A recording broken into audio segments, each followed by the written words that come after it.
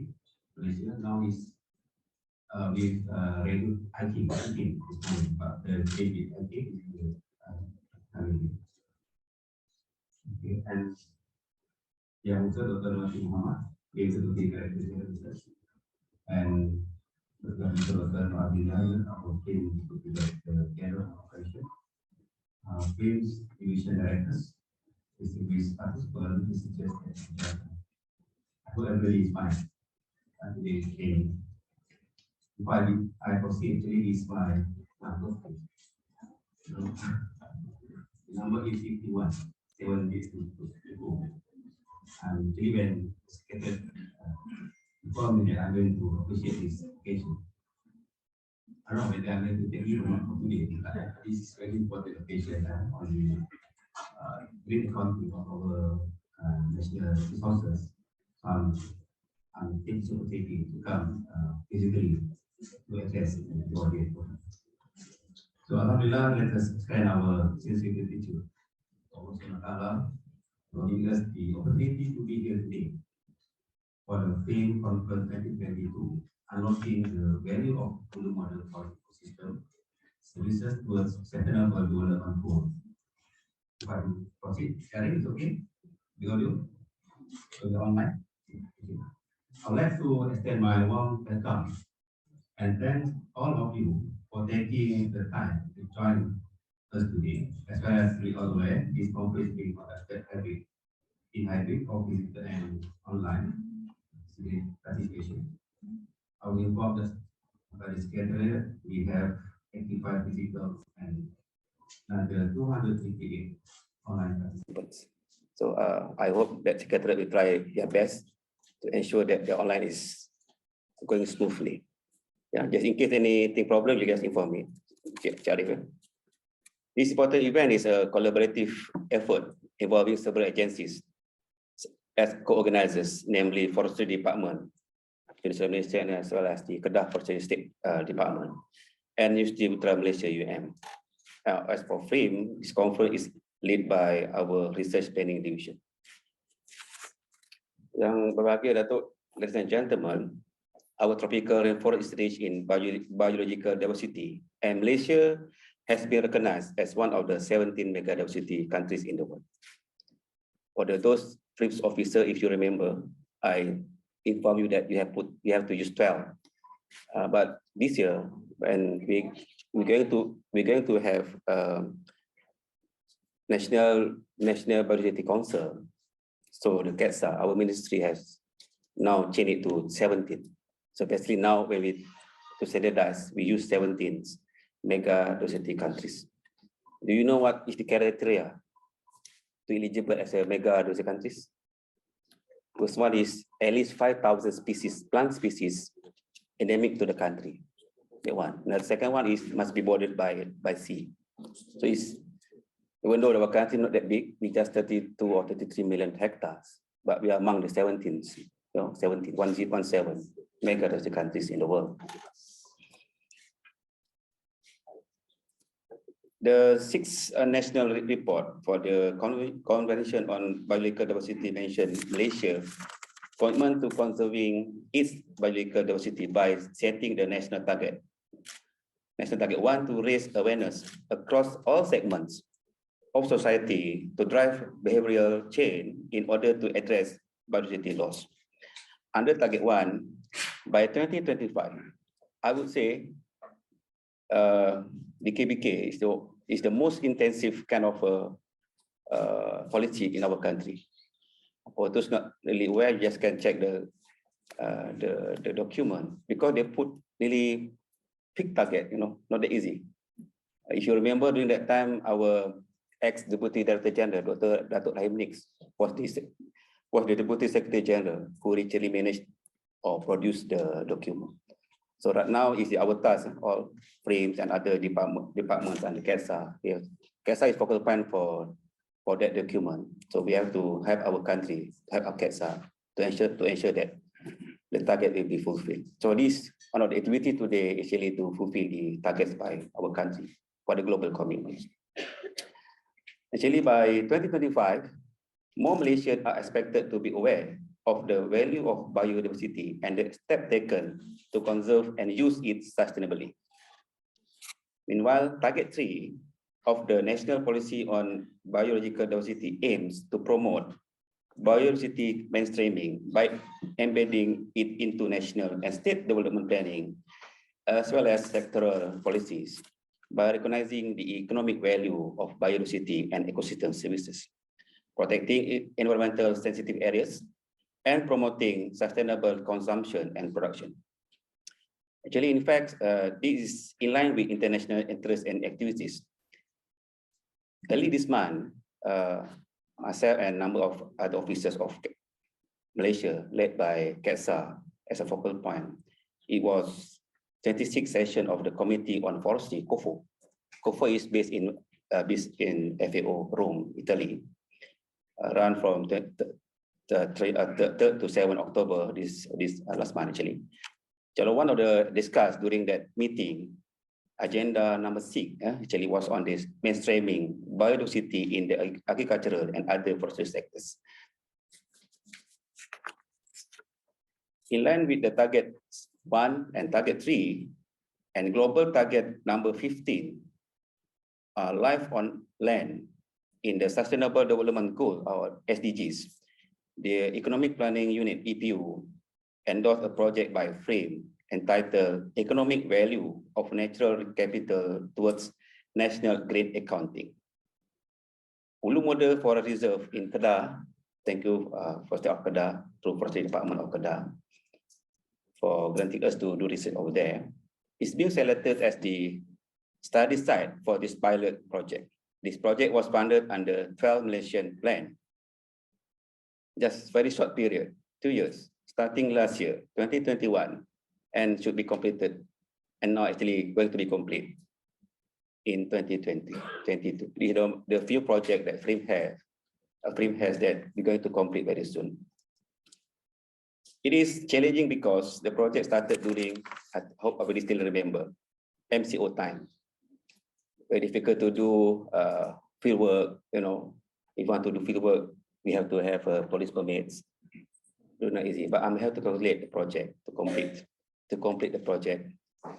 Actually, the money given by EPU is not sufficient, but I thank you for FRIM management that we are able to add another, we are top up a little bit to ensure that this project runs smoothly.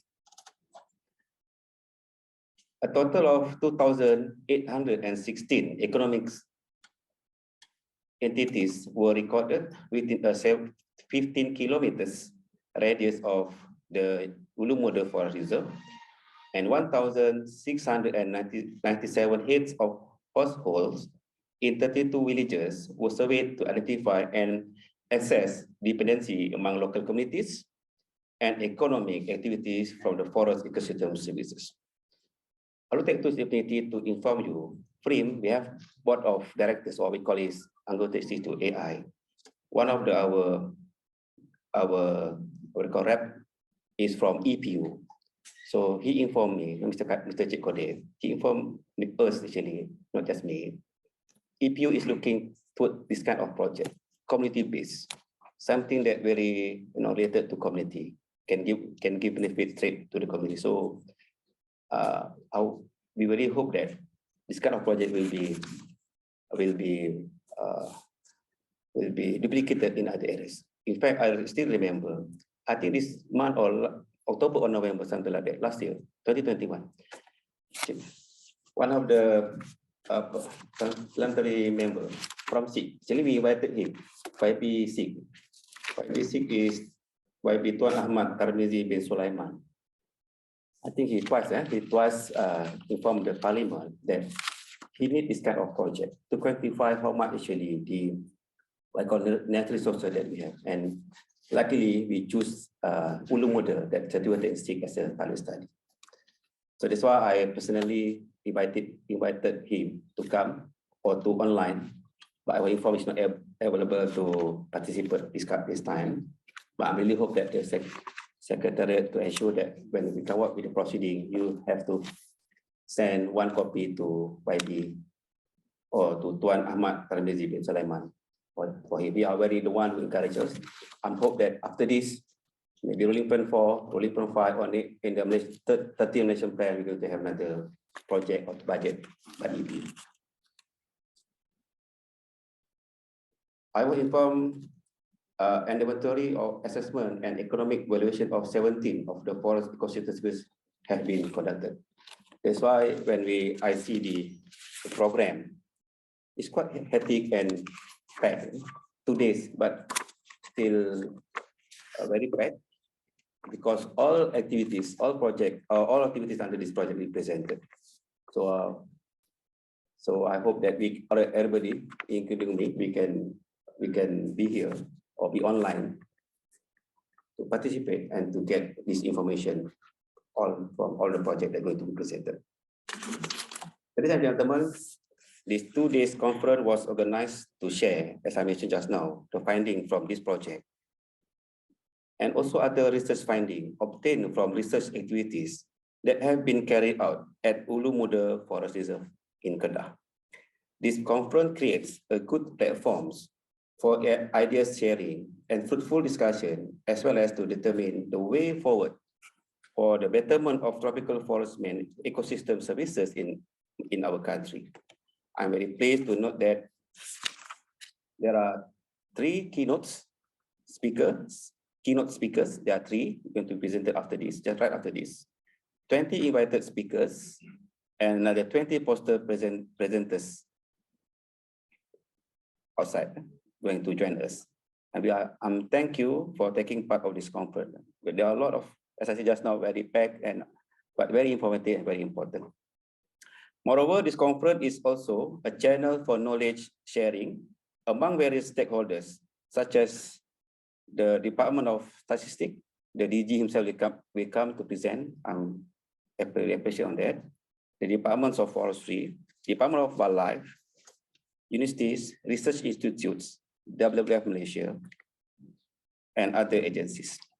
The topic includes timber, bamboo, rattans, medicinal plants, ornamental plants, ecotourism, socioeconomics, fisheries, fauna, forest carbon, hydrology, pollination, economic valuation, and legal and government. As I said, there's not very many subjects to be covered. And I hope that all participants will benefit from this sharing of information. I also hope that through discussion and deliberation, everyone can come together to devise a better strategy to further strengthen the implementation of forest conservation in this tropical region. As mentioned just now, there will be proceeding to be published as output of this conference. So I really hope that everybody will contribute. Please send your papers to the secretariat as soon as possible, because this is very important. As I mentioned just now, this pilot study, we're going to ask more budget from our government through EPU to conduct this study maybe in other areas. Ulu Muda is just a pilot study to be used as the trial. Even though I know we have another project like this. I remember UPM, they have project in Kuala Perlis, the Prof Awang know, and the teams calculated how much in terms of the they call the forest services there in the Kuala Perlis, the mangrove area over there. As I said now, this is not the first time, but maybe we can, by having this kind of project, by having the documentation, we can persuade our government through EPU to give more funding, not just FRIM. It's not just FRIM, other institutions, universities and others to do this kind of research. I hope that later the presentation by DG of Statistics, he will highlight what are the direction of the green accounting in our country. It's very important also we have to know. I think that's all. On that note, I take great pleasure in declaring that the FRIM Conference 2022, Unlocking the Value of Ulu Muda Forest Ecosystem Services towards Sustainable Development Goals, is officially open. Assalamualaikum and thank you very much.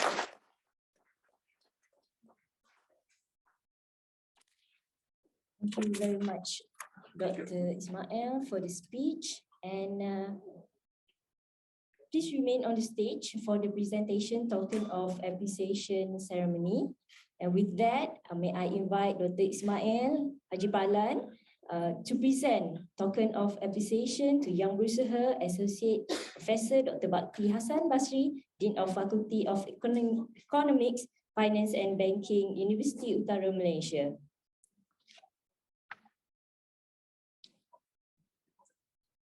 Sinilah, Prof. This pokok ajaib. This pokok ajaib.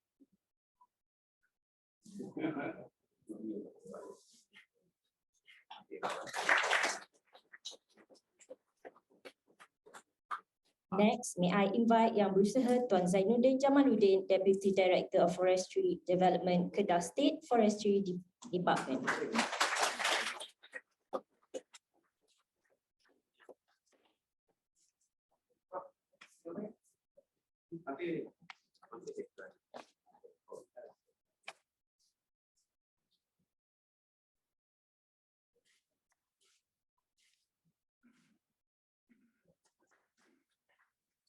Now, I would like to request our guest of honor to join all the participants for a photography session. For this, our photographer, Mr. Yusni, will coordinate the session. Meanwhile, online participants may take a break and we will resume the keynote session at 10 a.m. Good morning, ladies and gentlemen. Welcome back, everyone. Now, before we start, can I please check with one of our presenters today, because he's in the Zoom. Dr. Marc Roda, are you there? Can I just Yes, I am here. Yeah. I hope you can hear me. Yeah, very. Perfect. I can hear you clearly. Thank you so much. Ladies and gentlemen, welcome back again. Now we have come to our main agenda. We'll be starting off with the keynote speaker session. This keynote speaker session will be moderated by Yang Berusaha, Dr. Norwati Muhammad. Allow me to read her short bio. Dr. Norwati pursued her doctoral degree from University of Reading, United Kingdom, specializing in forest genetics. She has been serving the R&D field, in particular research regarding plant biotechnology and biotechnology with specialization in forest genetics for 32 years now. She now serves as the Deputy Director General Research in FRIM. Ladies and gentlemen, please welcome Dr. Norwati Muhammad.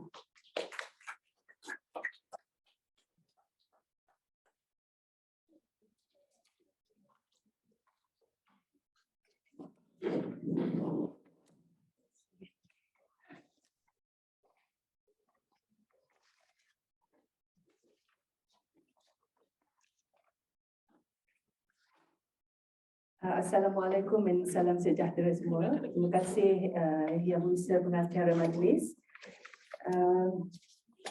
Yang Berusaha Dr. 𝗙𝗵𝗏𝗏 𝘃𝗶𝗏𝗏, Yang Berusaha Dr. Jean-Marc Roda, CIRAD Regional Director, the French Agricultural Research Center for International Development, or in short, CIRAD. Yang Berusaha Dr. Awang Nur Ghani, President Malaysian Environmental Economics Association. Yang Berusaha Associate Professor Dr. 𝗏𝗏𝗏𝗏 Basri, Dean of Faculty of Economics, Finance and Banking, Universiti Utara, Malaysia.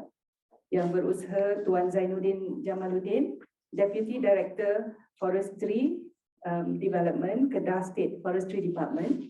Ladies and gentlemen, welcome to the keynote session of the conference Unlocking the Value of Ulu Muda Forest Ecosystem Services Towards Sustainable Development Goals. So I hope we have refreshed our mind by having the tea break just now. Yeah. So we are very fortunate this morning because we have three prominent speakers that will share with us three topics which I believe will make us appreciate more over the subsequent topics that will be shared this afternoon, this morning after the sessions. So the first speaker, as I mentioned, just Dr. Jean-Marc Roda. Yeah. So maybe before I proceed to the first topic, let me introduce the speaker. Dr. Jean-Marc Roda is presently the CIRAD Regional Director for the Southeast Asian island countries. He's previously the Principal Economist for the EU DEVCO Assessment of Palm Oil Value Chain versus Deforestation in Indonesia in 2019. And Dr. Roda has a very long list of experience. So maybe I just pick a few that will indicate his vast experience. Dr. Jean-Marc Roda has his PhD in economics, compared dynamics of developing societies. His thesis entitled Industry Strategies and Firms Network in the Tropical Forests. Previously, in 2002, he obtained his Master of Human Geography, and his first degree was in the his first job was as forest officer specialized in business administration from the Institute of Administration. It's difficult to say here because it's in French. So I think without much ado, because Dr. Roda has 30 minutes to give his speech entitled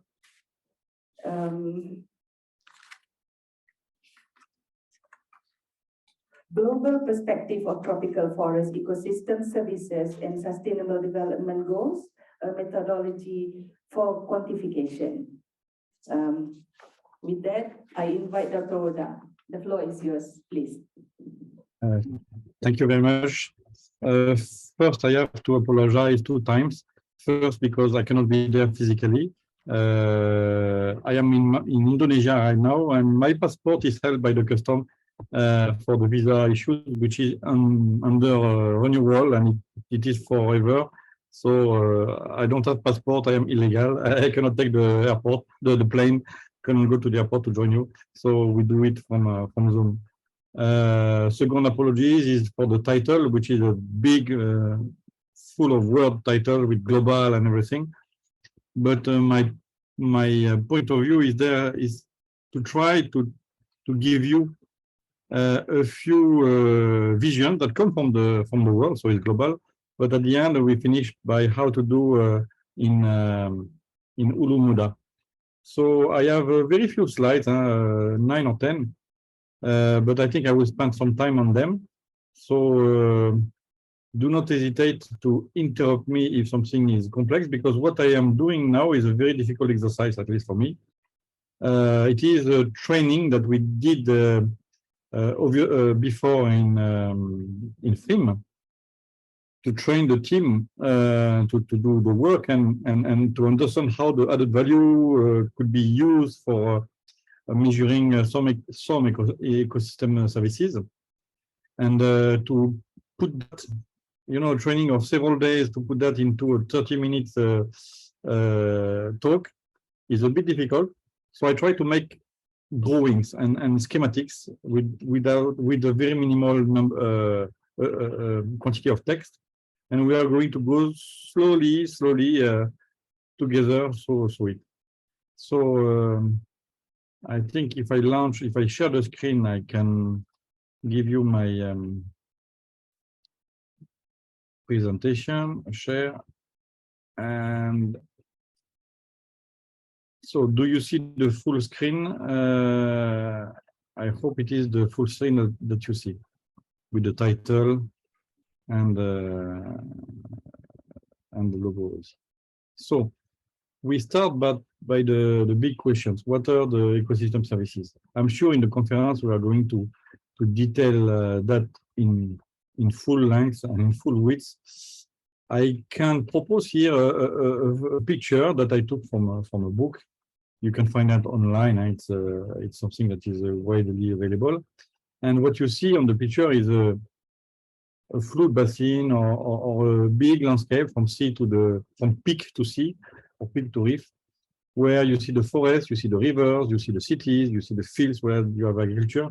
And the authors of this picture try to summarize the whole functioning of an ecosystem here. An ecosystem which has parts which are fully natural with the forest, and parts which are fully anthropized with the cities, full anthropization, and also the agricultural land. And they put all along that ecosystem and all along the flow of the river. Here you see that the river is the actual link that shows the progression and the interaction between the different ecosystem services. So you see that at the bottom you have production in fish and food chain support and habitat, which is considered as by them as ecosystem services. You see that along when you go up rivers, you have the removals of pollutants, the nutrients, and also the contaminations that can happen. So you have both ecosystem services or pollution that can happen. If you go further, you have the flood risk or the possible reduction of flood risk according to different way of managing that. And up in the total, you have the climate regulation through carbon accumulation, for example, carbon storage. So the basic idea of such a representation of what are the ecosystem services is to give you an example. For example, if you degrade the forest upstream, you may lose a part of all of these services. You may create catastrophes, and you may create a new cost to the society. So this is something that everyone has in mind for many years. The big issue is how we can measure that. We can measure the wood that we take from the forest. We can measure cost when there is a catastrophe. But measuring the whole ecosystem services, the complexity of it is something that is really difficult, still beyond our reach, I would say today. And I give you a hint. We are today to discuss about also the 𝗨𝗪𝗪𝗏 case that I will give you as an example. And to me, the 𝗨𝗪𝗪𝗏 case is the first example in the world where we have as neat situation as we could have to try to start to measure the ecosystem services for many reasons. We are going to go back to that later on. So after this view of what is an ecosystem or what are the ecosystem services, it's a very brief picture. I do not represent here all the possible ecosystem services. There are thousands. It depends also very much from the ecosystems. It's just an example that everyone could be familiar with. We are going to see now what are the concept. What is the concept of what payments of or payment for ecosystem services?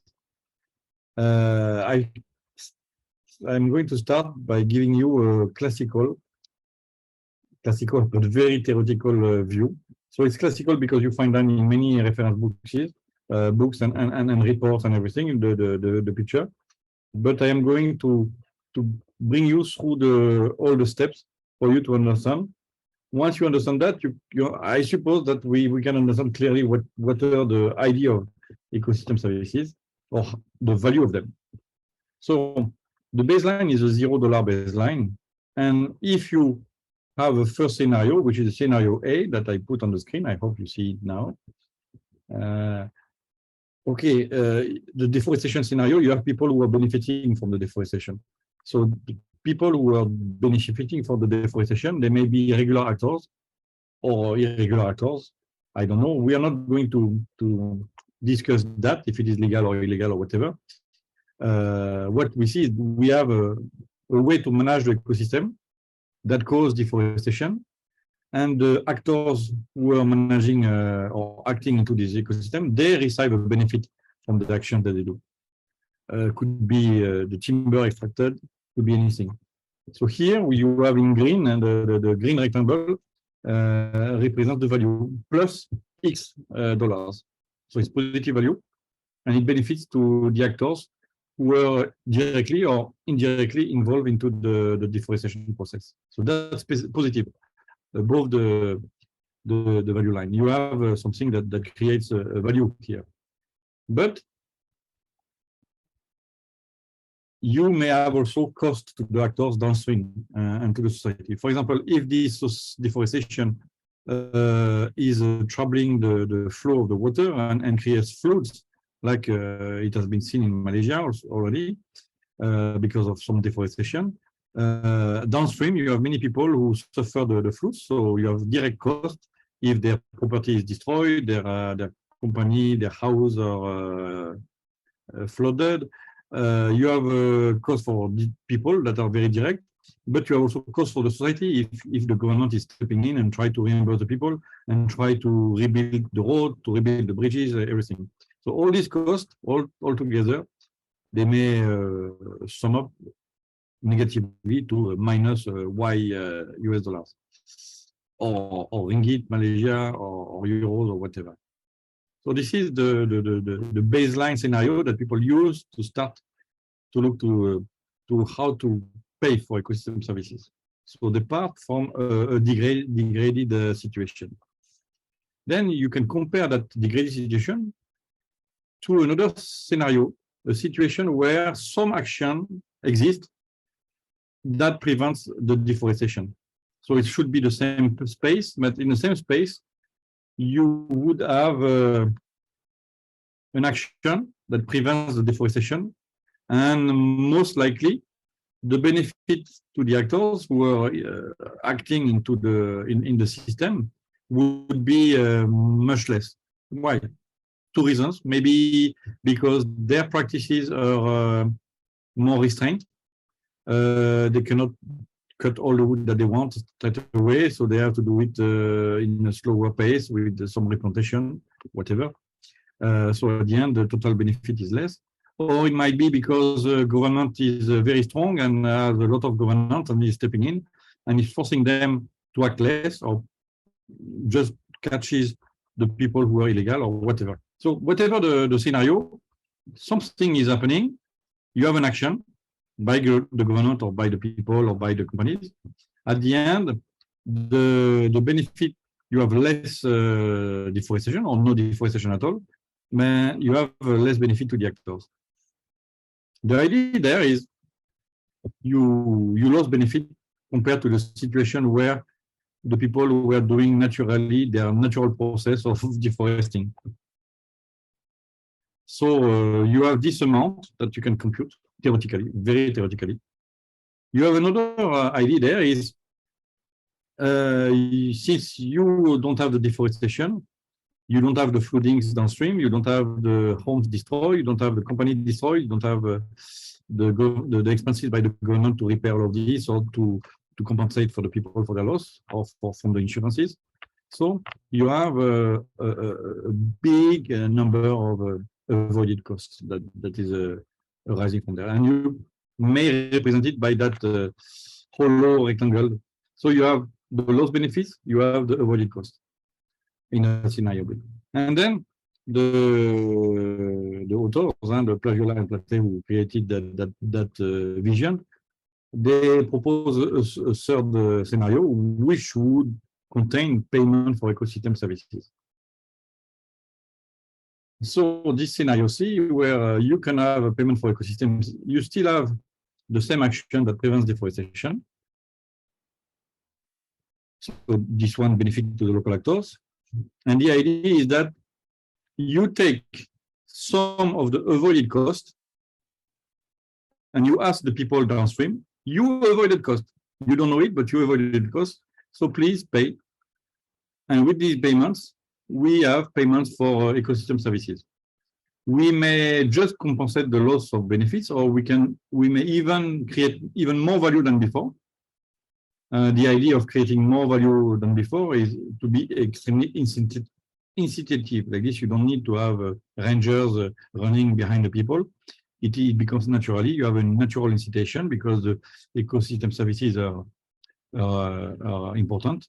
And people want naturally to go to such a scenario because they receive more at the end in that scenario than in the scenario A. The downstream actors, they pay less in that scenario that they were paying in the scenario A. They pay the light blue part, directly or indirectly.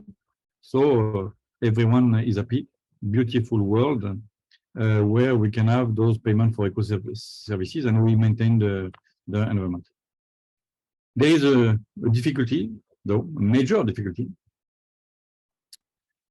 It's a big problem. No one knows exactly how to value the avoided costs before it happens. We know when the catastrophe happens, then we know the cost, but at the time it's too late to prevent the deforestation. The deforestation has been happening already. So the only thing we could do is to replant and to have heavy work. And in the case where the deforestation didn't happen yet, where the catastrophe didn't happen yet, we have absolutely no way to correctly measure what could be the avoided cost of the good management of the system. So this is a bit theoretical. So this big problem, I transform into this. Payment for ecosystem services are very difficult to assess. This is a simple statement, but that's the reality, and that's why so far we have a lot of literature, but very few achievements. So you have two fundamental difficulties. The first is that when you want to measure what are the ecosystem services, you are measuring a very complex set of factors, a very complex set of values, and all those multifactorial values are extremely difficult to catch and to measure precisely, if to measure at all. Another fundamental difficulty is if you use the approach of what would be the cost if we don't do the protection, then how to measure a cost before it happens. You can compare to other costs, but you can never exactly know what would be the cost in a situation that never happened yet, especially when you are dealing with ecosystems, because a forest in one massif in one part of the country that you could use as a benchmark is not necessarily the same than another forest in a different part of the country. Everything is different. So those fundamental difficulties make the thing extremely difficult for the economists, for the policymakers, for the managers who want to go into the idea of developing global solutions to pay for ecosystem services. You may have very local solutions, but global solutions are very elusive. So we are discussing here another proposal, I can say, to see another approach, which is to measure the added value of some ecosystem services. It's really difficult to measure all of the ecosystem services, but in certain cases, easy cases, very particular cases, and we are going to see later on that the 𝗏𝗏𝗏 case is such a case. In some cases, we can approach a big number of ecosystem services with a reasonable certainty. So first, we need to know exactly what is the added value. I'm sure in the audience, we have a lot of people who are from the forest sector or the environment sector, who are not economists. You may have just a vague idea of what is the added value. So I am going to take the example of the furniture industry. I assume there is a majority of foresters here in the room, so furniture industry shouldn't be too far from the things that you can represent yourself. So taking the example of furniture industry, I represent here what would be the value of a piece of furniture. So this hollow rectangle, black rectangle, represent the selling value of the finished product, the finished furniture. And the economists call it also the output, what is sold by the system that produce the furniture, by the industry, by the craftsmen, by the people who made the furniture, is called the output, and you measure the output by its selling value. But in this furniture, you have many things that came in before from the forest.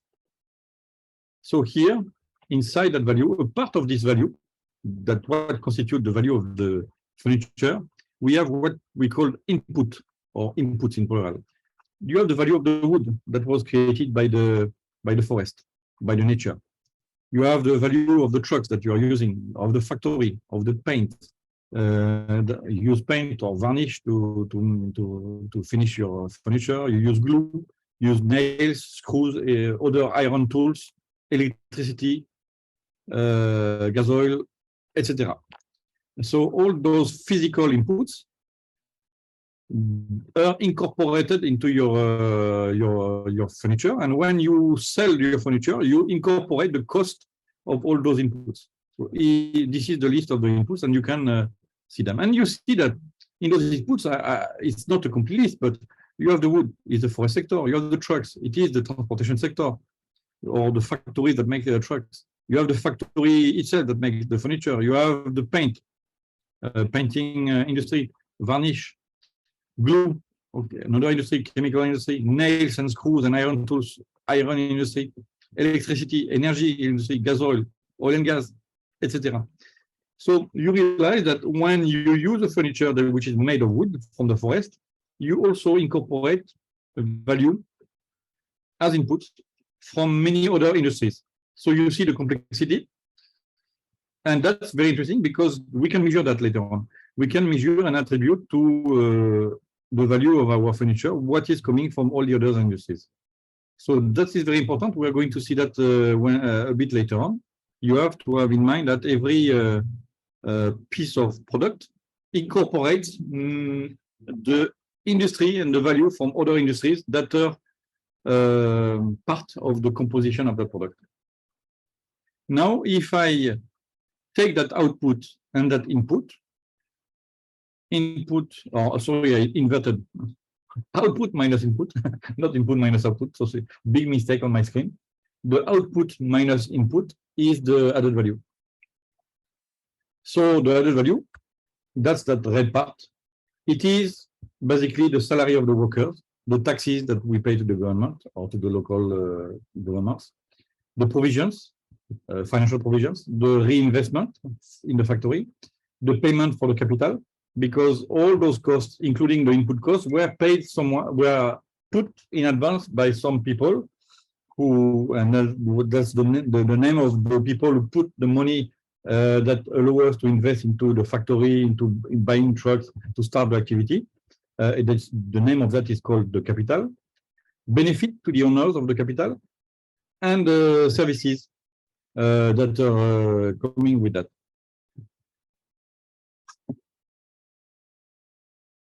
So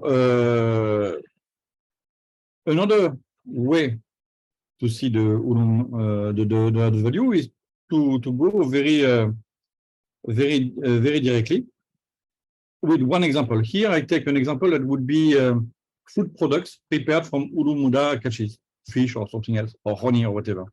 And you have a value chain, a physical value chain that everyone can relate to. You total sales per day, in that case 60 ringgit and 30 cents.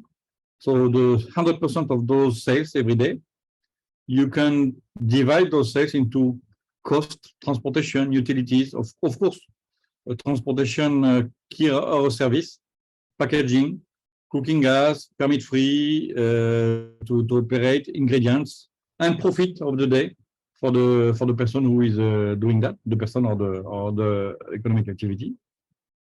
So this value chain, everyone can really see, it's the everyday activity. And actually, all those items, you can attribute them to what is input. We call it also intermediate consumption, and what is value added or added value. Sorry for sometimes I use value added value.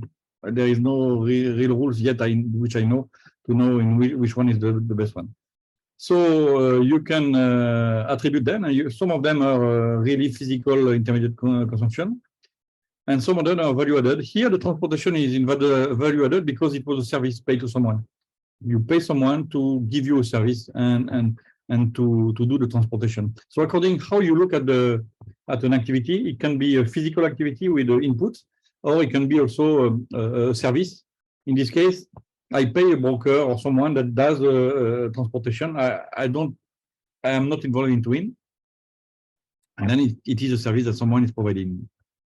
So in that case, you have a construction of added value and input or intermediate consumption system.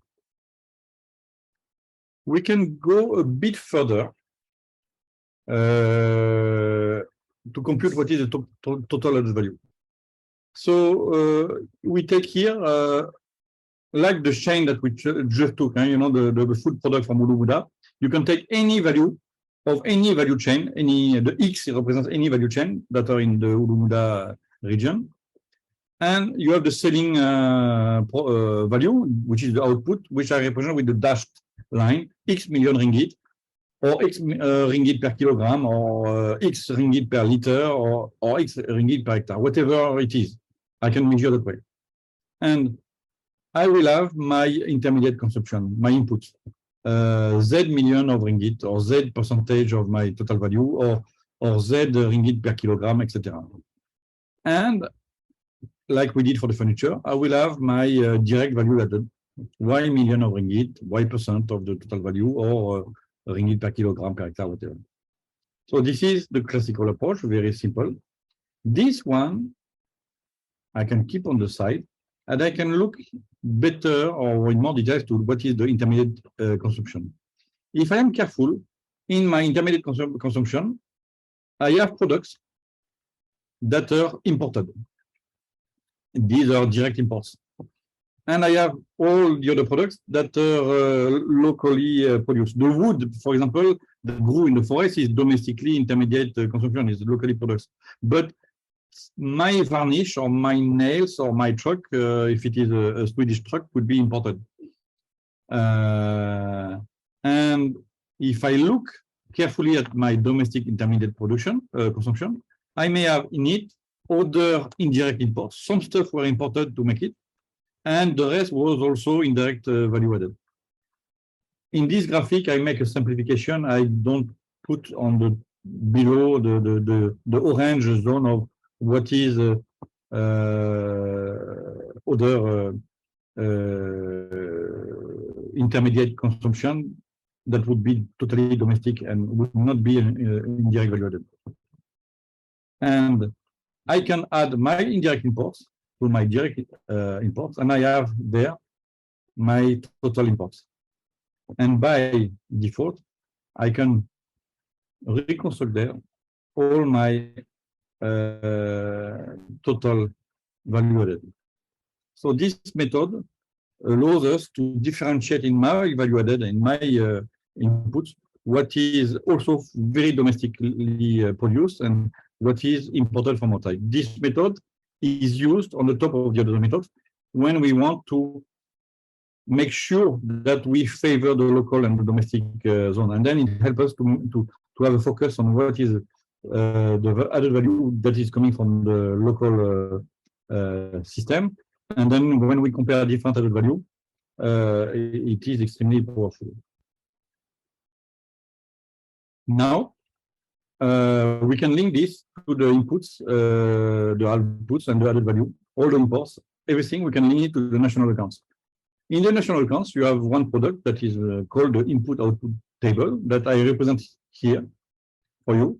So it looks complex, but actually it's very simple. It's just it looks complex because it is many columns and many lines, but we are going to see together that actually it's very easy. So if I take one of my value chain from the 𝗏𝗏 zone, and I take the output of my value chain, let's say the food produced, food products produced that we did illustrate with one slide.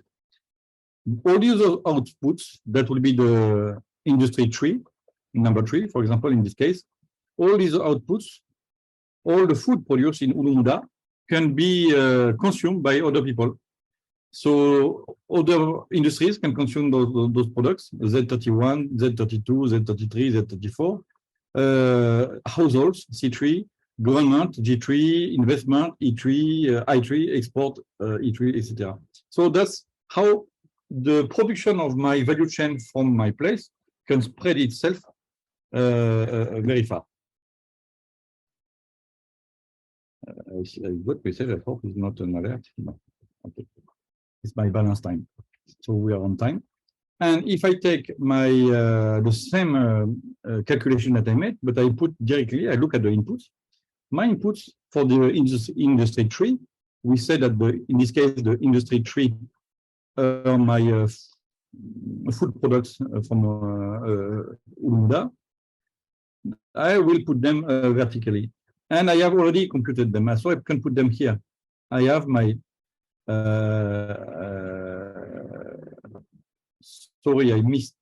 I totally inverted my colors. The red should be orange. So what you see here as red should be orange. And what you see orange here should be red. So please do the conversion in your mind. So you have the inputs and you have the added value. The added value is the workers, the labor, the capital, the government, the taxes, and also the imports. So you see that we have a connection between what we have done before and what we can do with the government accounting system, and this is the way we can connect that together. And of course, if we have detailed data from the region around our forest, if we have detailed data from the government, or if we have detailed data that we measure ourselves, we can really fine-tune and compute approximation with some uncertainty, but anyway, a good approximation of what are the services out of the forest. And we can call them ecosystem services because they are produced by the ecosystem. Here I represent a graph that I took from a slide from Roda Abdulrahman a few months before. So on the left, you have a vision with the catchments in blue and the zones, the administrative zones, management zones. And on the right, you have a generic map of the Ulu-Buda zone in green. And what you see, it is the very close system. So it is an easy system. You have, I put in black the representation of the border in thick black. So it's still closed on one side. It was closed until recently because it was a forbidden zone.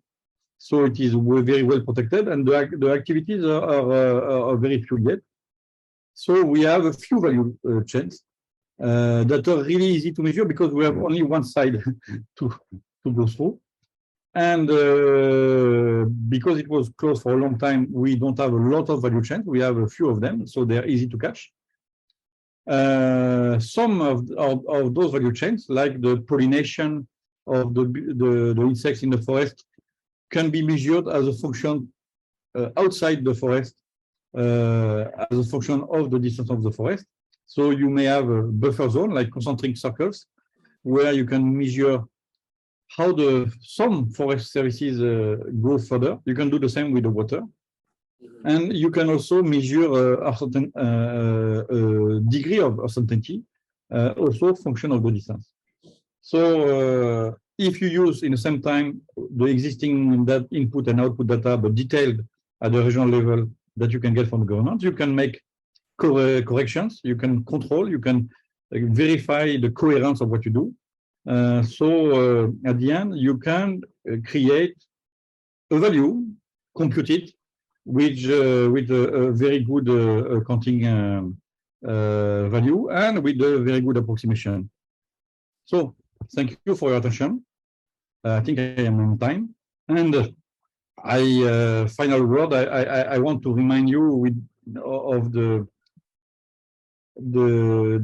attention that we need to do when we are doing such economics, with the picture that you have on the side, which I didn't comment earlier, but it's a very important picture. It is taken out of the Baron of Munchausen tale, and the Baron of Munchausen one day is stuck into a swamp with his horse, and he cannot move anymore.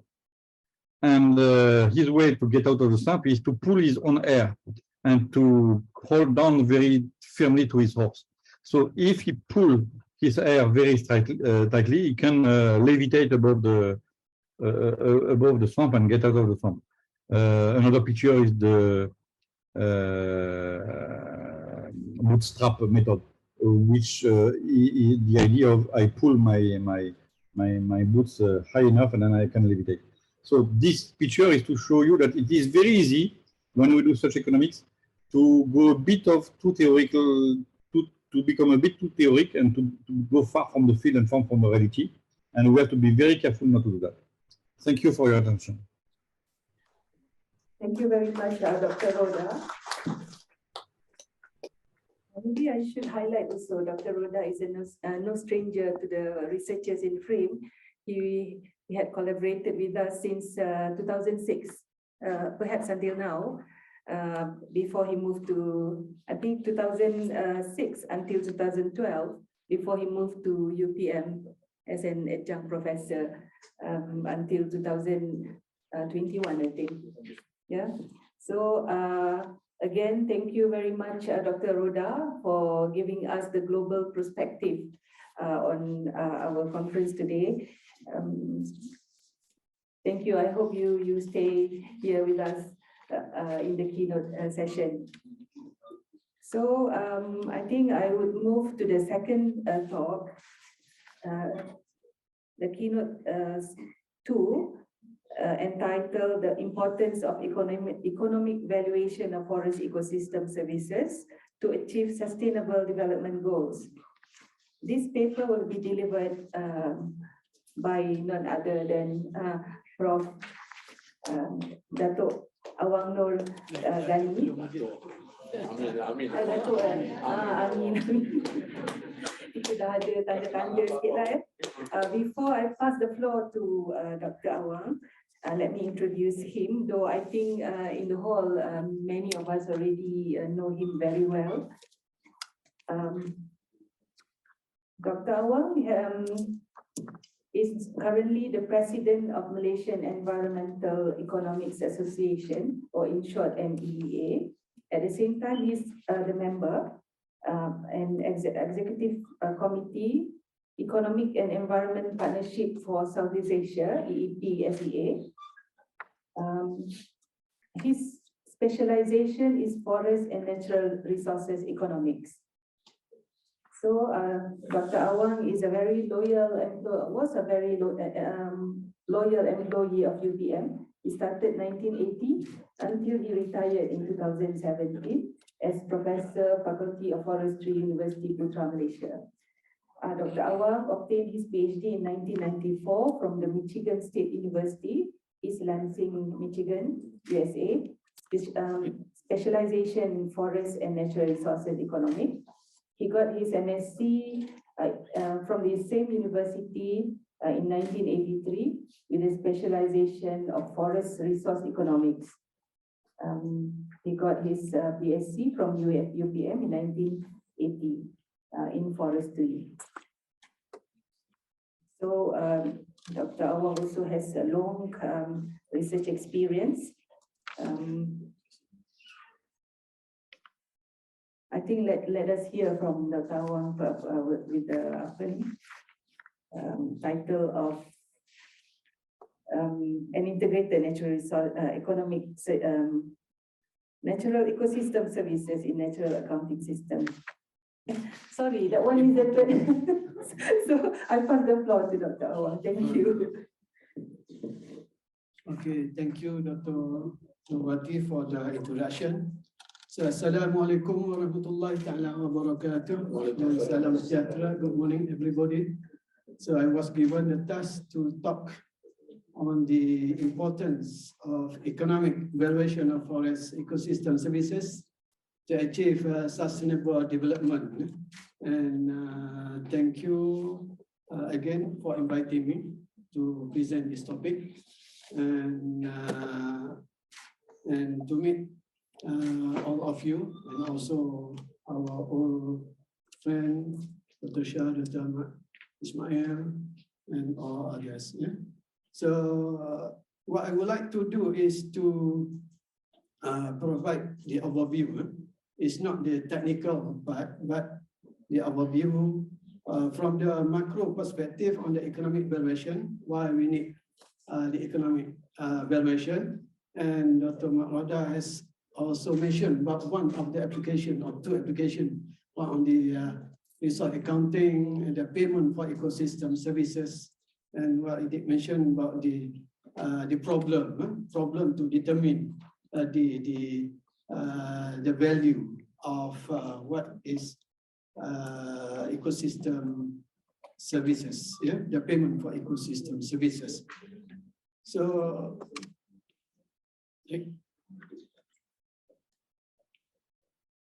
tadi okay dah. So I will cover, yeah, because Dr. Marc Roda has already mentioned about the ecosystem services. I won't go into detail the ecosystem services. What I'm going to do is to have overview a little bit on the issues and problems, and also sustainable development. So the sustainable development goals, because it's very important, because we have adopted the SDG in our national development planning, and importance of economic valuation of forest ecosystem services in Malaysia. From what I have gathered, not all, maybe 80% or 85% or 90% of the values, economic values, that have been carried out in Malaysia. And what are the challenges? The challenges how to do this economic valuation, and last but not least, on the way forward, as well as the conclusion. So our government, as we have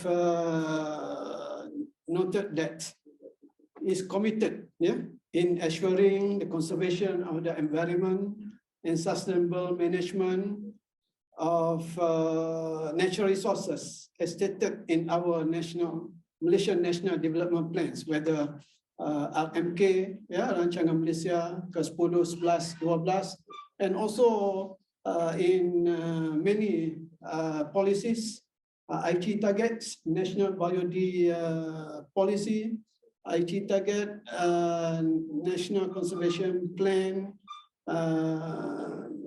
Malaysian Forestry Development Plan, and various policies and strategies have been formulated. So I won't go into detail this, but I think a lot of policy and strategies have been formulated in many plans. Many plans, and one of the economic instruments to ensure sustainable use of these resources. For example, in our national, our RMK 11, it was specifically pointed out that there are two items: the payment for ecosystem services and polluter pay principles. So we have missed that one, the payment for ecosystem. So now in RMK 12, I think they are still continuing, on the PPP and also some other economic instrument, just to ensure that we are using the economic instrument in order to manage, as one of the tools in managing our natural resources. And why? Because the ecosystem services or forest ecosystem services or natural resources provide long-term benefits to the society in terms of providing water, biodiversity, climate, pollination, and whatnot. But as we all know that these natural resources, the ecosystem services, the forest ecosystem services, this benefit cannot be bought into what we call the marketplace.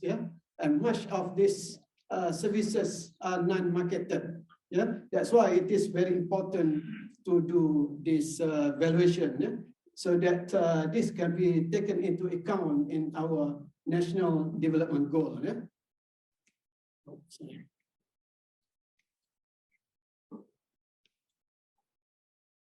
And I think some of the issues, because of the use of the resources, and Dr. Marc Roda already mentioned about the impacts, the downstream impact.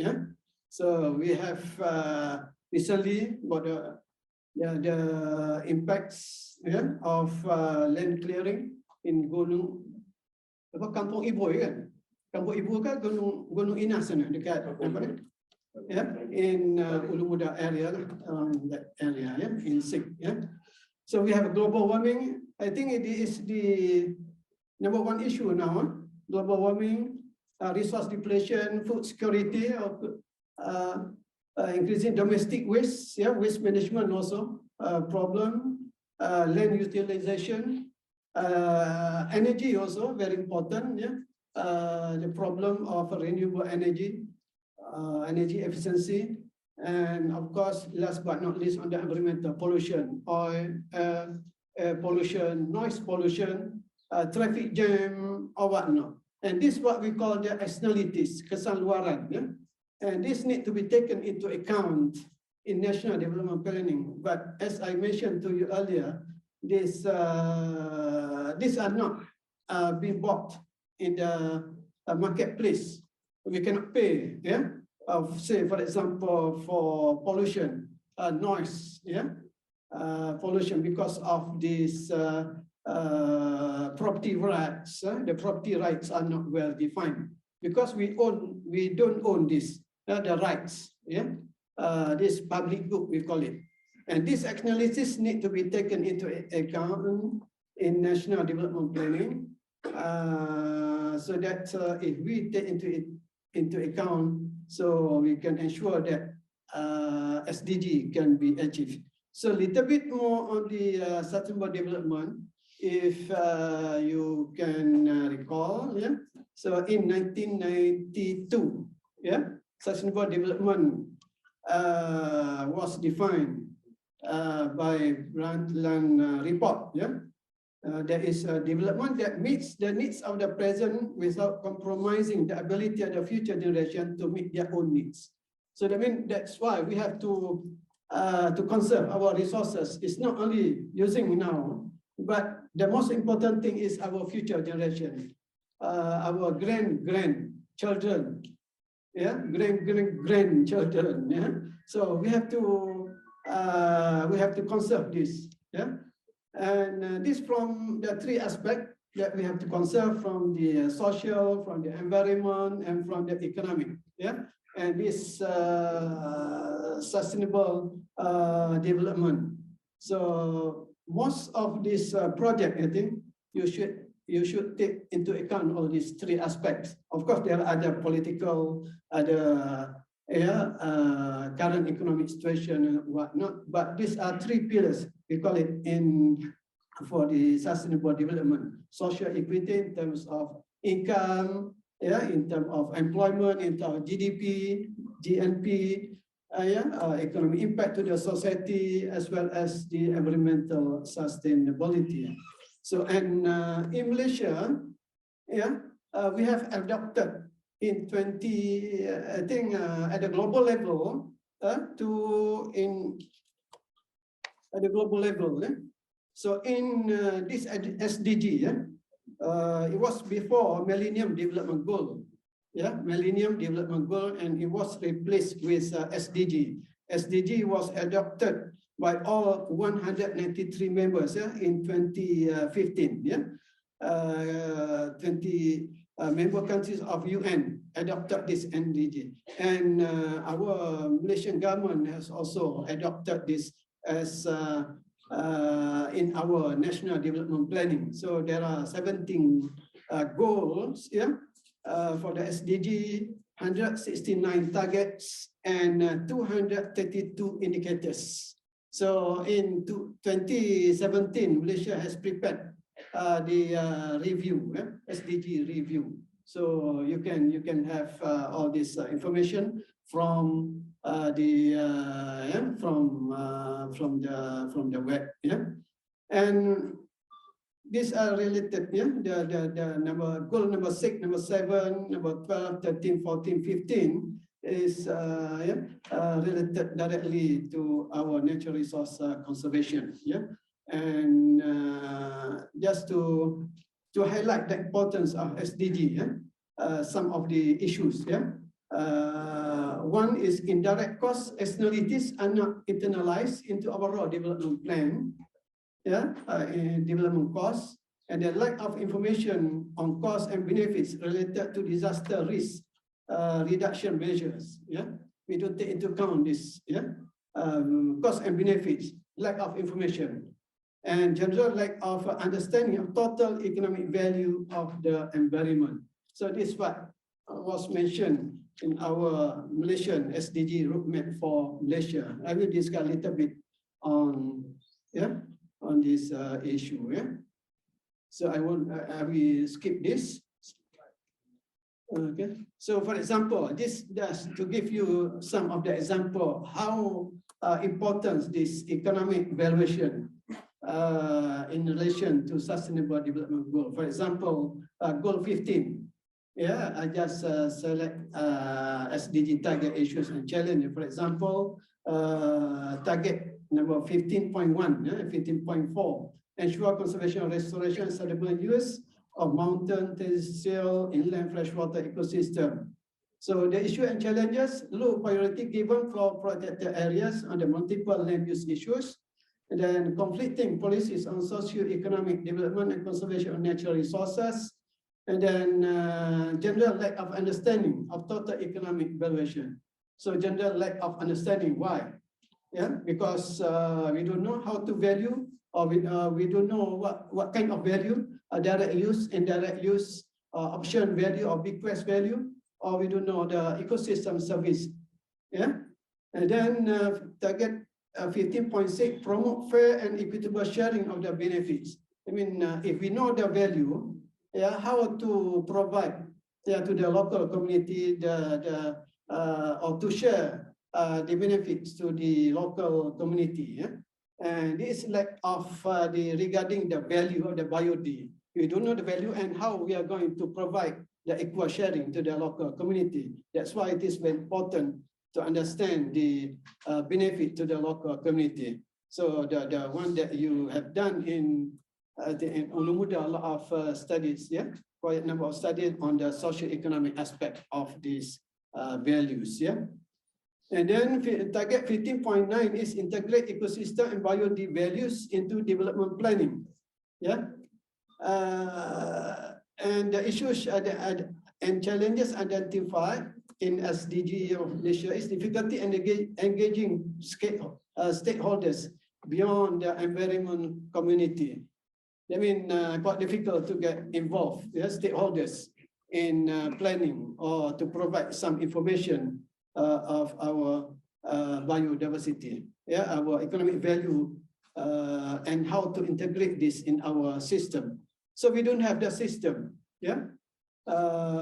So more on the system here, yeah, integration of the system. So with respect to the ecosystem, so I won't go into detail this, yeah. But basically, it's this dynamic, yeah, complex plant, animal, and microorganism communities, and the non-living environment, and the ecosystem services, the benefit that we get from the ecosystem. I mean, normally we call it goods and services, whether market, non-market, or we have,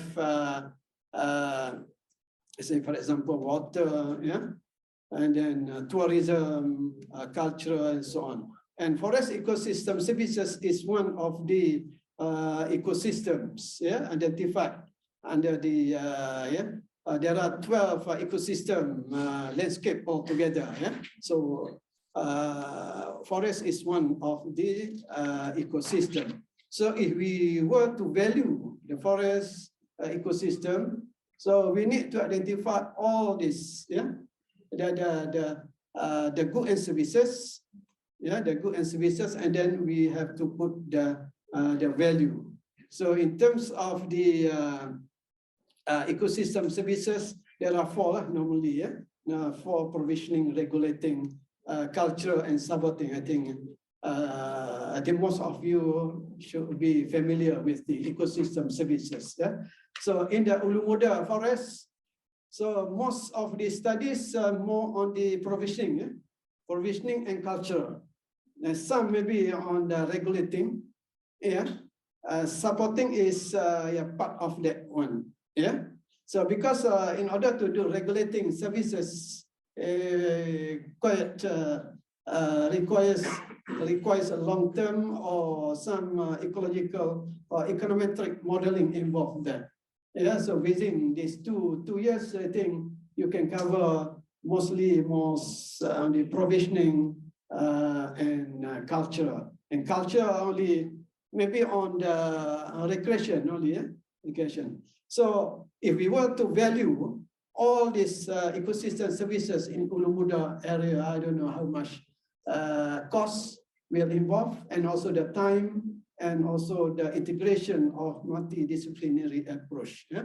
So if you want to study all these 22 categories, yeah, So provisioning food, no problem. Yeah, you can go and survey fish or fruit or timber.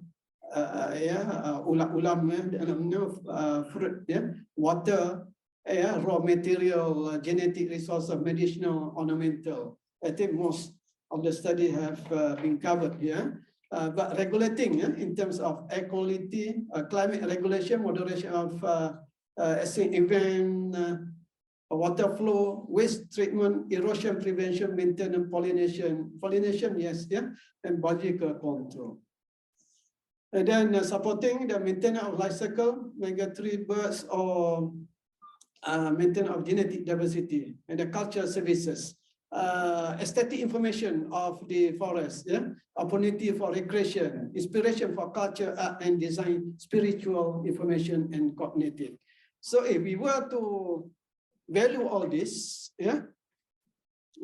and to put the total economic value, so will take time, and money, and of course the energy, So it's one ulu-muda. So how about the other areas, Because we have a lot of other protected areas, forest.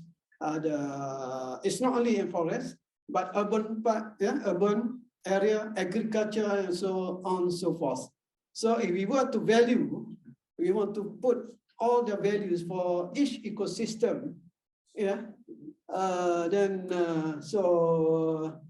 very important that we need to have the skill, the information, and also the technology to do this.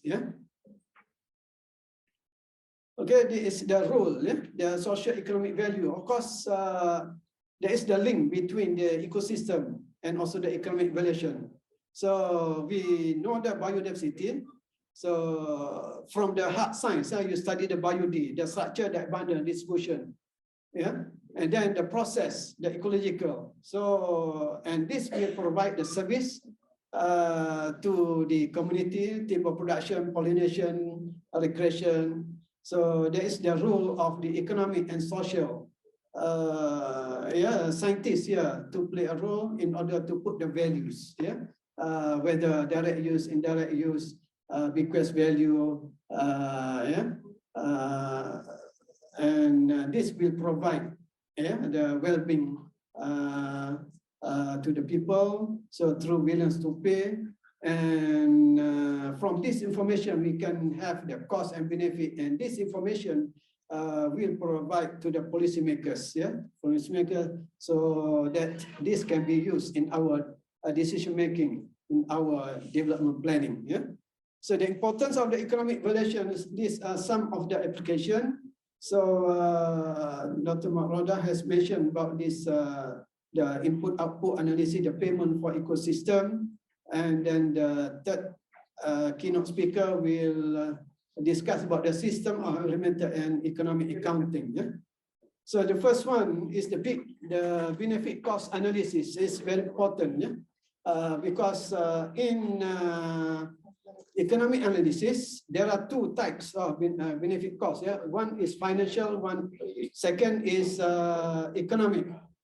So in economic analysis, we have to take into account all this non-market goods and services. In financial, only the financial, that market price only.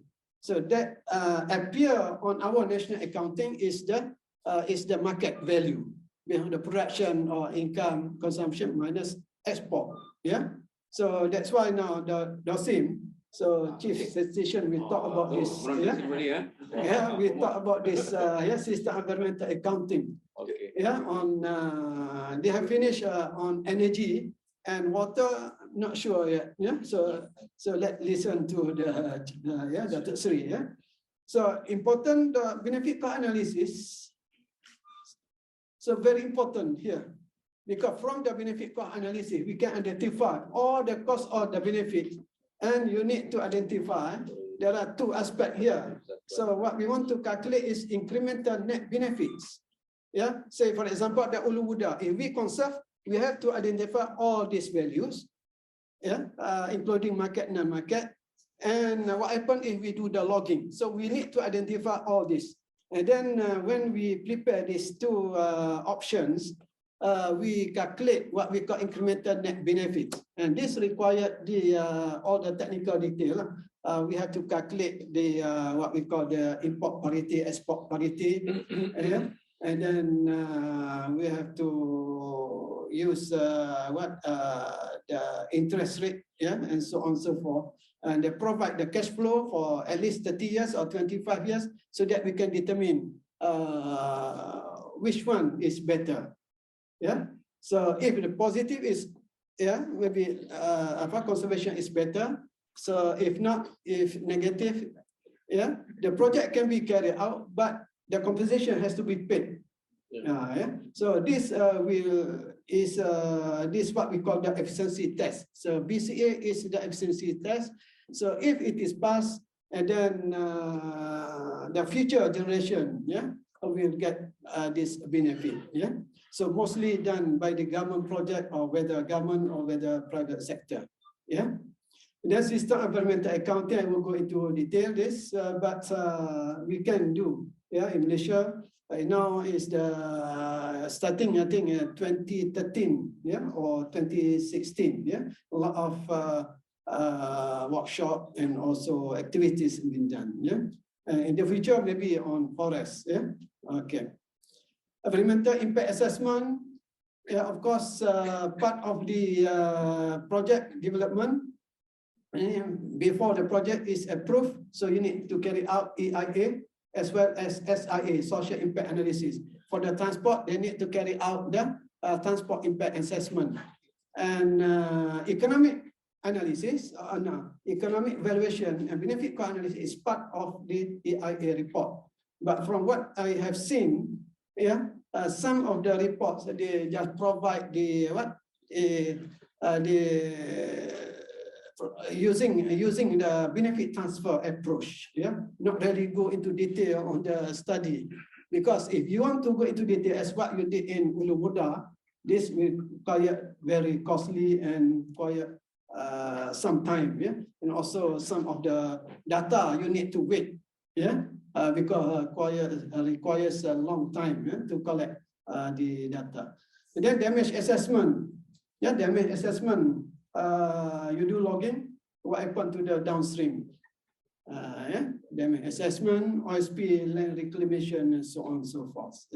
So this is one of the importance of the and then market-based instrument, payment for ecosystem already mentioned, and then the maybe pollution tax.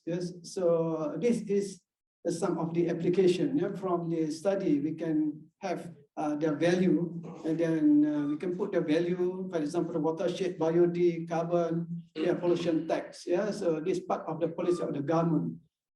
Then next one is the accrual accounting. I don't know whether you have heard of this or not. Accrual accounting, every year you have to do this. We have to value our asset. For example, forestry department, they have to value their asset. It's not only timber, water, but not all the tangible, intangible asset. And heritage, for example, biological asset, intangible asset. And MP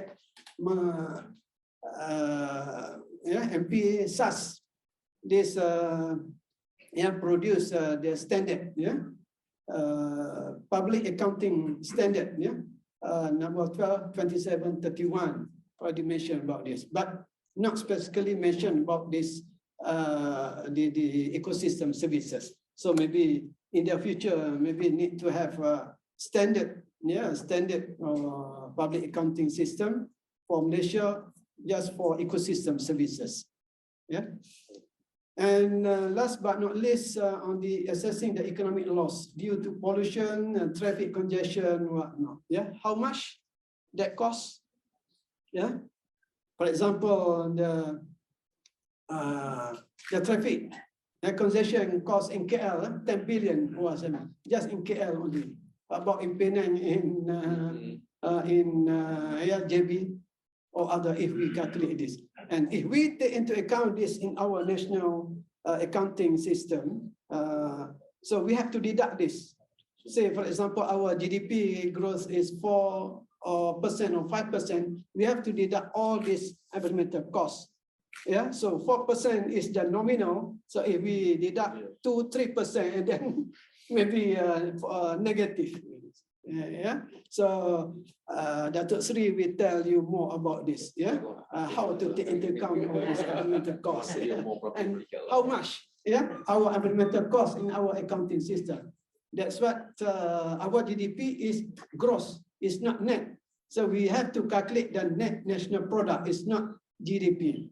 Yeah, this in the future so that we can know. Yeah, and then this just to mention to you about this guideline of the economic valuation as part of the EIA. Yeah, and then the cost, and then our national biodiversity policy is one of the examples how importance of the economic valuation. Yeah, for example, target number 1 by 2025, more Malaysians are aware of the value of biodiversity and the step they can take to conserve and use it by 2025. 3 more years. Yeah.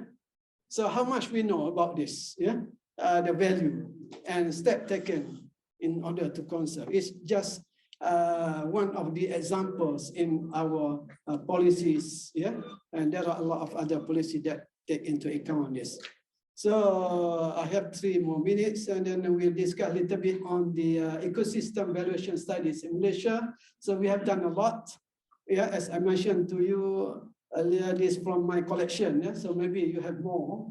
Yeah, 1981, 2018, with 𝗨𝗪𝗃, Tuan Marina, Bhakti, and then a lot of you here. So all in my database. I'm still collecting, even though I have retired already.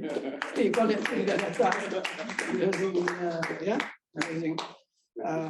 I still can access UPM. So I don't know.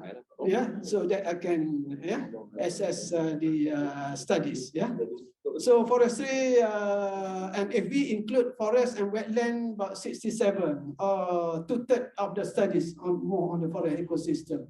Yeah, but we need to gather all more data here. Yeah, so various methods have been done, research study, university, NGO, and then capacity to conduct 50, I think more than 50 or 50 to 100 now, because we have quite a number of studies. So this number of studies. Yeah, so mostly in 1991, 2000. Yeah, 2000 at that time.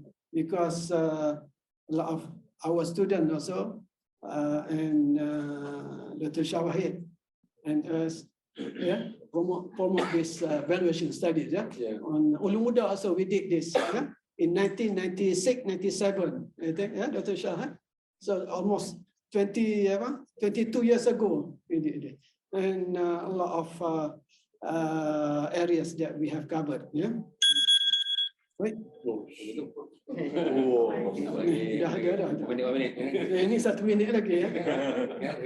Okay, and then the category of the valuation covers provisioning, regulating, supporting culture, and then by state also. So Kedah mana ada?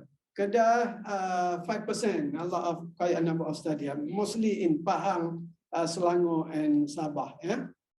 So the challenges, how to link this, to provide this information to policymaker, very important. So if you do the study, you provide the value, 10 ringgit per person, 10 ringgit per hectare, so what? So you have to provide to the policymakers. And then second is on the capacity, technical capability, in conducting.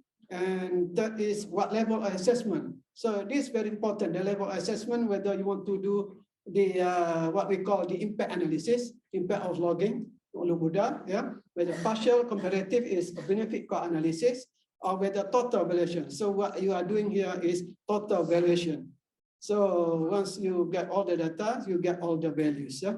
And very important also how to capture this. So if you know this $billion, so what? How to capture this? So a lot of so need to develop the mechanism. And then how to integrate this into the mapping for the ecosystems, spatial modeling, and then legal institutional framework. Local community also very important in order to provide the information to the equity of benefit sharing. Yeah. Valuation method, I think no problem to integrate forest ecosystem value in national development planning, very important. Yeah. Role of ecosystem services, green growth national accounting will be presented by Datuk Sri. And valuation standard also. In Australia, they have the valuation standard. Yeah. So maybe we can think of in the future. And of course, last but not least, on the it's not the economists will involve, but a lot of scientists. Yeah. Because to study the biology, for example, require the botanists and also social scientists. So I will skip this. Yeah. So strategies is the policy, legal, and the process and technology and capacity building. So you can have a look later on. Yeah. Some of the future implementation strategy that we need to carry out. Yeah. And so it's not new. Environmental valuation or economic valuation is not new. Started a long time ago, 22 more years. So the future, yeah, a lot of opportunities to conduct this economic valuation, and I'm sure a lot of demand in the future. Yeah, for in national development planning. So in summary, forest ecosystem services provide very important to human well-being, and economic valuation of forest ecosystem services should be regarded as an important element in our decision-making process. Yeah, so that it can be integrated into national development planning in order to achieve sustainable development goals, so that this will ensure the future generation will get the benefits. So in other words, this will achieve the sustainable development goal. So thank you very much for your attention.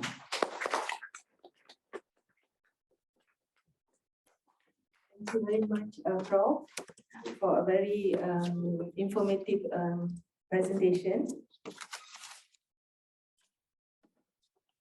So now let us move to the third keynote address,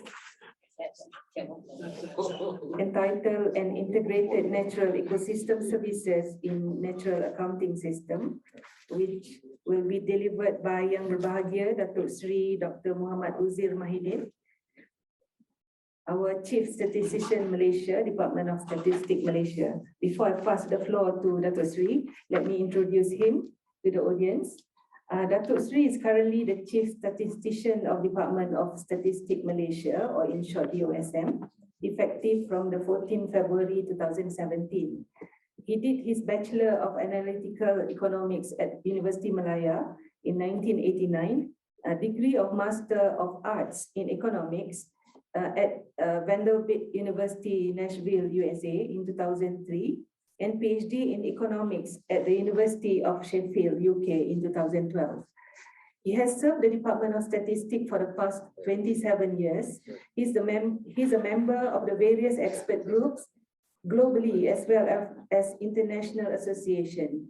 Currently, he is the chairman of the local organizing committee of ISI World Statistics Congress 2019, whereby Malaysia will be, this one is 2019, where Malaysia was the host. He has served the Department of Statistics for the past 27 years since his first posting as a statistician in 1990. Over the years, he has climbed the ladder by serving in many different divisions, namely national accounts, external foreign and trade statistics, industrial production and construction and services division. Lastly, he has held the post as a Deputy Chief Statistician, Program Social and Demographic, before commencing his current post as the Chief Statistician Malaysia. He's also a member of various expert groups globally as well as international associations such as the UNWTO Tourism Statistics, Expert Group in Civil Registration and Vital Statistics, Executive Committee, International Association for Official Statistics, ASEAN Secretariat on SNA Statistics, ISI Southeast Asia Network and Regional Program on Economic Statistics. Recently, he had become a member of high-level group of partnership, coordination and capacity building for monitoring sustainable development goals and the ASEAN community statistical systems. To date, he has presented various papers in distinguished conferences. Yang bahagia, Datuk Sri Dr. Muhammad Uzair, besides being a learned person, is also very active in sports and social activities, such as involved in parent school consultation program in Sheffield, UK. He's currently the EXCO member of Institute of Statistics Malaysia and chairman of the local organizing committee of ISI World Statistics. So without much ado, I invite Dr. Sri to deliver his paper.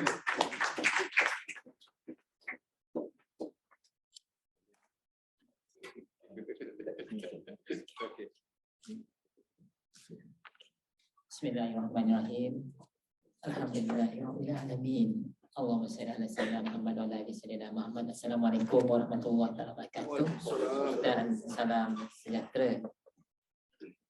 Thank you, Madam Moderator, Dr. 𝗙ص bin Haji Palan, Director General Forest Research Indonesia FRIM, Dr. Norwati Muhammad, Deputy Director FRIM, Dr. Jean Marc Roda, Regional Director, the French Agriculture Research Center for International Development, CIRAD, Professor Dr. Awang Noor Abdul Ghani, President Malaysia Environmental Economic Association. Ladies and gentlemen, actually, it's an honor for me to be here today with all the distinguished audience.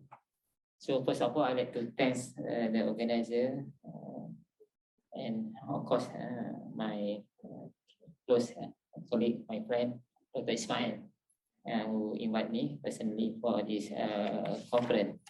So my topic for today, ladies and gentlemen, I'd like to share on the system environmental economic accounting. But before I pursue, when I chit-chat with Dr. 𝗙𝗲, I really envy.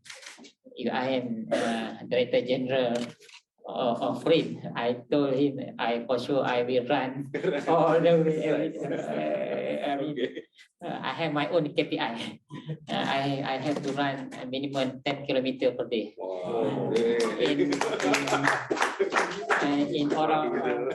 In English they say sometimes you are really mad. In my terrible day, I can run about more than 50 kilometers. I made a record. This year I am 56 years old. It's normal for the runner. They are trying to commensurate their celebration with the mileage. So I ran 56 kilometers for the very first time.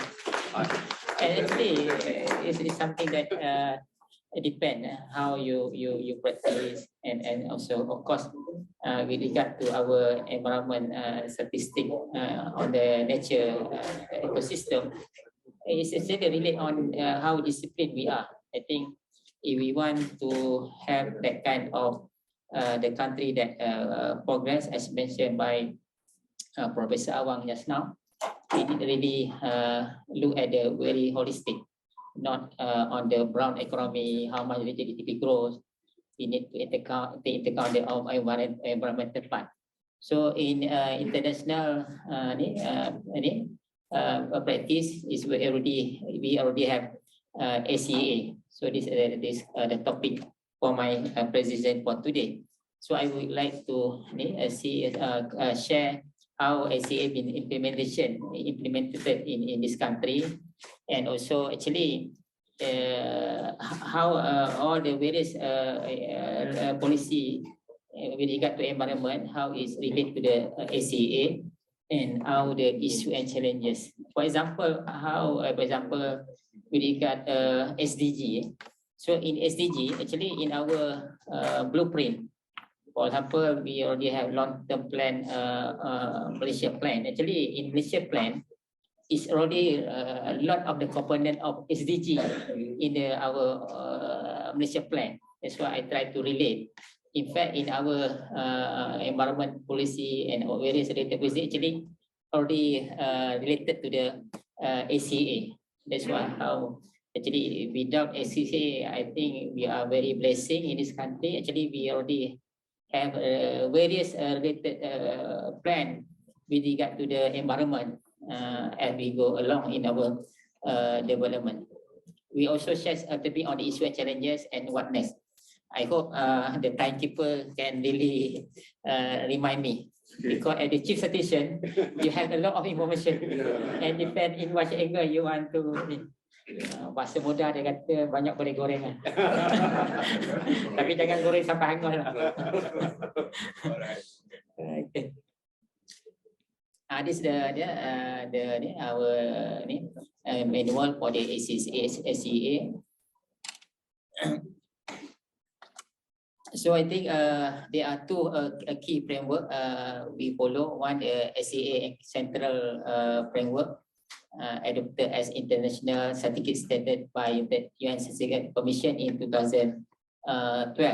So I give a little bit the background. Every area they have international bodies like health.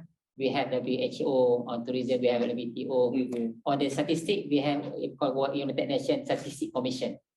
So UN Statistics Commission will be produce, elaborate, and endorse any framework to be followed by the UN country to make sure all the statistics been released as a part of the official statistics flow the requirement, the standard. Because we know that the world we are live now is really interconnected. So the statistic being produced must up to the mark, must follow certain requirement, follow the certain definition. But to the certain extent, we allow to localize to suit the need of the country characteristic. But the key framework must be followed. For example, when we talk about international trade, the export and import, we have the classification. Sometimes we not really know about the product, but we know the code of the product. So when we do the negotiation about the tariff, protection, we just follow which code we are have need to be discussed. For example, in the area of the trade. So similar in the area of environment, is really area that especially in the our South country compared to the European country, we still consider new or not really new, not really matured yet in terms of how we measure the environment statistic. So this is the manual. The key manual, everything we do must follow the key. The mother of the framework is system of national account. So in the national account, from the production account until the accumulation asset on the financial account, also including the disaster, change in asset value account is already clearly spelled out in the system of national account. And the system of national account is not updating on the yearly basis. This being updating based on the requirement. The latest updated is in 2008. And we have the system of environmental economic accounting 2012 and system environmental economic accounting and so forth. And a part of the manual that we follow from the United Nations, we also follow the manual from the best practice from the European countries and also the best practice from the various advanced country in this area. This is how the relationship between the environmental economic accounting and from, for example, from what we see from the production economy. We have the production, we have the consumption, accumulation, import, export, and every activity being counting follow the system of national account, and there are some requirement how to manage the flow all the activities. For example, you want to calculate the production that been used, the definition of the production for the economic growth. What is included, what not included. For example, in the external trade, the broad definition, anything that move between the frontier considered export and import. But there are some exclusion, and when the movement is not make with the chain of ownership, is it considered export or import or not? So that's similar. How you value it? Is it value including the freight insurance or not excluded the freight insurance? So similar to the others component on the import, export, and also the on the related to the environment. So what more on the environment, the ecosystem accounting is really difficult actually if we don't have very systematic.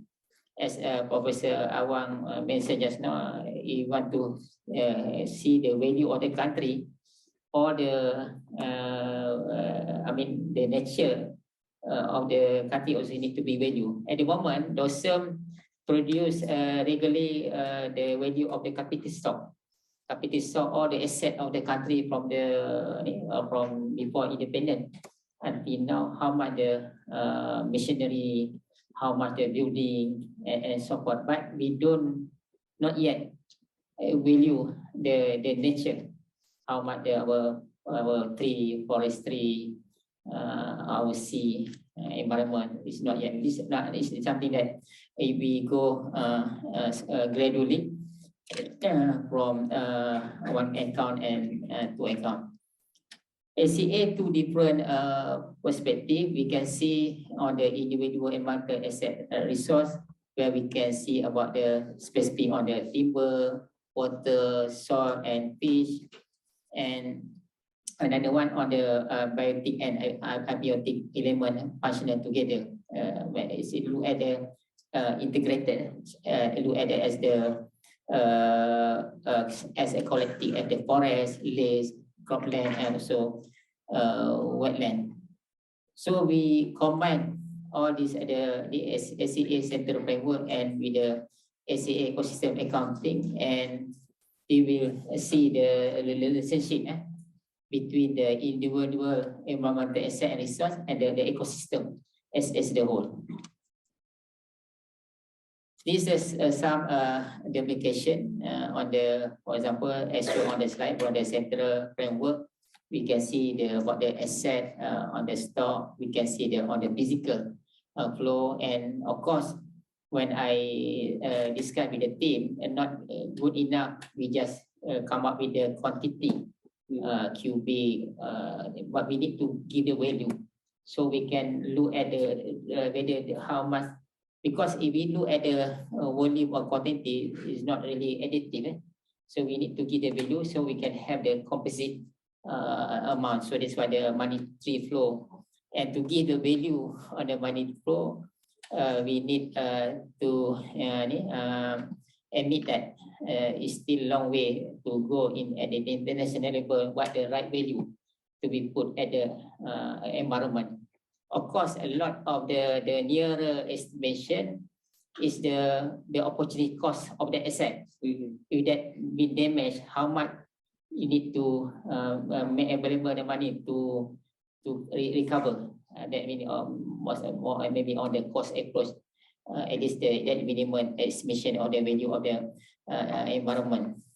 In the Department of Statistics, actually, a few years back, we already have a special question in our economy survey and census. Look at how much the company spend on the environment in terms of the operational and also expenditure. So we need to also to import the government in every industry.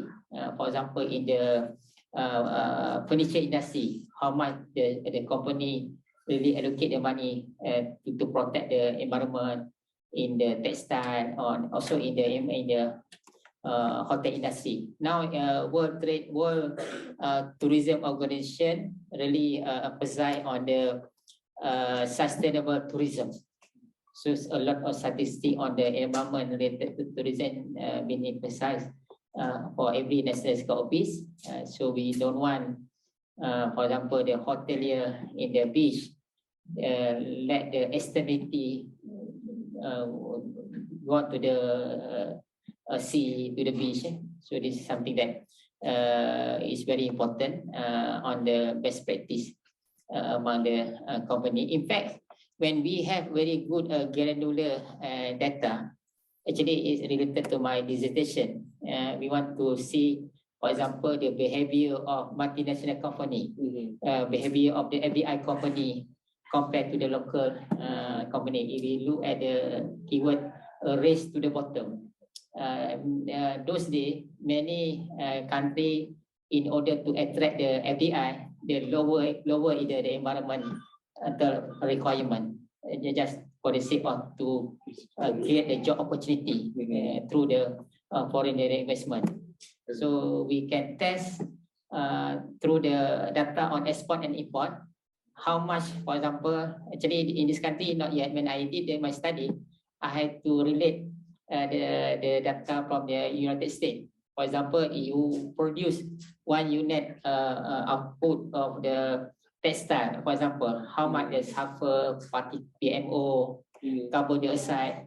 So they need to integrate the production data and the environment data, so we can see the progress, and we want to check whether our international trade is having an element of race to the bottom, whether we have the kind of the trade that we trade. For example, if we want to, for example, we trade Malaysia with one other country, or whether with this country related trade, we trade more on not a friendly environment or a friendly environment. If we increase 1 unit export to this country, is it will good for the environment or not good to the environment? To the extent that we can do very much analysis. What more? If we can also study according to the state and also at the district level. If we with all the technology, a lot of data those days that we just study at the country level, we need to bring the study at the local level. That's why actually the SDG sustainable goal all about. We need to look at the more disaggregate data. That's why you had a keyword "no one left behind." Everyone is better in how we can make sure that this welfare, prosperity is for everybody, not people at the top or with the sacrifice people at the bottom. This I think not my intention to go through all the detail, just to share for maybe not really familiar, for academician or the environmentalist maybe very much aware about the step to be taken in computing and what to be accounted roughly. Of course, we not need to go very detailed for people who really responsible in they must know the skill set how to compute. So the key is if you compute anything that in the manner of the bottom up at the scalable, you hardly will go wrong. The issue when you calculate, you go on very macro, very aggregate. So that's why I try to convey. You want to go anything, including the environment, you have to go at the very more, segmented on which one you want to go first and so on. Because there are so many gray area, so we need to go prioritize. And after that, we have to combine it again and look at all the the complete balance sheet. This also on the general structure. They have some cultivated natural. I talked to Dr. Ismail. At the moment, the most longest tree in this country about 92, 93 years. 1,500 years. 1,500 years. Yeah. 1,500. Tengganu. Yes. That's what it. But there are some timber natural, some is cultivated. Okay. So we have grow in stock, addition stock, reduction, extraction. So Dr. Ismail mentioned in the country we target to planted about 40 million. 100 million. 100 million, For 3 years. 5 years. 5 years. Oh, for 5 years. Congratulations to FRIM. We received recognition award last year, Dr. Ismail, on the combination about 2,000 above species. Yes. They won 𝗏𝗏𝗃𝗏𝗏. Yes. Congratulations for the recognition. This is the physical flow. If anyone interested to know detail, we can sit down and discuss. Actually, some of the statistics I show, we already released some of the prelim finding in our publication. I think what is say, I think not difficult. I mean, if you search, you can know roughly to see, for example, as shown in the slide in terms of the expansion of the protection, how we manage, and what the regulation. I still remember, I think about 5 or 7 years back, there are some policy that through one ministry where we give subsidy for them, for the people to change their refrigerator that consume a lot of the energy to the new technology, for example. That's is also taken into account, like how the regulation management. Some of the thing that not to be enforced need to be persuasion. So the approach persuasion, like give some subsidy. You want to reduce using the energy to more energy saver. So you need, sometimes the equipment appliance is very, the gadget sometimes more than 10 years, 30 years, people still using, even though it's really highly consume energy. So with the good effort by the government, give some amount, take token to encourage them to change is really helpful in terms of how to save the energy consumption. Resource use in on EGSS good subsidy. I think every know now in the developed country, they really look at the company that really have the element of environmental in their practice and reflected in their annual report. So normally in fact the certain stock market, they have environmental composite stock. ESG. Yeah, ESG. It's very, I think it's really helpful. Actually, if we need some that kind of mechanism that put in place, then people can really firm. How to do it in the economy, in the social, and so on. Is there the economy accounting model?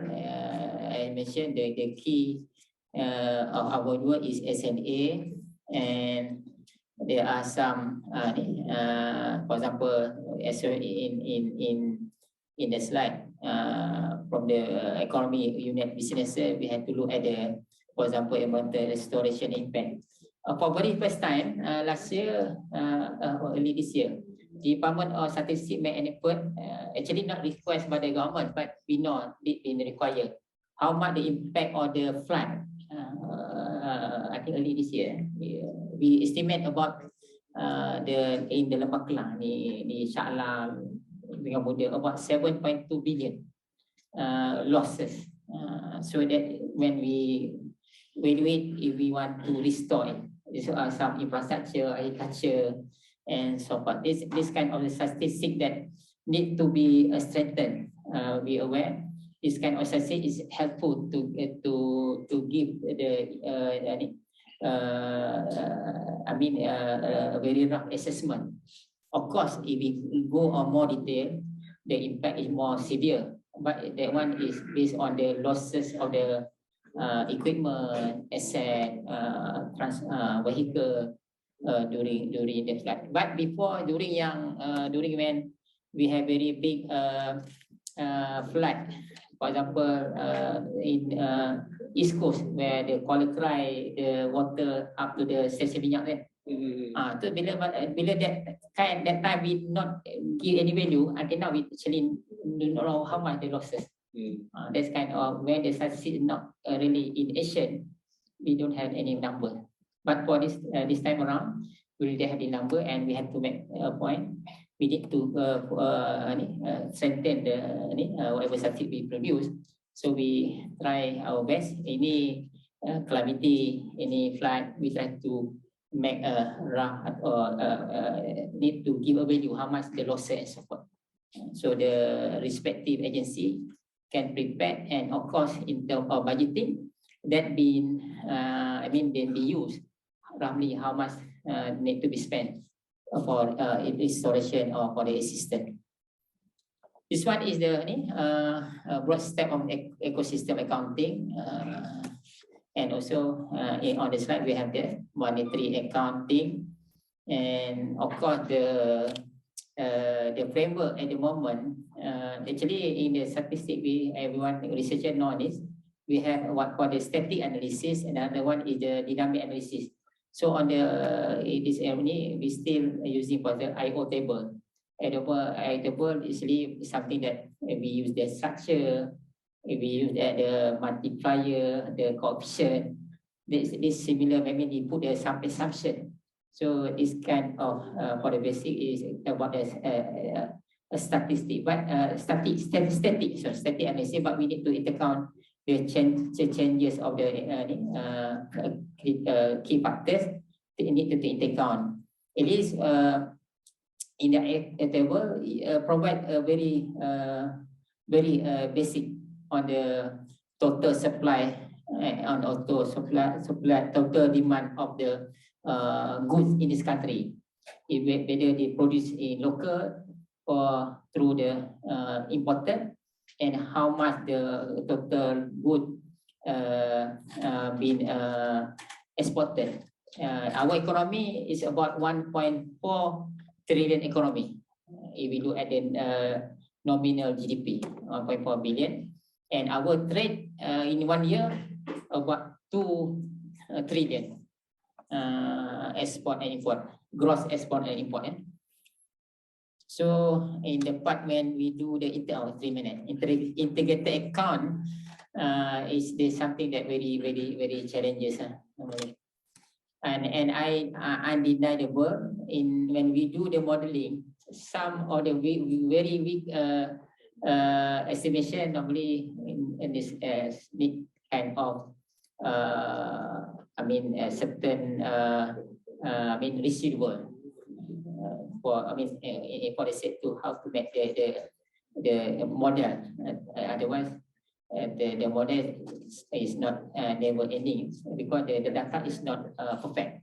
In the real world at the moment, if you ask any national school office, we no longer go and the very perfect information. Those days, when we conduct the survey, we really determine to get the response rate 90%, 90%. Now it's very difficult. In some developed country, 55%, 60% is good enough. That's why now we go because we need a very timeliness and how to act fast. So the partial information is really a part and parcel of the national statistical system in every country, because we are really in this country, in this world, we are move very fast. The product cycle is very fast. We keep changing, So every year, so we want to hunt all the numbers for the time is very tough. So you need to see how you have the not full set of the information, the statistic, how to make use the statistic, but you can produce something that to be taken in the policy monitoring and also the in the policy formulation. But even important in any country, for the formulation of any policy, you need very granular, very solid information. But for monitoring, maybe you not really, because you want to see the trend. Because when you formulate, you need to see the state of the variable, what you want to plan, what you want to make the projection. As you go along to monitor whether what you've been projected is reachable or deviate, and to refine the policy, that maybe the information that succeed maybe in terms of prevision and not really need to up to the high precision like when we try to formulate the policy. This is among the international leading agency on the environment. So in the top, like the London group, and we have the expert group. In terms of implementation in country, I think we have already have a report on energy, land, and water. So for those interested to know better on whatever work been done by Department of Statistics with all the respective agency, maybe you can have separate discussion on the technicality. And actually, we are really welcome everyone contribution. We know that environment is something that very diversified. Yeah. So in the Department of Statistics, we don't have expert in geology, expert in the climate change, on the data in the many places. So that's why we have a technical committee, and we really welcome anyone who want to provide their expertise, and of course we have a process of engagement throughout the year. This is the AGA account. So this is the step taken for us to come up with the AGA account. This one of the supply and table of energy account, the link with energy account, energy balance, what the difference on the energy balance and energy account. What the adjustment principle breakdown and so forth. It's all the technicality. This thing. Another one is water account. So water account a bit difficult because nature is not under the federal list, it's under the state. Equally, we try actually now working on the soil account. So we have to talk with all the state, and every state they have different requirement. So we also have in the team from Malaysia, from Japan, and other respective agency. We already released the water account. Some when we form limited edition, actually we not for public circulation, but we can share with people who interested to use as their studies, and also to provide feedback to us. It's on the policy related to MICA. I think in this all the policy actually need to be looked into it, and some of the initiative and so forth need to be also put in the context of how is fit in SEA. It's under the Malaysia plan, Team 3, we have advancing sustainability, and also we have committee on this strengthening our environment statistics, PSAS, and issue and move forward is on the involvement of stakeholders, data availability. Doing the environment statistic, we not have the capacity to collect the primary data collection. We use the secondary data collection. So it's very important we engage and look at the metadata and how the data can be input for the SEA, data analysis, and of course capacity building. Okay, now we make more effort to discuss on how the data sharing using the data administrative, and I like to inform now in this country in terms of the openness of agency for data sharing is getting better, and of course we need to do it continuously and collectively. Thank you very much.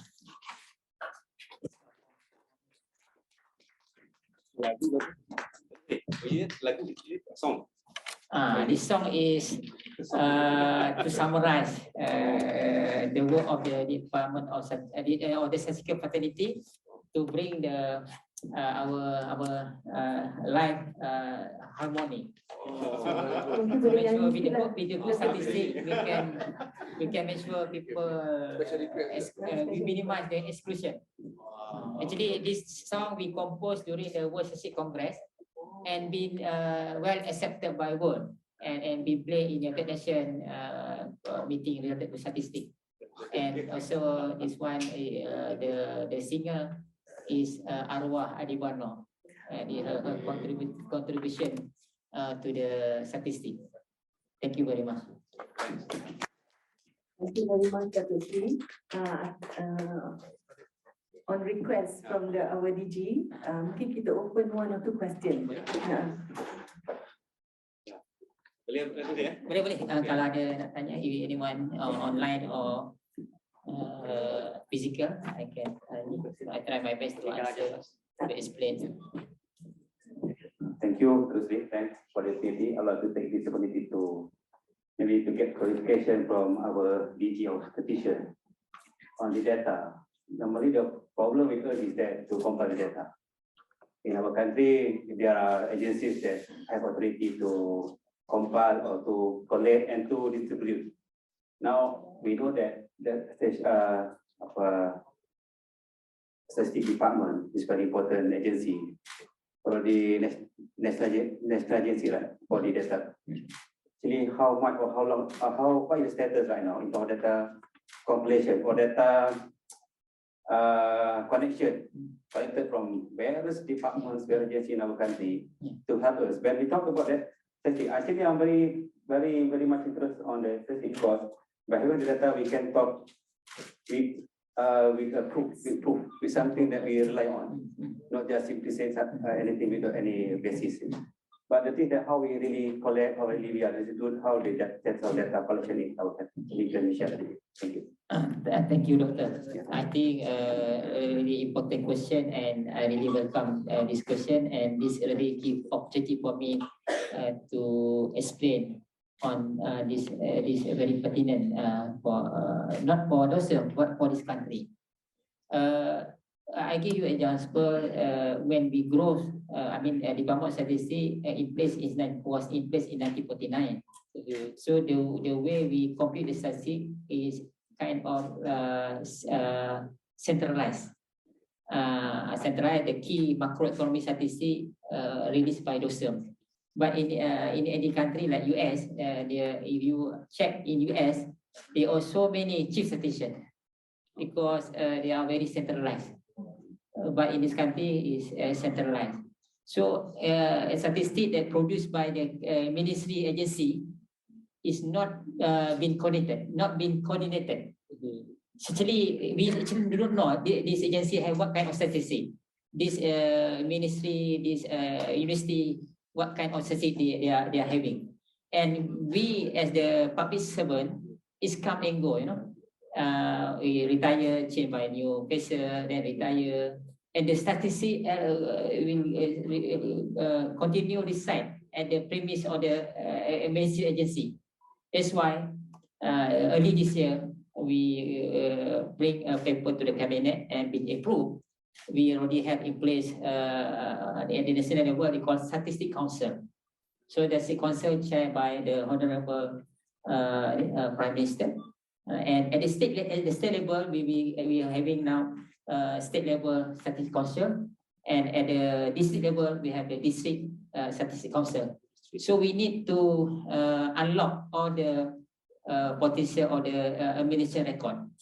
And with the role of the Department of Statistics as the central agency, we can come up with a circular on how to manage the statistic. What is the requirement? At the moment, every ministry agency don't have any guideline how to manage the statistic. How frequent need to be updated. What the definition and concept to be used to make sure that statistic can be connected. So at the moment, that culture need to be strengthened, and it's really a waste, or we lost the opportunity to manage the resources and to bring up the country if we not resolve on untapping the statistic Malaysia record at various ministry and various agency.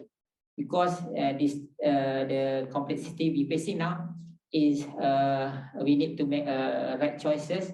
We have a lot of the option. So every option they have some opportunity cost. So we need to minimize the opportunity cost using the data and statistics. So now among the key in our strengthening the statistical system, we want to having a chief data officer in every ministry agency at the federal and local and agency level.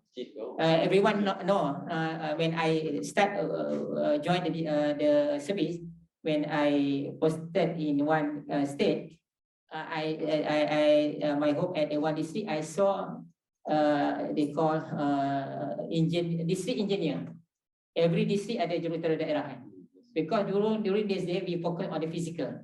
The district engineer we make sure all the infra. But I think we need now the data scientists at the district level, the statistician, to assist all the profession, all the stakeholder how to really optimize the using of the statistic, the potential of the statistic. So a lot of the resources can be utilized. We use with the good statistic, and of course they will benefit the people, because now people maybe feel that statistic is something that is very exclusive to certain people. They not really know that actually statistic is very close to the people punya life.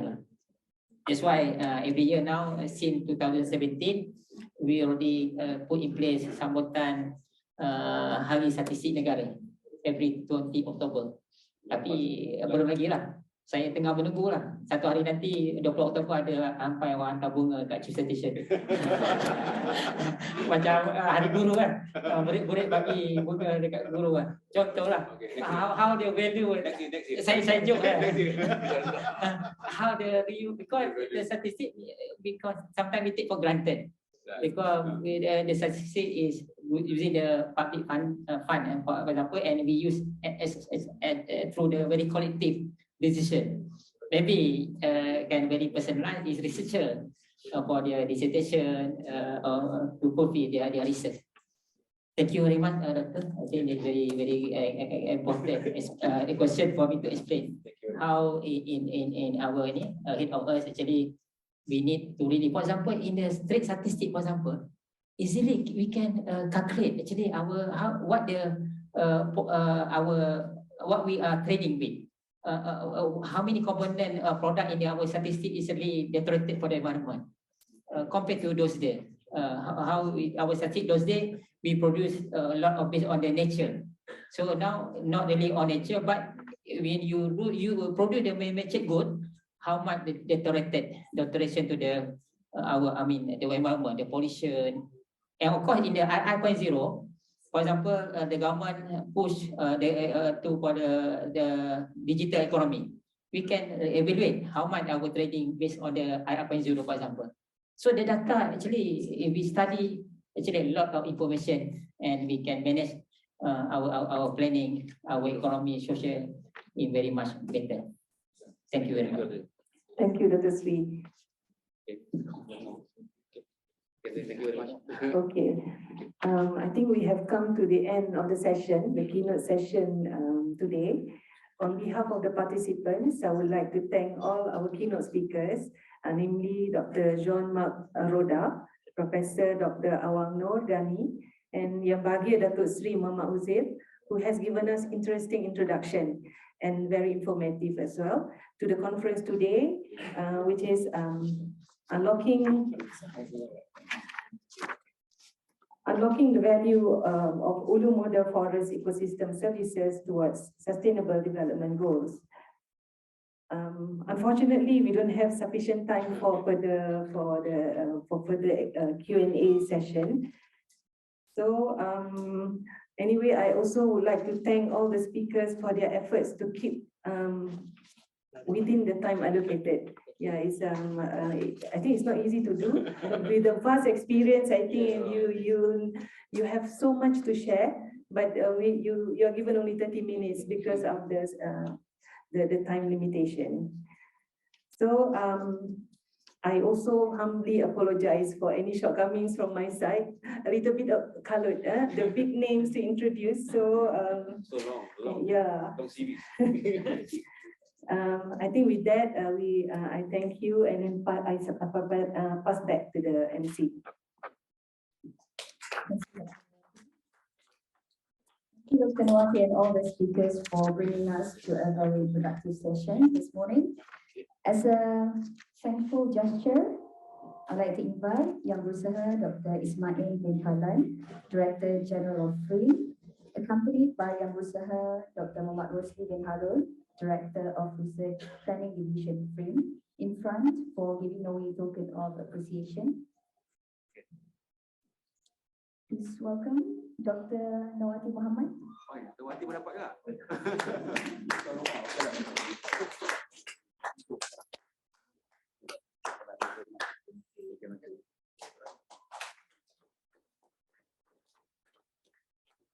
Please welcome Dr. Awangno Abdul-Ghani.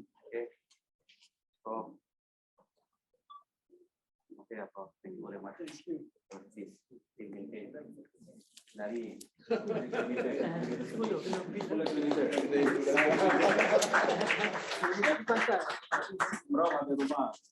beach house in Besut, right? Thank you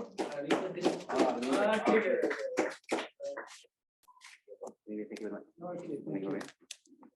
Also please welcome Yang Berbahagia Datuk Seri Dr. Muhammad Uzair Mahidin.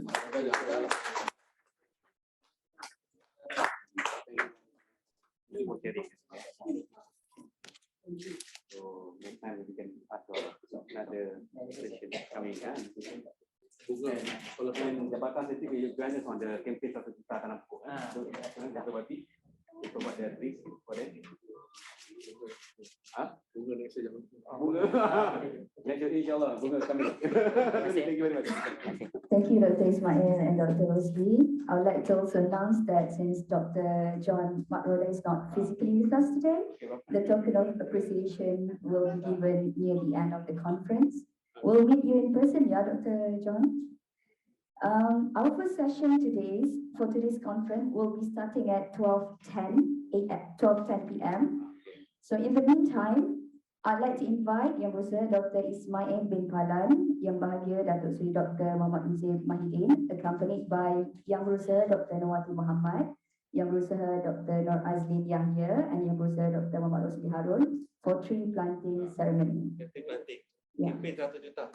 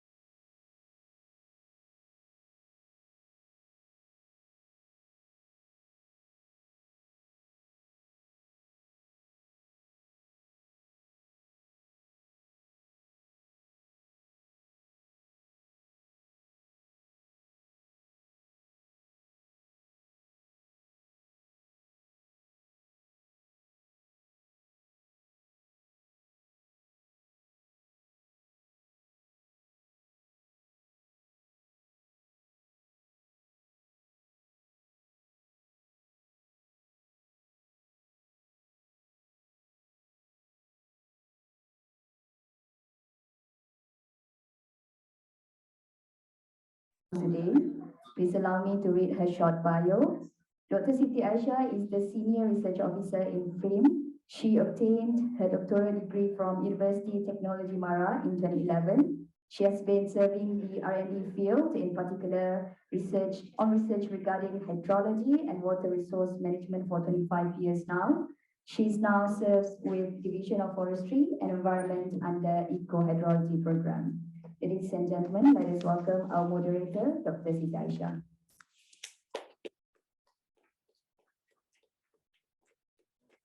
Thank you, TDMC. Assalamualaikum warahmatullahi wabarakatuh, and good morning to ladies and gentlemen.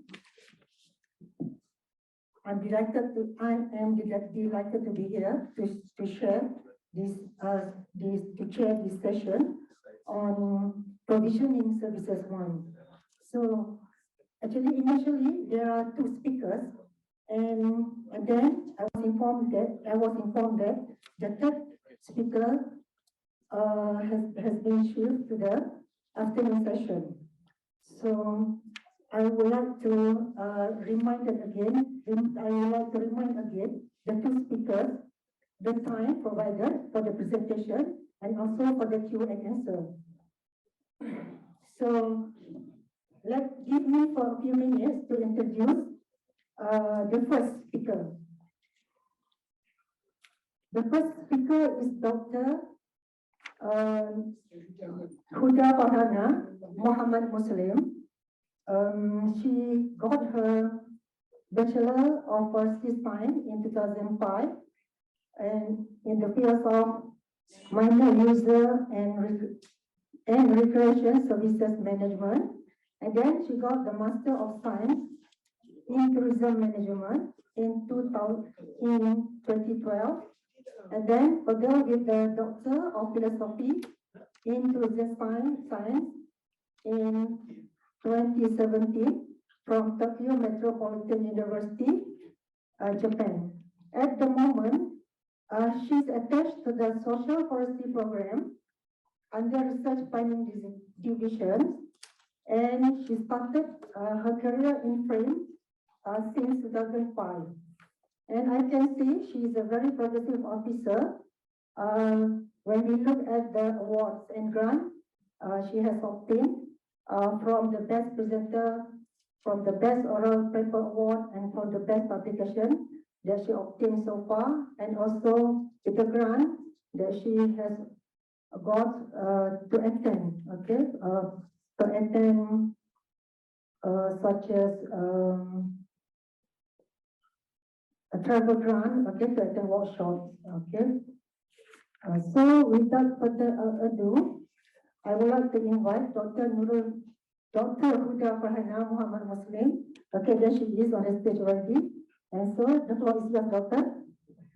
Okay, thank you, Dr. Chairperson, Dr. Moderator. Assalamualaikum warahmatullahi wabarakatuh. Very good morning, very good afternoon to the keynote speakers, FRIM Director, FRIM Division Directors, scientists, distinguished guests, fellow colleagues, ladies and gentlemen. I am 𝗙𝗂𝗜𝗠𝗠, as introduced by Dr. Siti from Social Forestry Program FRIM, and since everyone already here, so let's start it. My sharing today is about forest and community, as already seen there, synergy between conserving forests and sustaining livelihoods in Ulu-Muda Forest Reserve in Kedah. So the presentation outline will be guided by this outline from the introduction, research objective, methodology, findings, discussion, and also the conclusions. So as the introduction, we will go through on the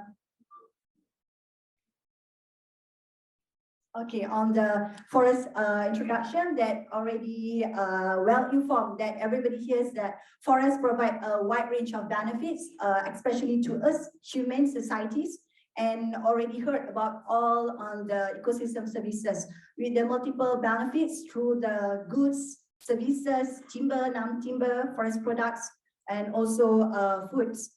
The main items that I want to stress for the presentation for today is sharing on the social and cultural purposes for the local communities. Other than that,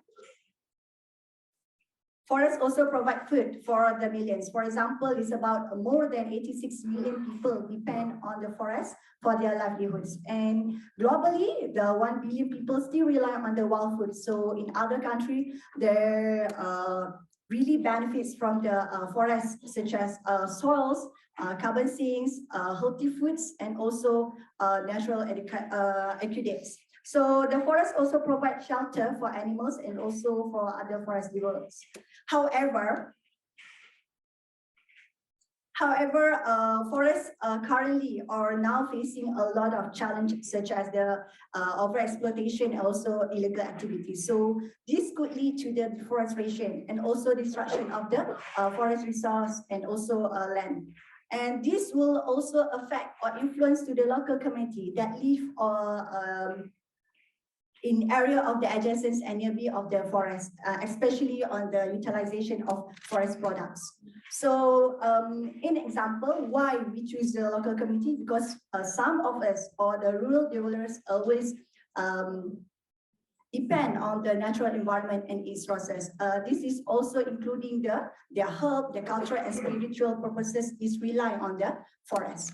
So this is the example, just a little bit overview on the data from the Kedah State Forestry Department, that we can see the permanent forest area or PRF from the Kedah State is about 36% from the overall or total of 341,000 hectares in Kedah. So they can concluded by the two or categorized by the two forest types, that is production forest and protected forest area. So about 62% has been allocated for the production forest and about 38% for the protected area. So in protected areas, so today we just want to highlight on the protected areas that is near the Ulu Muda Kedah.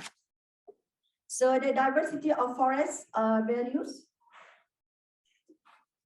As we all well informed that the forest values is diverse, and this is some from the JBSM or Forestry Department that share about the multiple value of forest. We call it now as forest beyond timber. So this is like current or institutions that we all heard nowadays. It's about the 12 multiple value of forest, including the archaeological or the cultural. And for today, we can stress on the multiple values of forest through the forest beyond timber, that are forest as a source income, and also forest as a protection for food, and also main income for the communities. However, some of the challenge and barriers that especially to the IP and LC, that is indigenous people or local communities that living near the forest or adjacent to the forest area, is about 7 challenges that is I just mentioned here. Maybe there's others challenge that we will face it. For the example is on the social conflict between the development and also how this human and protection to conserve the biodiversity, including the forest, and the limited employment opportunities, especially to the local communities that living in the rural area that is adjacent to the forest reserve or protected areas. And the third one is lack of initiative for encouraging young people, especially to participate in the forest resource management or co-forest management. And then the local community itself has lack of sense of belonging, especially to, because maybe they have the lack of skills, knowledge, and limited exposure to the technologies or other innovations. And then there's still a high level of poverty level between the IPLC, indigenous people and local communities, and also not left behind is the food security. So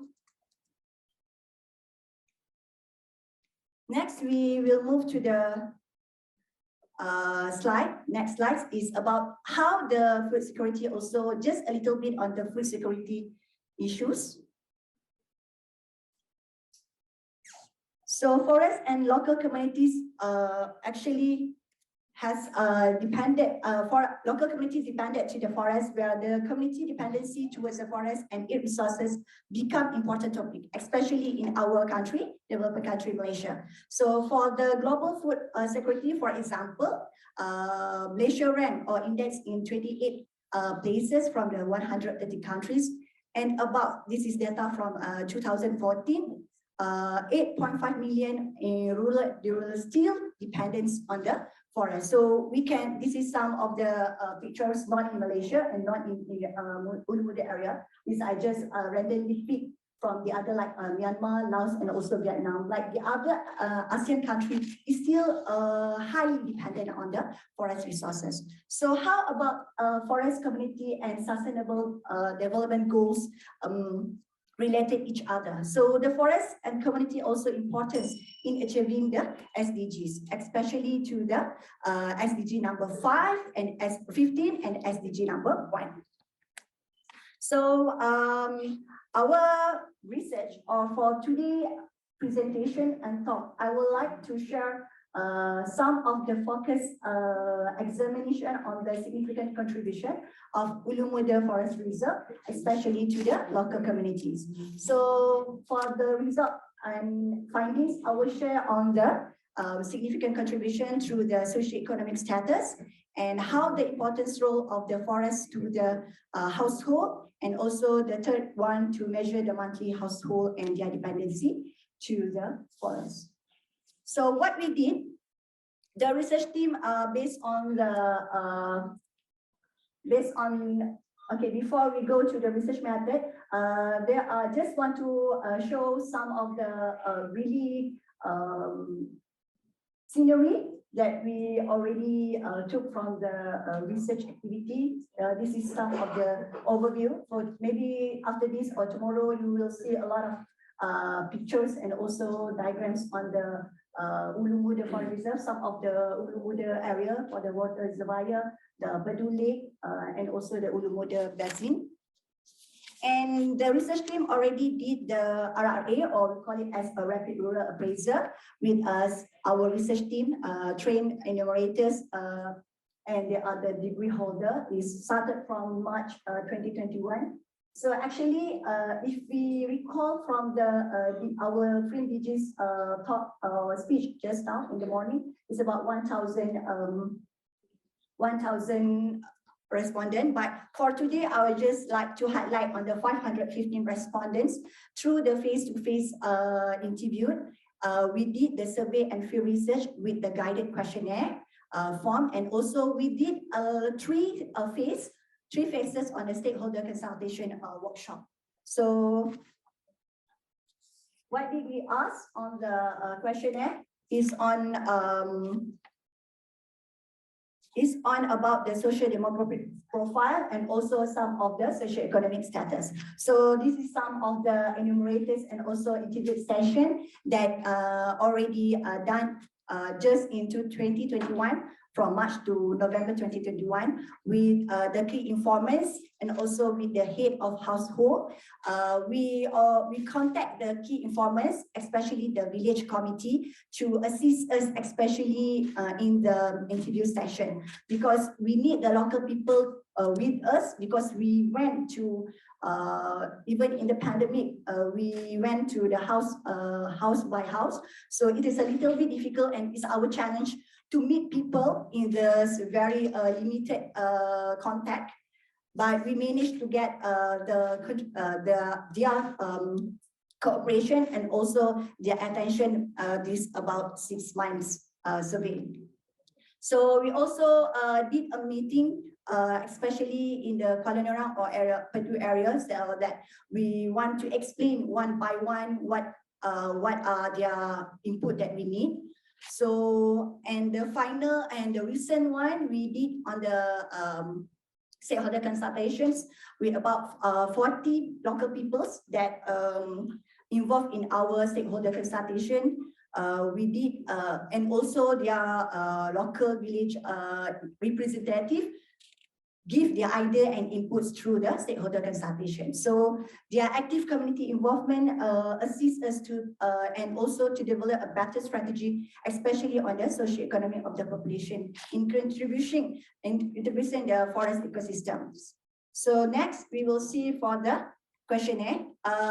Today we'll just want to highlight on the socio-economic and social the perception of forest conservation area. So this is our Moderator and also staff that and also some of their one of their local economic activities. So tomorrow on the forest dependency topic, you will also have a lot of input from the presenter. So for this presentation, I just want to highlight on the 11 village that is from the 6 district and also Padu district that involved on the Kampung Belantik Dalam and also from Kampung Padastol, Kampung Tanjung Luar. So if you are Kedah people or Kuala Nerang or 6 district people, so we're really familiar with the kampung, but it's involved about 25% of the total populations in the area. Okay, this is the stakeholder consultation that held last year. So this for the purpose of results number 1, we want to highlight on the priorities on the Ulu Muda Forest Reserve. We ask the local community what they want to do with the forest. I mean, their view and opinions. So they also highlight that they want to the forest just like that, like they want to conserve the forest as a main purpose. So it's about 69% of them already highlighted that they want to go for the utilization conservation purposes, then go for the agriculture purposes, second rank, and the third rank is for the ecotourism development. And the last but not least, they viewed that they want the systematic logging and replanting for only 1.3%. So these high responses on the conservation purposes, there was like increasing demand for the local community to participate in forest management, especially on the ecotourism and utilization on forest resources. So we also highlighted about the positive impact that people living near the forest reserve, how they feel, how they want Ulu Muda contribute to them, to their family. So they agreed that they want the forest give as a contribute in the main income generations. So the second result, we want to highlight about how the socio-economic status of the rural communities village near the Ulu Muda Forest Reserve. So we ask their status of occupation, whether they have received the cash or direct income as a paid employee or employed, sales revenue, agriculture, and also forestry aspects.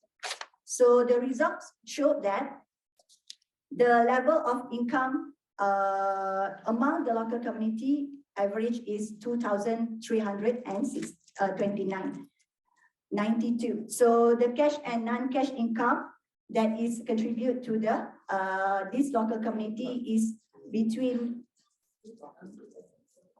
86%. So that is the row of the blue row is the percentage of cash income. So the average of 515 respondent sample showed for the cash and income 86%. So the cash is cash, duit, value, RM and cents. But how is the income?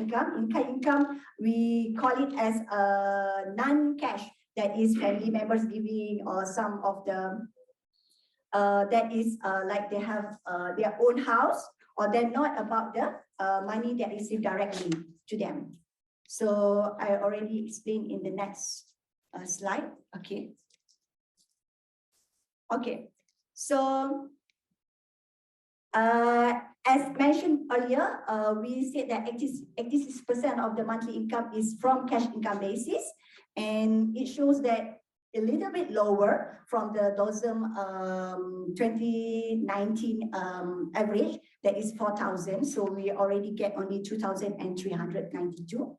And the third one, we already categorize their household occupation through the 3 types of occupation, that is employed, sales revenue and self-employed, and also forestry and agriculture aspects. So the highest group of source of income is at the forestry and agriculture. So this already sum for the 11 village. So when we call for the forestry and agriculture, we ask them, are there non-timber forest product collector until are they the farmer or paddy field? So we already conclude in one sector. So we saw that about 55% of the local community depended on the forestry and agriculture source of income. And however, we also noted that mostly involved in rubber or crop estate and also paddy field for 9%. So non-cash income, that is income, is highest from the accommodation or their residence that they own their home. So they do not pay the home or their rentals because they own their home from their home from their maybe father or grandfather, something like that. Okay, this is we calculate them the household forestry resources activity related to the Ulumuda based on the villages. So we saw only about the average of income that forest products and ecotourism, including ecotourism, is 188 ringgit per month. And also is about 9% of contribution to the forest resources and activities. Okay, so even though it's like a little bit lower from the other income, but if we measure, it is still contributed from the sale of forest resource and activities related to Ulumuda. So it still contributes some of the figures. It's example from the honey or bamboo rattan, something like that. So this, as the part of discussion, the contribution of forest resource on the rural communities could be determined from their perceptions, from the household income, and also household occupations.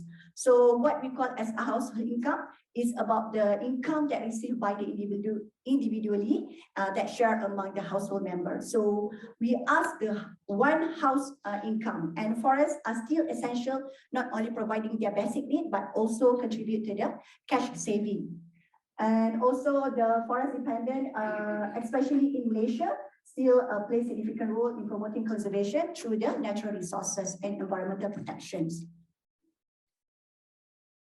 So as a conclusion, this is like the current situation that forest dependency showed a quite extensive or a quite range of dependency of local community, especially on the socio-economic backgrounds. And the Ulumuda showed a forest contributed through the cash monetary and income and in-kind income. And also it shows that especially on the food securities, that are directly or indirectly local people still depend on the forest. So this study indicates some of the key conditions that are important, especially to the agricultural resources and also forestry aspects to their essential food resources. So the foods from forests and also other tree systems still constitute to the important component to their local community dependency. So I think it's time for me to wrap up. That's all for today. Some of the output previously about our this scope project. So that's all for today. Thank you for your kind attention.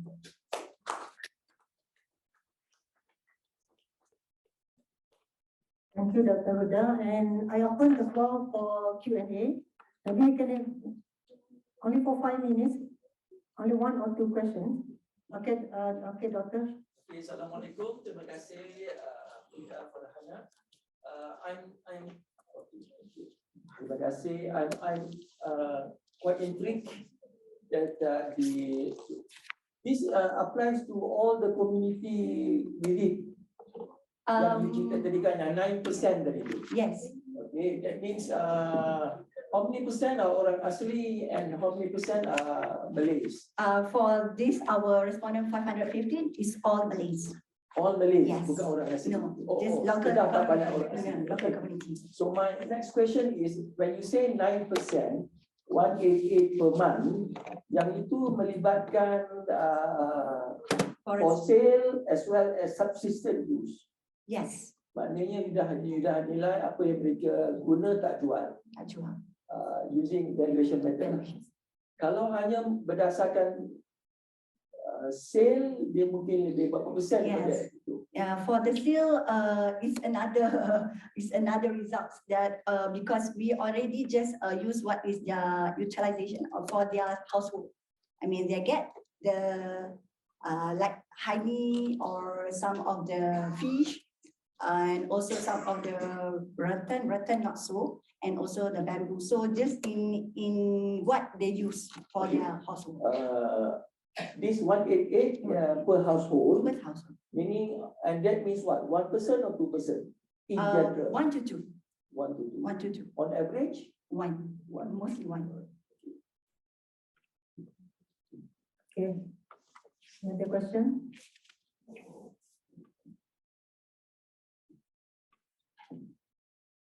Hi, this is Joe here. Congratulate you first for the study. I think very well done. I just wanted to ask about one of the assumptions in terms of the prices used to calculate. Are they market price items, or are they used based on what the price was when it was sold locally? Because the market price will be very different from the local price. Okay, thank you for the questions. So actually, first we use for the price at the local area. So it's like a standardized price on that local area. So if we were to sort of compare this on a national level and use a sort of market rate, that the same items that would be sold in KL, it could actually be much higher. Yes, of course, sir. All right, thanks. Maybe we can have one more question. Okay, if there is no other questions, so we thank Dr. Huda for her excellent presentation. And the second speaker, she's a senior research officer or head of the Natural Forest Program under the Forestry and Environment Division. And she obtained her Bachelor of Science in Forestry from in the field of forest management in 1998 from Universiti Utara, Malaysia, and then MSc in the field and dispositions of tropical forest resource management in the year 2000, also from UPM. And she has been in FRIM, okay, for 23 years, okay, as a okay, no need to go further with that. And the field of specialization in forest resource management, including inventory, mensuration, growth and yield, local volume table, forest planning and payment for services mechanism. And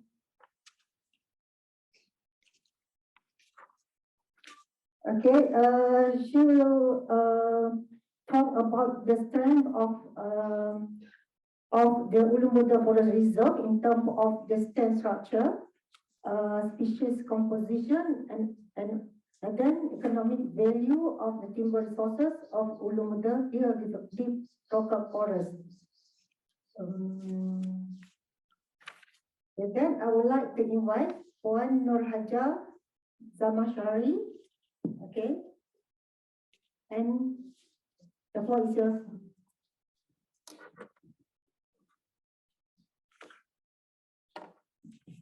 Thank you, Madam Chair. Assalamualaikum warahmatullahi wabarakatuh, and a very good afternoon. Please bear with me for the next 20 minutes.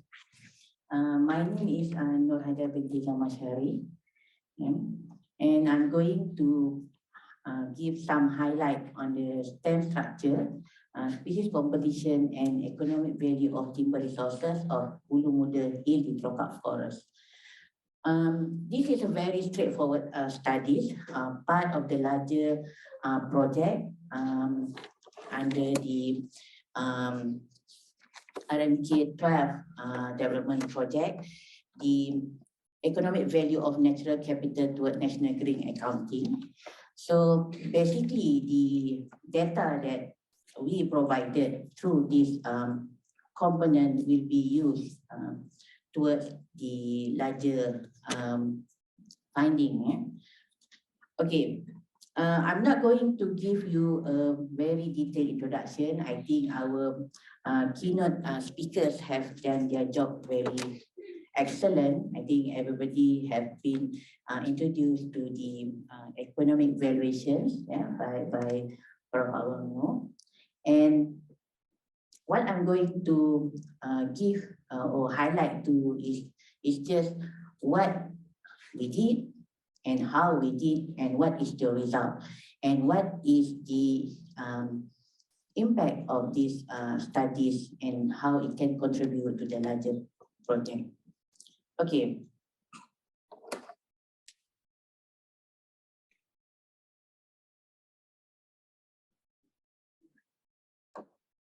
As an introduction, I think everybody knows forests play an important role to our country, Malaysia, mainly to the socio-economic of socio-economic. However, the proper planning shall be carried out first, before we do the planning, to continue manage our forest sustainably. And I think we all know that the management of the forest has been shifted from only look at the timber resources to the multiple use of forest. I think it's been written in many of the articles, and I think that's why we are here to know about the details about the Ulu Muda, not only from the timber perspective, but also from the multiple use that the forest ecosystem of Ulu Muda can provide it to us. And in order to us to do the planning, the availability of the data, especially the stand structure and the species composition, is crucial. And many studies have been conducted throughout Peninsular Malaysia to determine the forest stand structure and its composition, including in Ulu Muda Forest Reserve, and subsequently to estimate the forest value. So every studies have their own methodology and have their own way to calculate or estimate the values. However, as many of you aware, Ulu Muda Forest Reserve is basically part of the larger forest complex. And it varies in terms of the forest type. We have the lowland, the tropical forest. We have here the tropical forest. We have upper hill tropical forest, and some part of the area we have the mountain forest. Thus, more data on the flora of that particular forest area will provide important information on the type of vegetation and also the species distributions. Nevertheless, the stand structures and the species composition within this forest area may be different due to different disturbance. In this case, is logging activities. Why I mention logging activities? Later on, we will specify the forest area according to the disturbance. Okay. There are two main questions that we want to answer in this component. The first one is, are there any differences in stand structure and species composition by different forest functional classes or different forest category at Ulu Muda Forest Reserve? And the second one is, did the stand structure and the species composition affect the economic value of Ulu Muda Forest Reserve itself? And this is our forest area, Ulu Muda Forest Reserve. Please don't be confused with Ulu Muda Forest Complex. Ulu Muda Complex, I think, comprise several other forest reserves, but the one that we did is only focus on Ulu Muda Forest Reserve. And Ulu Muda Forest Reserve, like I mentioned, is the tropical forest from lowland up to the upper hill. But our sampling is only focused on the hill 𝗙𝗏𝗏 forest, where we define the elevation between 300 to 750 meters above sea level. So this is where we focus.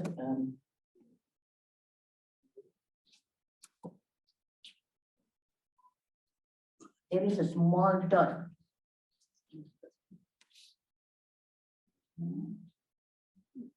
The small dot indicate our sampling method, and different colors on the map indicate different forest type.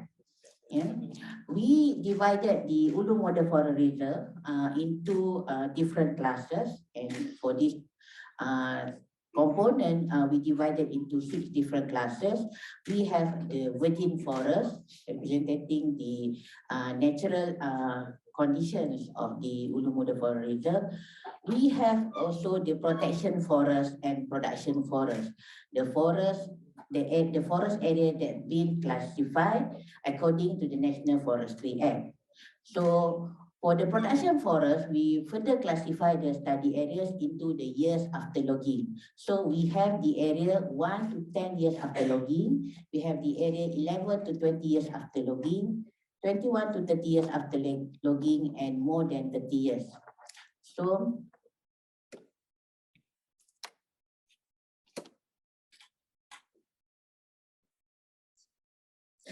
okay, how we did the sampling? We established a sample plot, yeah, at different forest category or forest classes.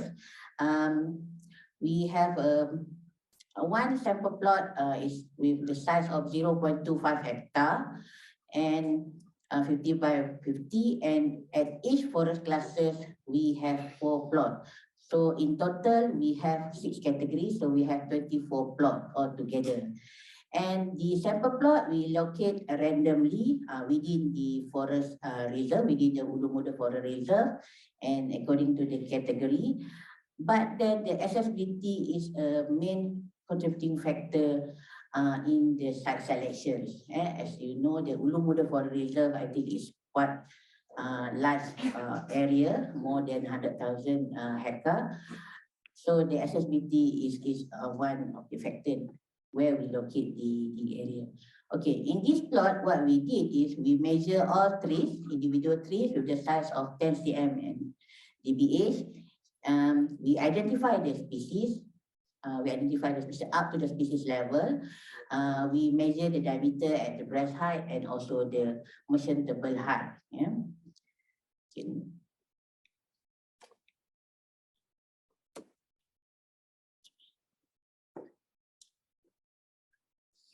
And this is how we calculate the stand structure and the value of the timber resources that we have in Ulu Model.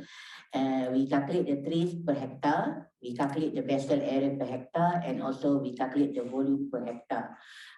For the volume, we use the volume equation that been used by the Forestry Department, Peninsular Malaysia, but in this case, we did not use the equivalent height. We used the merchantable height that we measure at the forest. Yeah? And for the stumpage value, we use the residual value technique, where the timber price, we use the recent timber price from the average timber price from January to June 2022 from Mas Kayu. And for the harvesting cost, we use 125 ringgit per meter cube. And for the profit ratio, we set at 30%. Yeah. Okay, now we go to the stand structure.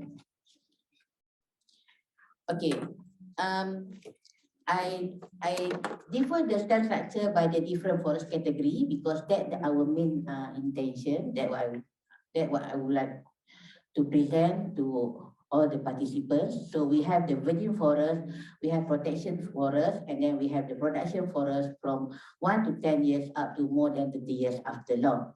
So from the result, it clearly shows that the number of trees was higher in log area, have been logged 21 to 30 years. while the protection forest recorded the highest basal area and volume. But in general, we might conclude that the protection forests have the highest in terms of number of trees, in terms of basal area, and also in terms of volume. And if we look at the more than 30 years after logging, it also shows a higher number compared to other category. And we have the more than 321 meter cube per hectare for the volume itself, where it's almost near to the volume that we have in the virgin forest, in the natural, in the original stand, where we can say that earlier conclusion, we might say that the log forest in that particular area has been recovered. And if you also look at the volume per hectare for the production forest, we might say the volume that they have for the tree more than 50 cm/dBH is higher compared to other area. I must say that this area has a very good stocking, high commercial species and high commercial species. And if we go to the distributions of tree by the commercial group, because normally when we talk about timber, we normally go for the tetrachard and non-tetrachard group. So if you go to the distribution of the trees, it shows that the commercial,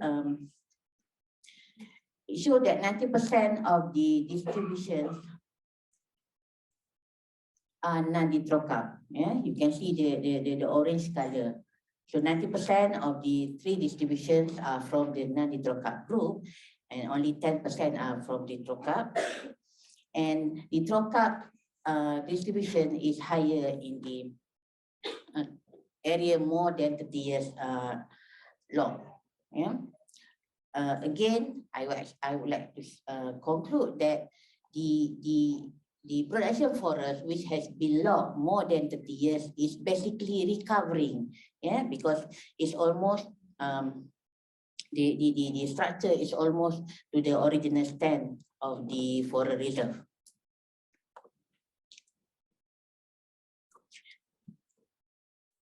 If we go deeper into the stand structure by the commercial group, I think for the non-tetrachard, we can see that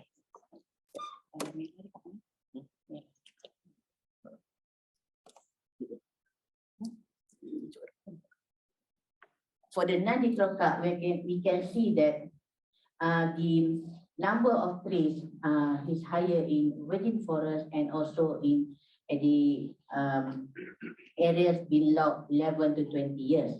But for the tetrachard, we have we have the higher volume. In terms of volume, we have higher in the virgin forest, and also at the area 11 to 20 years after logging. So from these two graphs, basically there is no there is no clear trend or pattern like what we have in other forests, or when we analyze the data using the long-term monitoring. Because here we use the different area. Normally, when we use the long-term data, we will have in terms of number of trees, we will have more trees immediately after logging, and then the numbers, I think, will be decreasing. But in terms of volume, I think the volume, we will have a very small volume immediately after logging, but then the volume will be increasing as long together with the tree growth. But here, I think the pattern is not so clear. Even though we try to compare between the among the production forest, the trend is not so clear. Okay.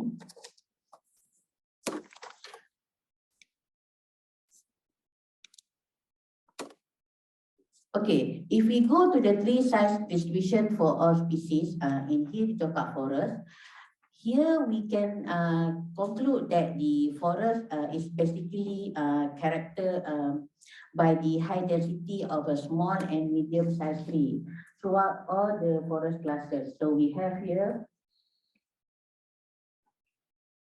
in virgin, in protection forest, and also in the production forest, we have from small to high, medium class size, but then the numbers is decreasing towards the higher diameter clusters. And this, I think, is basically clearly show to us that the forest in Ulu Muda Forest Reserve have a J-shaped curve, which is for the tree size class distribution, where the number of trees decrease with the increase in diameter, representing the natural regeneration of the forest. So we can see, we can clearly see all the categories, I think, represent the same trend, the reverse J shape. Yeah? Okay, that's for the all species. We also analyze the distributions or the structure for the protected trees. Under the forest operations, the forestry department have come with a list, 32 protected species, and mainly these protected species is come from the fruit trees. Yeah, so just to give you the general overview, what is the distributions, what is the pattern of the protected trees, what we have in Ulu Muda Forest Reserve. And from the 32 trees listed, we only found 17 species, 17 protected trees in Ulu Muda Forest Reserve. So all the 17 is found in all the categories, yeah, from virgin forest up to the 30 years after law. In terms of the species, in terms of the species composition, if you go for the families, we can say that Euphorbiaceae is the have the highest number in terms of stem number, followed by the Marisaceae and the Dipterocarpaceae. And if you go for the species level, the most 10 largest species will be, I think is common in many forests. We can find most of the species that we find is 𝗙𝗏𝗏, 𝗙𝗏𝗏 species, and we have also 𝗏𝗏𝗃𝗏𝗏. And what we can our preliminary conclusion from this result is saying that the logging did change the species composition in the production forest. Yeah, if you can see, the production forest, the species is changing, yeah, from 1 to 10, 11 to 20 years up to 30 years. For example, immediately after logging, we have cesium, and then we have Cyanophilum, and we have 𝗏𝗏𝗃𝗏𝗏. But then later in 30 years, the 𝗏𝗏𝗃𝗏𝗏 become number 1. Yeah. Okay, and we also calculate the stumpage value for this Ulu Muda Forest Reserve. And we differ it by the forest category and by the diameter classes. And we can say that the average stumpage value for all the trees more than 50 cm dBH in Ulu Muda is 35,000 ringgit per hectare. And most of the stumpage value is derived from the trees from the class diameter of 45 cm and above. And it's clearly also shown from the result that the virgin forest contribute the highest value of the stumpage, which is around 55,000 ringgit Malaysia, followed by the area logged more than 30 years, and also the protection forest as what we expected. Yeah, because these three forests, I think, have the higher number of trees and also have a higher commercial species.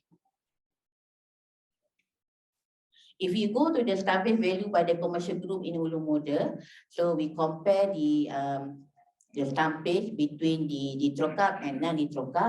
Again, the contribution of the 𝗃𝗏 to the stumpage value is small, which is only 10% as compared to the non-𝗃𝗏 species. And the stumpage value for the 𝗃𝗏 was higher in the forest area, long more than 30 years, followed by the virgin forest. But then the reverse pattern was shown for the non-𝗃𝗏 value. Yeah, and we might say that the total stumpage value obtained from this study was basically higher, almost double from the previous study, like by Timi 1987 and also by Farida Hanum in 1989. And I think there is a reason why the value is higher compared to the previous study. Among others is the method, and also the price that we use, the logging cost that we use, and also the area. Because some studies, they only focus on one particular category, but for us we managed to have 6 categories altogether. As a take-home message, we might say that the area logged more than 20 years have shown higher value in terms of the tree basal area, tree per hectare, basal area per hectare, and also volume per hectare. And it indicates that the forest category has recovered to the original structure and compositions. And we also like to conclude that higher diameter classes contribute a large proportion of the stumpage value, as being shown in the previous table. Is range from RM 2,000 to 27,000, and the percentage of trees which form a part of the timber value depends on the extent of the timber volume itself, the size of the trees, and the presence of the high value timber. I think the presence of the high value timber is one of the main contributing factor determine the timber value. And the stumpage value was positively related with the tree density in the forest. So as a conclusion, this preliminary result will strengthen, will give the information to strengthen the importance to manage Ulu Muda Forest Reserve sustainably, as the timber industry is important for the state economy. However, before the result can be used, further study should carry out, the detailed analysis should be carried out, the sensitivity analysis and whatever, to consider the economic value under the various market and the factor affecting the species diversity, such as the geographical factors. So I think with that, I would like to, before I end, I would like to acknowledge the funders of this project, from the 12 Malaysian Plan and the Forestry Department, Financial Malaysia, and also the Kedah State Forestry Department. With that, I thank you. Okay, we can see from the two presentations the difference to conserve the forest. For the ringgit pleasure, 108 ringgit for the one household, and now for the value of the timber, okay, more than $35,000. So ringgit pleasure. So I open the floor for the question. Okay, Prof. Doctor.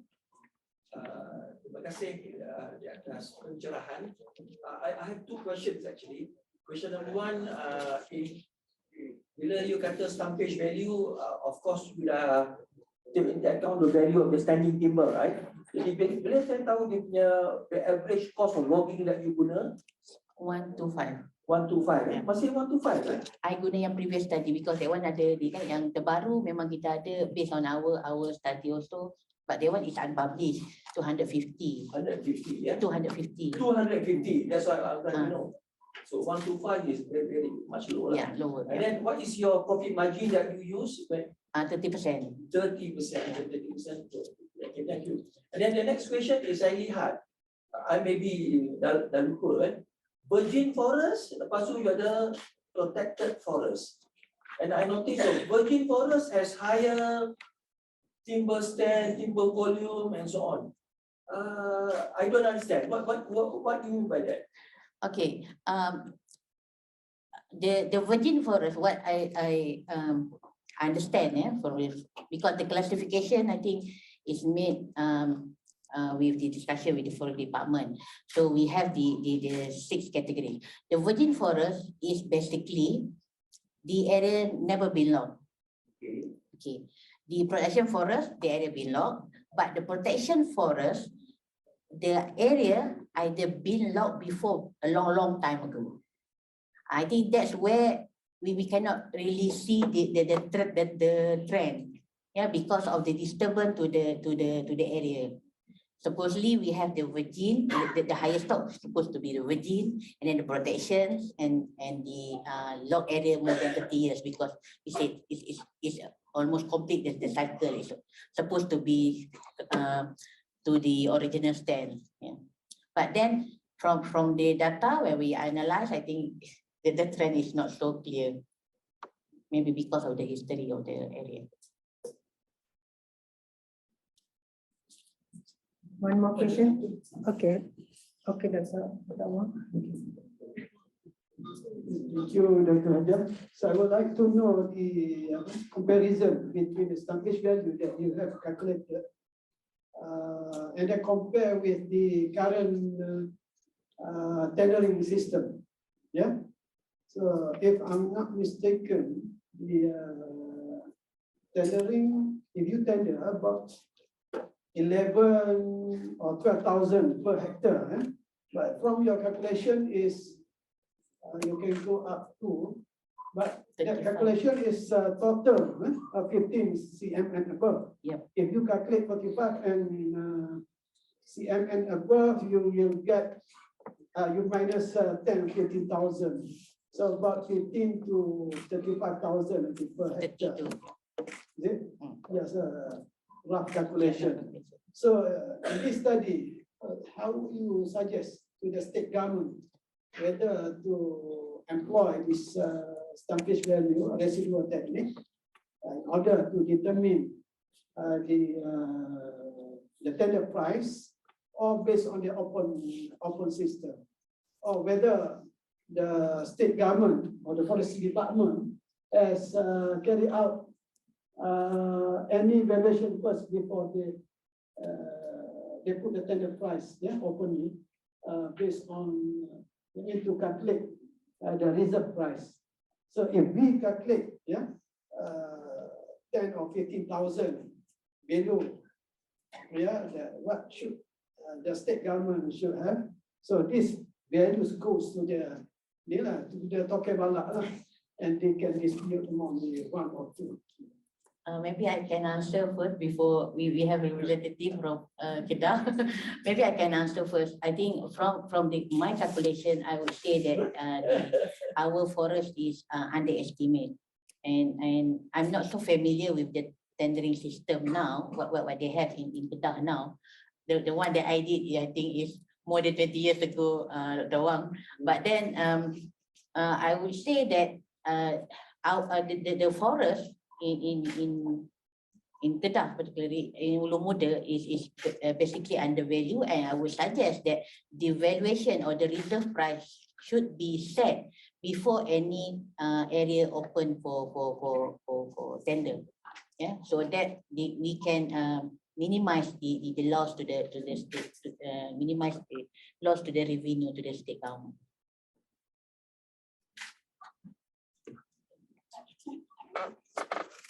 Maybe Cik Zainuddin.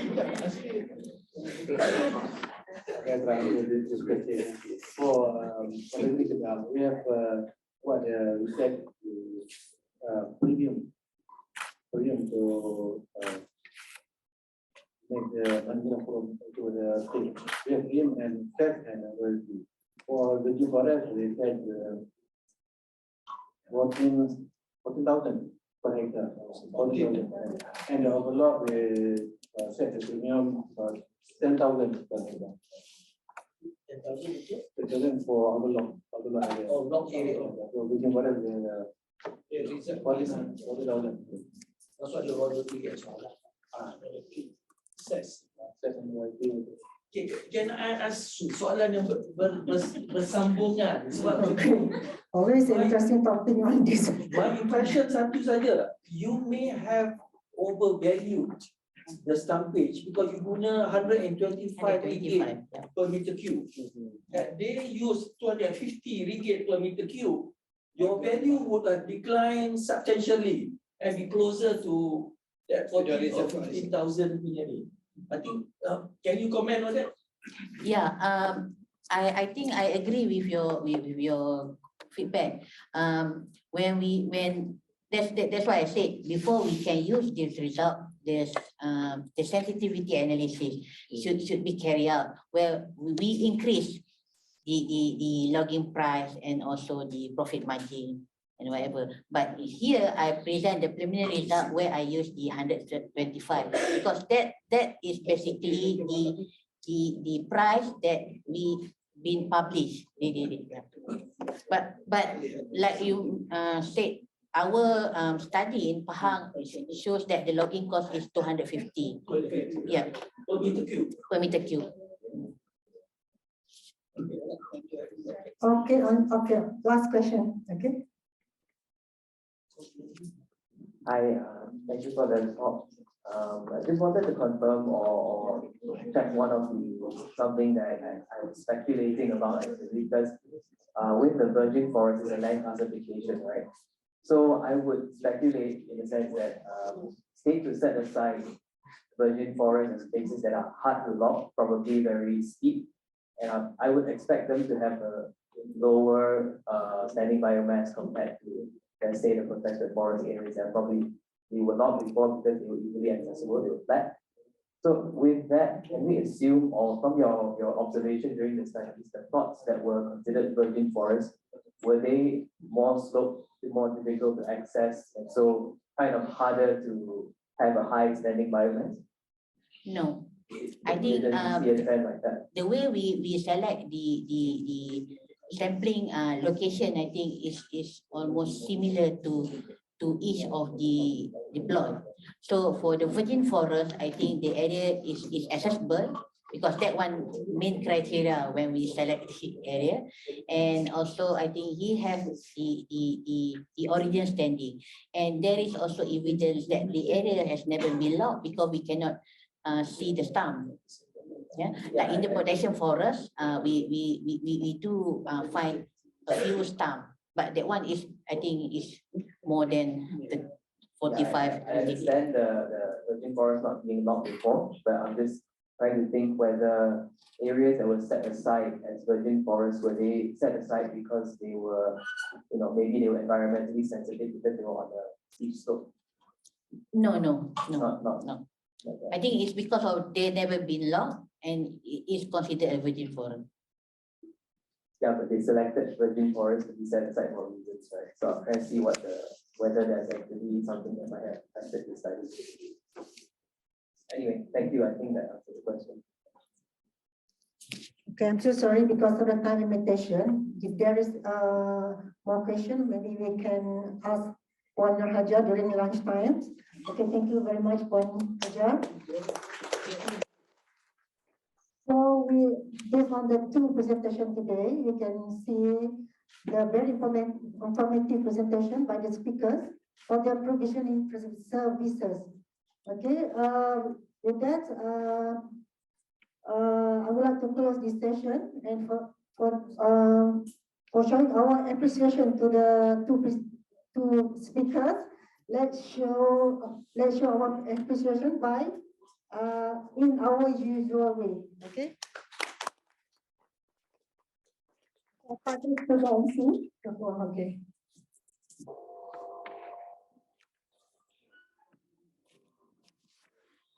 Thank you, Dr. Siti Aisyah and all the speakers for the insightful session.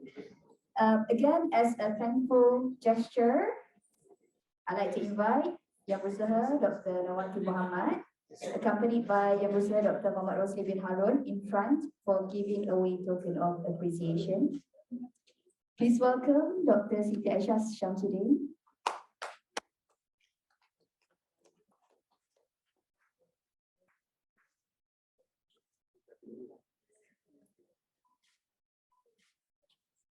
Next, please welcome Dr. Huda Farhana Muhammad Muslim.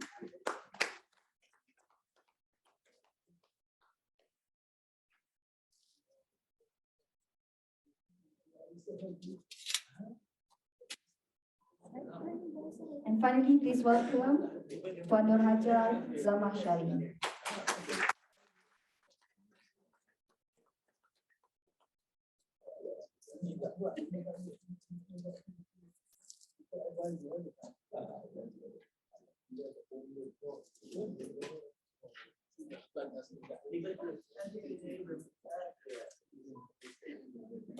Thank you, Dr. Norwati and Dr. Rosli.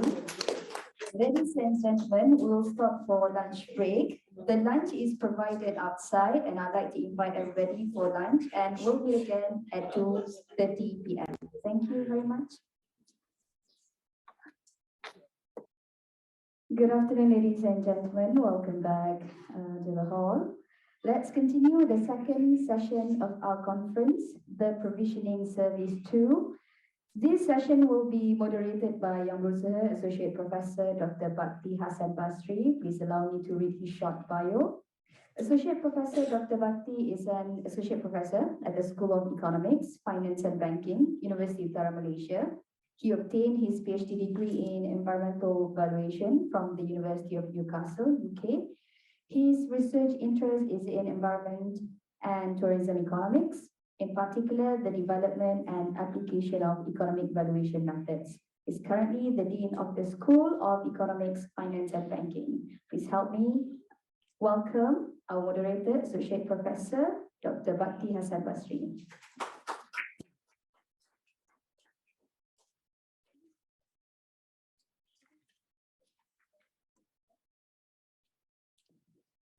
Thank you, Pak Muslim. Assalamualaikum warahmatullahi wabarakatuh, and good afternoon. Alhamdulillah. So we continue our session 2. So for information, there are 5 papers to be presented in this session. So to make it short, so the next paper, which is presented by Engineer 𝗪𝗪𝗓𝗓 bin Qasim, whereby his paper title is Ulu Muda Forest Reserve Kedah, Come Yield and Productions of the Natural Bamboo Stem from the Log and Virginia Forest. So I was asked to read a short CV of this presenter. So Engineer 𝗪𝗪𝗓𝗓 actually is a research officer at FRIM with qualification Master in Science, majoring in plantation management, whereby his research expertise or interest is on forest and bamboo plantation silviculture. So very long experience, 35 years experience in forest plantation and bamboo plantation silviculture research, and he also involved with consultancy services for commercial bamboo plantation in Malaysia. Without further ado, over to you now, Engineer 𝗪𝗪𝗓𝗓.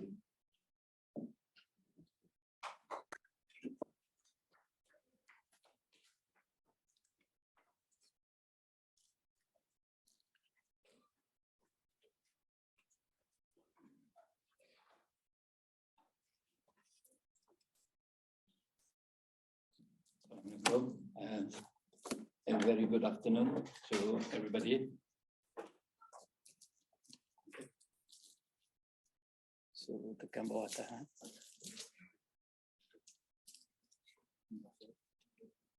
Okay. This paper is about the come and yield production of bamboo in the natural forest. My expertise is on plantation, but this is a paper regarding the natural bamboo forest. Is quite similar. However,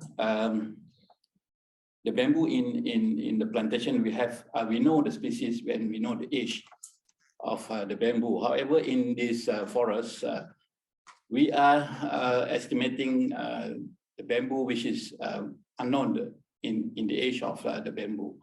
And about the species, we have a variety of species in Malaysia.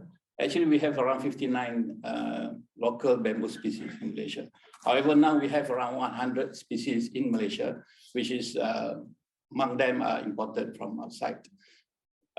If you know that Bambusa vulgaris or buloau is actually imported from China, it was not our local species.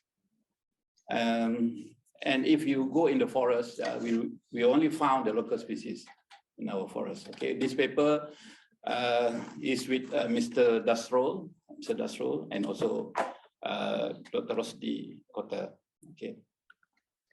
Okay, bamboo is a woody plant, okay, belonging to the grass family, which is considered as the biggest grass. Okay, and this species is actually a non-wood forest and is very important for the substitute of wood. Okay, and you all know that bamboo is so known as poor man timber. Okay, and it's actually very significant role in minimizing the timber demand pressure, especially in a country with less timber. Okay, and you know that bamboo can absorb 30% better CO2 compared to trees. Okay, and it can easily improve the soil quality by its falling leaves and can return back the nutrient to the soil. Okay, and also in India and China, they use bamboo for to remove pollutant from the soil and to filter any pollutants from the factory and also from the domestic.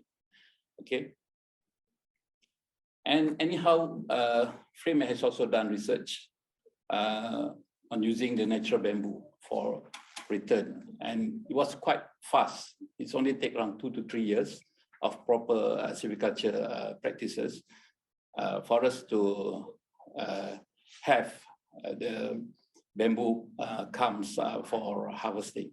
Okay, it's quite fast. Okay.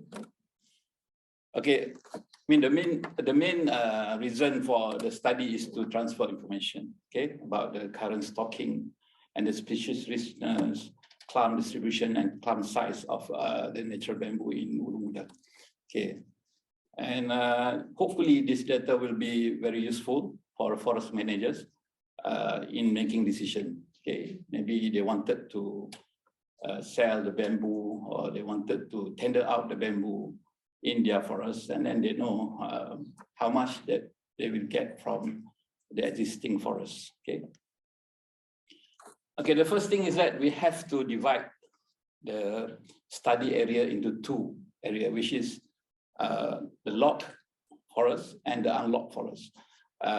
Mainly, we are looking at the virgin forest, which is not being harvested at all. Okay, and the locked forest is the forest which has been harvested 20 years up to 30 years. Okay, and we have established 9 plots each, meaning that the total plots is 18.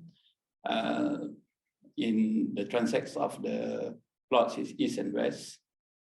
Okay, we only measured bamboo, which is the size, the clump size. Okay, I tell you about bamboo. We call it one clump, a clump, and the batang, it says we call it clumps. Okay, okay. Bamboo, actually, the name from bamboo is a Malay word. Okay, bamboo is not natural in Europe. When European came here, they heard the Malay call it bamboo, so they use bamboo as the words for English. Okay, just like paddy, they use the Malay words for this species. Okay, so and then okay, we only measure bamboo which is more than 3 cm. Okay, small bamboo is not really commercial. Okay, only large bamboo usually been harvested by the villagers to be used as structure, and also some of them use it for lemang making. As you know, that lemang making also now is quite luxury business for bamboo planters. Okay, and some of that they use it for making, we call it like chang or dumplings for Chinese food. They harvest the leaves of the bamboo. Okay, and also shoots. Okay, edible shoots from bamboo. Okay, but I'm focusing on the culms of the bamboo only. Okay,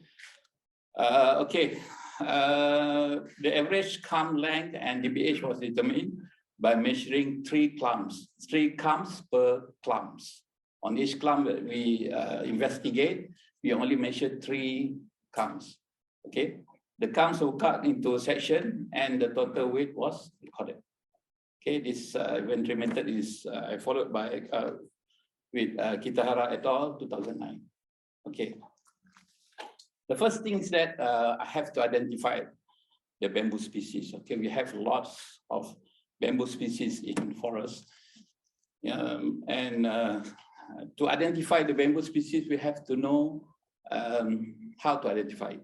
Okay, usually the identification is actually based on the shoots. If you see the shoots, you can identify it until the species level. Okay, and we do the culms and culm data collection. We have to count the number of culms per culm, and then we have to do the DBH measurement. And then we have to cut 3 of them, 3 of the culms, and then weight it. Okay, 100%. Okay, only we cut down the leaves and everything, and then we weight the culms, 3 culms. Okay, I go straight to the findings. Okay, you can see that. Mana nak tekan warna merah? This one, tengah. Okay, this is a very beautiful bamboo. This is 𝗙𝗏𝗏𝗏 𝗃𝗏𝗏𝗏, or we call it buluh semantan. This is the most common bamboo in Malaysia.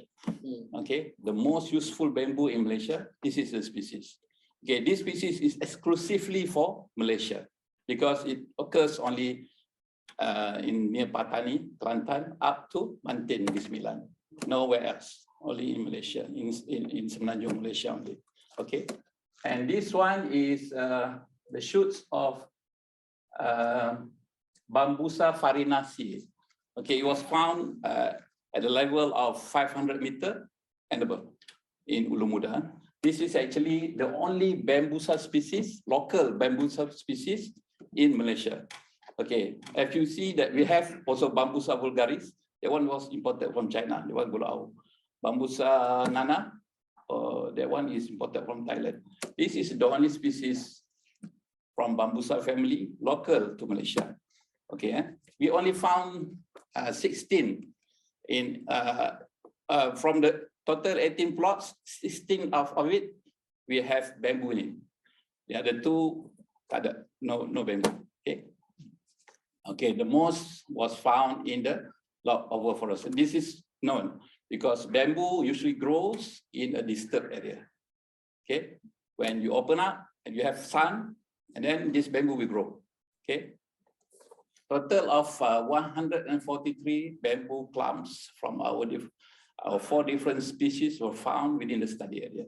Okay, as you know, 𝗙𝗏𝗏𝗏𝗏 𝗃𝗏𝗏𝗏 is the most common bamboo, followed by 𝗙𝗏𝗏 grande. 𝗙𝗏𝗏 grande is 𝗙𝗏𝗏 is a lemang species. Okay, this is buluh semaliang. Anybody knows buluh semaliang? No, no problem. Let me know only. Dendrocalamus pendulus. Lemang is imported from Indonesia. Buluh lemang, 𝗙𝗏𝗏 𝗏𝗏𝗏𝗏. That one is not local species. We think that that is a local species, but no, it was being brought in from Indonesia. You only can find 𝗙𝗏𝗏 𝗏𝗏𝗏𝗏 in village, not in the forest. Okay. Okay. 𝗙𝗏𝗏 grande. Grande means big. Okay, 𝗙𝗏𝗏 grande. The leaf is very big.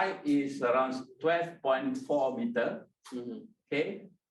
And then for the unlocked forest, this is for the locked forest. The unlocked forest is 11.5. You can see the size of bamboo also smaller in the unlocked area because of the sunlight. Maybe when the canopy closed, there's no sunlight. Grass, meaning grass, they need a lot of sunlight. So maybe they have deteriorated, became smaller. For the unlocked forest, you can see the diameter is around 7 for 𝗏𝗏𝗃𝗍, and the locked forest 8.6. It means that the locked forest produces bigger or larger bamboo compared to the unlocked forest. The virgin forest usually is an area with less bamboo and smaller size of bamboo. Yeah. Okay, this is the stand and stock table of 4 bamboo species, which is 𝗏𝗏𝗃𝗍, pendulus, grande, farinaceae.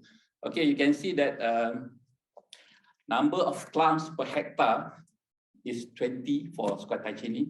Pendulus, we have 2, and 14 for grande and 2 for farinaceae, which this one is for the locked forest. Okay, okay. So the average number of clumps per clump is 13.8.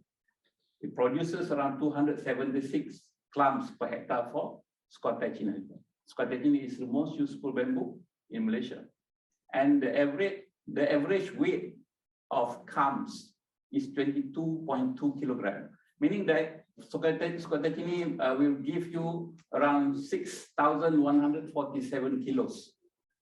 And when you sum up all of the species, okay, you can get around 8 tons of bamboo, okay, for unlocked forest. While you compare to the unlocked forest, you only get around 1.5 tons. Okay, so if you want to harvest bamboo, you harvest in the locked over forest, not the unlocked forest. You cannot get much. See, and then the size is smaller, and then usually for bamboo, when we are selling bamboo, we are selling in posts. Okay, one post can be 30 ringgit, can be 3 ringgit. Okay, meaning that 3 ringgit, if you use it for vegetable, what we call it pancang. Okay, if you sell it 30 ringgit, use it for making structure like pondok, macam we call it pergola. We have now people making like chalet using bamboo. That one can reach 30 to 100 ringgit. Okay, we don't have an exact price for it, but if you use it for we call it making charcoal, the price is around 350 ringgit per ton. Okay.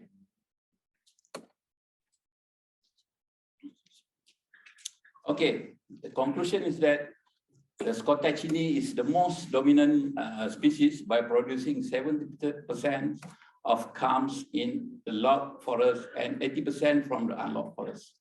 Okay, 8.4 tons per hectare of bamboo produced in the log over forest, while only 1.5 tons per hectare in the unlocked areas. The log forest was more productive than the unlocked forest by 5 times. Okay, by 5 times. Okay.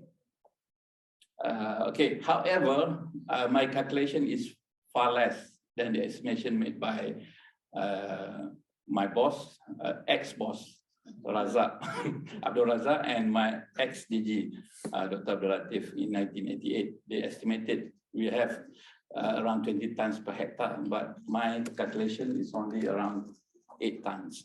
Okay. Previous study made by Kamar Zaman in 1992 also indicated that for 1 ton of bamboo, you can you have to cut 95.5 pieces for log and 118.3 pieces for unlocked forest. Okay, this is also similar to me because the trend is similar, but he weighted the bamboo at 6 meters only, while my study is only my study is at 14.5 meters, the mean weight, the mean length of my bamboo when I harvested. So I have around 57 pieces and 83 pieces. Okay, because my study is based on the whole thumbs. He only harvests 6 meters. Okay, that one logical lah. Okay, and then this is what I have found in this study. Even though it's a short period of study, but I hope that this information will be very useful for the forest managers. Okay, so habis lah, I think that's all. Thank you very much for your. If you have any question, I will be very happy to answer. Oh, okay. I expect that one come from me. But I'm okay. It's not festival. Go ahead. If you have any question, please, you're welcome to ask now. Okay, Mr. Shaidan. Okay. So I went there once, celebrating one, I don't know what kind of festival. Okay. They produced a lemang a length of 6 feet. 6 feet, okay. Satu ruas. Yeah. 6 feet. What kind of bamboo is that? 𝗪𝗪𝗃𝗃 grande. That is the only species you can produce that length of comes. I mean, internodes between this, the come is around 7 feet, you can get it, no problem. But if you use bulu lemang biasa, that one called 𝗙𝗪𝗃𝗃 𝗏𝗏 or 𝗙𝗪𝗃𝗃 𝗏𝗏𝗏, can get around 3 to 4 feet only. That is the longest you can get. But grande you can get very long. But no, it's very difficult to burn lah. You have to sing it a little bit lah. Okay. Any more question? Am I being very terang, or you can understand everything? Yeah, sure. Very clear. Yeah, very clear. Okay. No worry, whatever. So please, 1 or 2 questions more. Yeah, please, sir. Okay. Hi, name is Joe. Thank you for the presentation. I'm just wondering, since bamboo is quite a promising crop and it grows in degraded forests generally. Yeah. So for long river areas in forest reserves now, are there any sort of specific legislation that allows people or concessions to make use of that resource? You meaning that I'm sorry to say, Jabatan didn't allow people to plant bamboo in the forest. Not to plant, because it grows back naturally, right? Yeah, okay. So are people allowed to make use of that somewhere? Okay, what we have now, I have been approached by Jabatan Perhutanan to make a method to manage bamboo forests, and then we have produced a method in order to sustain the bamboo forest, and also to use it and then to harvest the bamboo. The method is already established, and then is in the process of trying the method now. I have tried in Bukit Enggang, in Kedah, and also in Perak, Sulawesi Selatan. Okay, but actually this is very good. We have done it in FRIM, and if Jabatan wanted to use it, this is also very, very good. And I think actually this question is really more for forestry department, because ultimately whether people can use the resource depends on the legislation. So it depends on. Yeah, it depends on Jabatan Perhutanan, because usually bamboo grows in the forest. But now, what I have done now, we are planting bamboo in the plantation. We have planted around 1,000 hectares, nearly 1,000 hectares. And FGV now is going out to replace the rubber area, which is, we have a problem with untapped area. Nobody wants to tap anymore. Okay, tapping rubber is no more, and then they have to find a way to use that land. So they have to find a crop which is suitable for the steep area, more than 30% sometimes. Okay, so meaning that we have to move forward. We have to move forward, and then we have to look bamboo as a crop, which can be used for fuel, can be used for fiber making, and also we can use it for making biochar. Okay? You can turn it into many products. Okay. Okay, thank you. Okay. Thank you for Tuan Anu. I come to the second presenter for this session. So you have to bear with me, because Tuan Rohana always said you must read the short CV of the presenter. Okay, so yes, Tuan. The next presenter is I think Puan Intan Nurul Hani Baharudin, which is a social research officer at Research Planning Division FRIM. Her background of study is anthropology and sociology. I think she graduated from National University of Malaysia, UKM. I think usually we don't translate the UKM into national. We have to say Universiti Kebangsaan Malaysia, right? It's not right to translate everything. Sorry, right. Then her first and still ongoing project is with traditional knowledge project in documenting orang asli medicinal plants. And then he has experience to lead project on inventories of selected potential medicinal plants based on traditional knowledge of orang asli in forest reserve under 11 national plan. She also led an inventories of medicinal plants in Gunung Tebu and Pulau Redang, Terengganu 2 years ago, and now she is leading inventory of medicinal plant in Ulu Model Forest Reserve Kedah. I think her title for this presentation is medicinal plants species in Ulu Model Forest Reserve Kedah. So we can start now on Intan.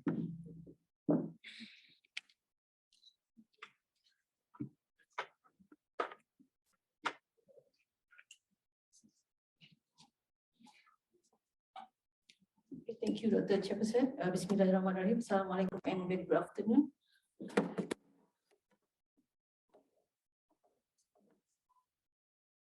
Okay, today I would like to share our project related to inventory of medicinal plants in Ulu Model Forest Reserve. Yeah?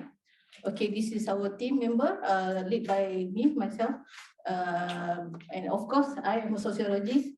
I'm a social research officer, so I'm not expert in the so-called inventory. So of course I need help from our attorneys. So we have Aili and Madia and also our staff, our RAs. So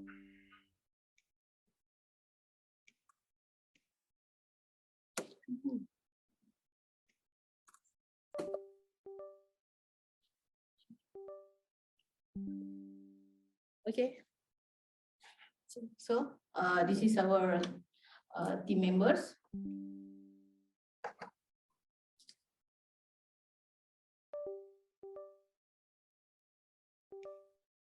Okay. Okay, this is the outline of my presentation today. So we have introduction, material and methods, result and discussion, and the last one is conclusion.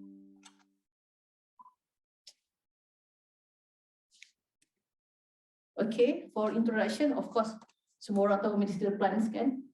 So we have used for generation for in treating various illnesses.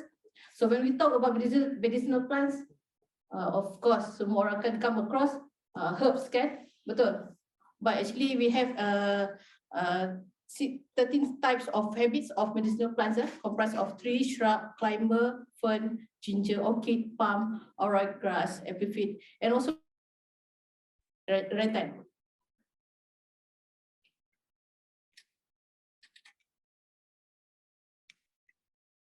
Okay, this is our objective, to conduct an inventory of selected medicinal plant species for economic valuation and to identify the composition and diversity of medicinal plant species in Ulu Muda Forest Reserve. If you can see down there, there are a manual used by our botanists in plant identification in Ulu Muda Forest Reserve, and the right one is a table of this is form untuk kita collect data. Okay, since this project kita ada limited time frame, so we have a limited number of plots compared to the actual size of forest Ulu Muda Forest Reserve, and so if all information recorded, especially regarding the number and presence of species, are based on limited finding and field observation. Okay, so this is our material and method. So I will touch about selection of medicinal plants and the selection of plot sampling. Okay, if kita tahu there are a lot of medicinal plants, name it 1,200. Some information said 3,000. So actually, what is the number? What is the exact number of medicinal plants in Malaysia? So, terlalu banyak. So that we have to decide that we have to limit our inventory. We have only focus on 200 medicinal plant species. So what is our base? So we have cross-check with the NKA species. And NKA forest species, it's not NKA species. Some of them adalah pokok yang luar. So we only focus on forest species, and also kita cross-check with Herbal Express list, and also we also refer pada several books, publication, especially from TK Project, Traditional Knowledge Project of Orang Asli, and TK Melayu, Orang Melayu, and of course we also refer pada Prosia. And since kita buat di hutan muda, of course we have our book hutan we have our siri 3 kepelbagaian biologi hutan Ulu Muda untuk kita refer as a guide. So for plot sampling and size, we managed to set up about 12 plots in size 20 times 20 meters. Then if you can remember, the Puan Haja just said just now we have divided, we have 6 categories of forest types in Ulu Muda. So we have covered all 6 types of forest, and what we have done in during inventory is actually, of course, plot setup, plant identification, inventory, plant measurement, documentation, plant photography, sample collection, and living collection. A sample collection for herbarium and living collection. Okay, this is the same map showed by Puan Haja on the left side, on the right side for you all. So if you can see, this is our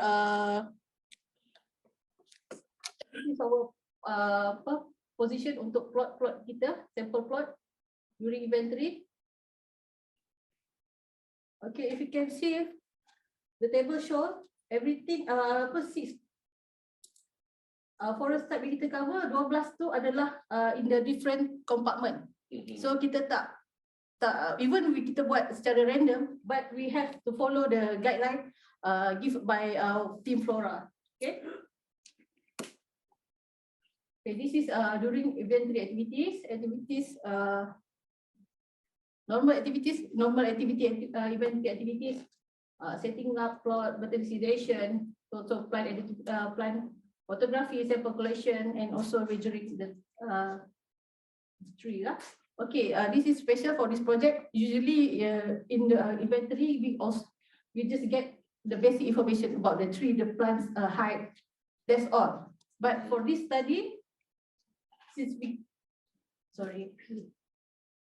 since we focus on medicinal value, commercial value, so we have to get another information. We have to weight the commercial medicinal plants part use, every part use for economies lead by Puan Rohana untuk dia identify and for the analysis. Okay, this down there is a sample collection for herbarium and SC2 conservation. This is for botanist part. Okay. So this is our findings. We managed to find 91 species out of 200 species listed. So we have 2,633 individual of plants. So if you can see, based on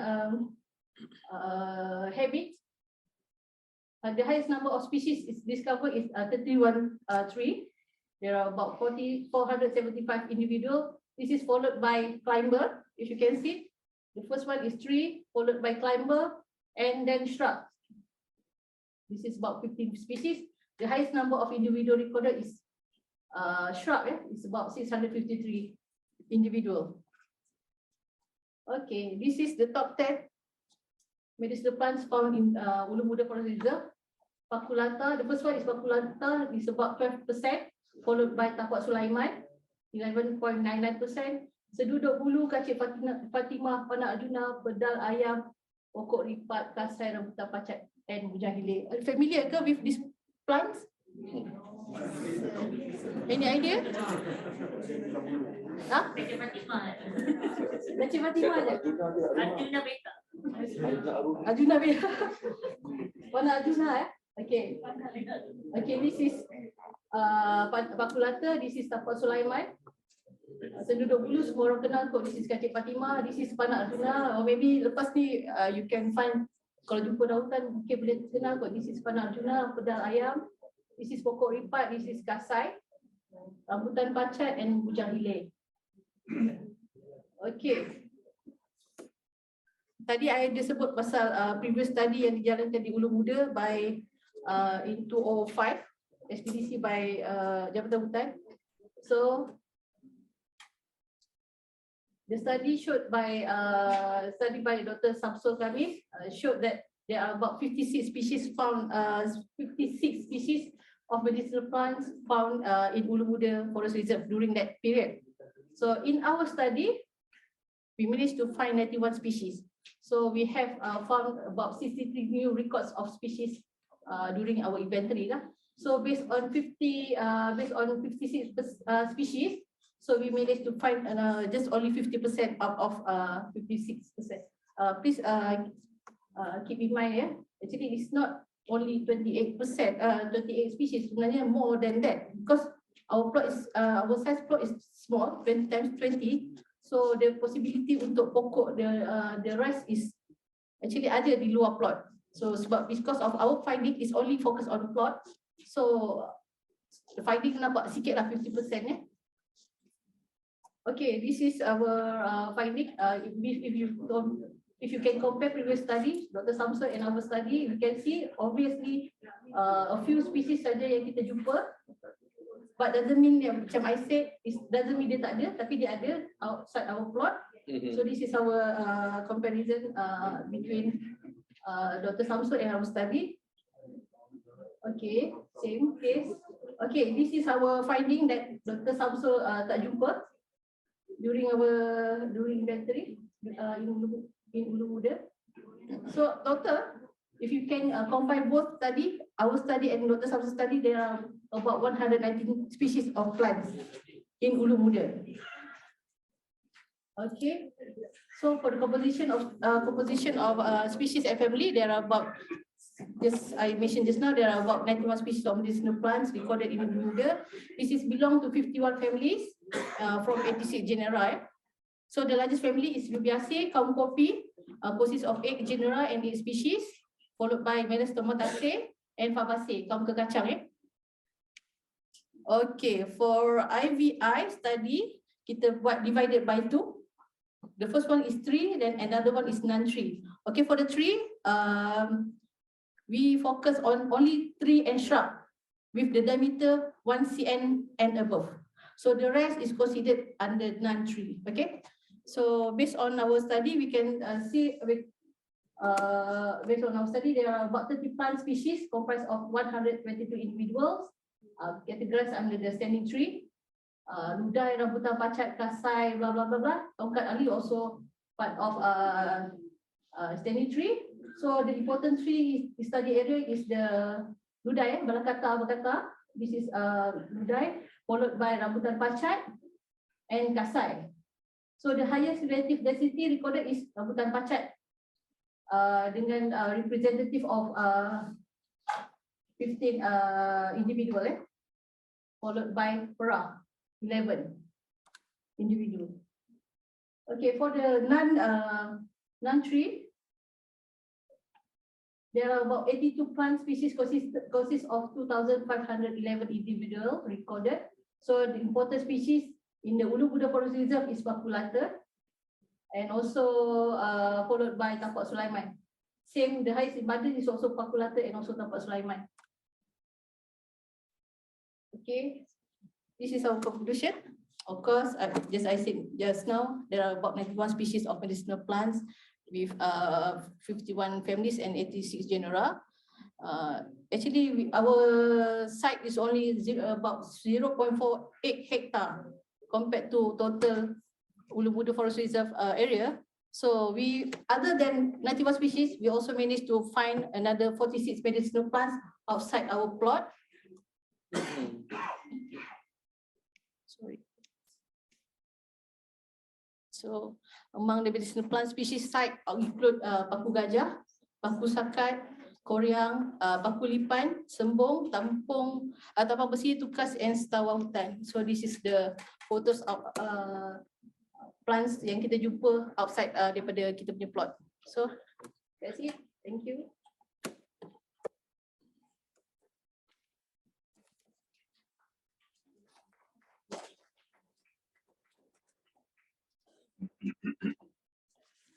Ada soalan ni? Question for Puan Intan Nurhani.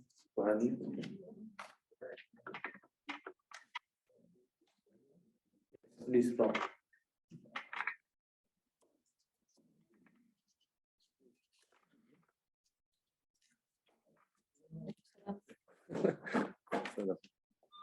Kalaulah hutan ni ditebang, agaknya berapa nilai kerugian ke atas medicinal plants yang ada di the forest reserve?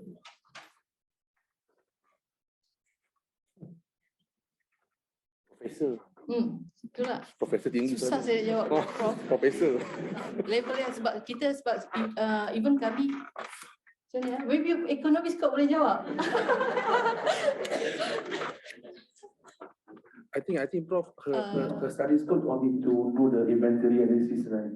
Yeah. You don't do any valuation whatsoever, right? No. Mungkin ketua nak jawab. Itulah, that's why I think. Mana ni ketua jawab? The project leader. Project leader. Masak. Dia ketua senang. Thank you, Prof, for the very challenging question. Okay, actually, yes, Puan Intan is leading for inventory part, and then another part, actually, we have to extend the study in terms of economic valuation. That's why when Puan Intan and the team collect the information, it's not only focusing for inventory information, but also extend to economic valuation information. But we didn't analyze yet because we just finished the data collection for inventory. So hopefully after we calculate the economic value of medicinal plant in Ulu-Buda, we can give answer for you. You promise, eh? Because we don't know the information for total inventory from the Ulu-Buda site. So because we have quantified the sampling only 20 plot. 20 plot. So we have to multiply with the total area related to medicinal plant to calculate the total economic value of medicinal plants in Ulu-Buda. So I cannot estimate. Okay. Macam mana Prof? Lulus Prof? Boleh dah. Lulus dah. Lulus lah separuh. Bagi A bagi Prof. Bagi A, okay. Okay. Yes, please. Tuan.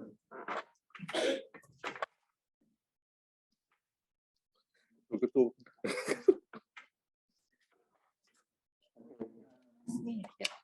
I was looking that kita ada pokok lagi manggil tadi dalam senarai. Okay. Atau penduduk hulu.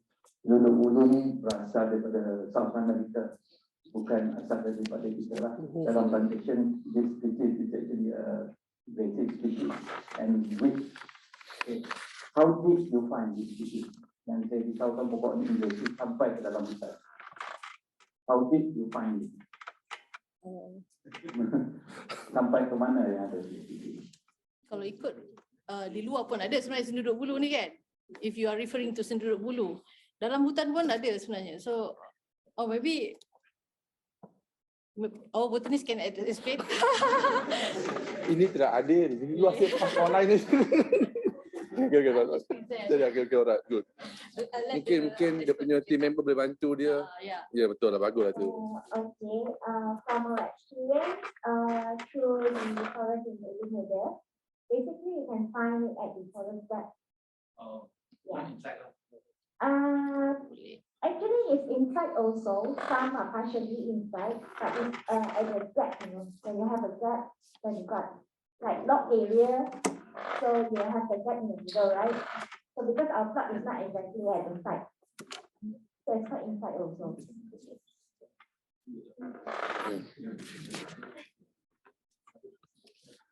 Okay, thank you, Pak Intan. Okay, thank you.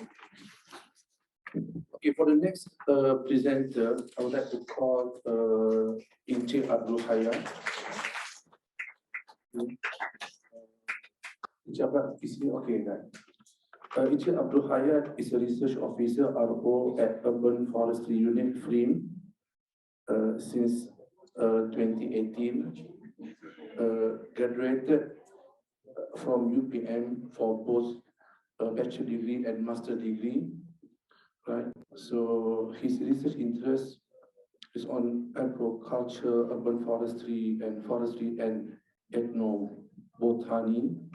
Right, he involved with many projects at national level, and he also managed to publish books and chapter in book. But unfortunately, not from this research yet. They were from the previous study, right? So I think Perhutanan is looking forward to see the publication from this study, perhaps. So I think his title for this presentation is Wild Ornamental Plant Survey at Ulu Model Forest Reserve Kedah. So you can share your ideas now. Thank you. Assalamualaikum warahmatullahi wabarakatuh. Waalaikumsalam warahmatullahi wabarakatuh. So now I think everyone is a pakar lemang and pakar medicinal plant. Okay. So my presentation is based on survey that we do at Ulu Model Forest, and we do a listing, a species listing, that ornamental plant that been established in the urban area. So in my presentation, I have divided into 5 points. There is introduction, objective, methodology, findings, and summary. So let's start with the UMFR. What is UMFR and ornamental plants? UMFR is an abbreviation for Ulu Model Forest Reserve, and it is situated at northeast of Kedah. In 1932, it's gazetted as permanent forest reserve, covering an area of 107,195 hectares. And on 1969, the Model Lake was formed under the Model Irrigation Scheme. And UMFR is identified as one of the forest reserves under Central Forest Fire Ecological Corridors. Sorry.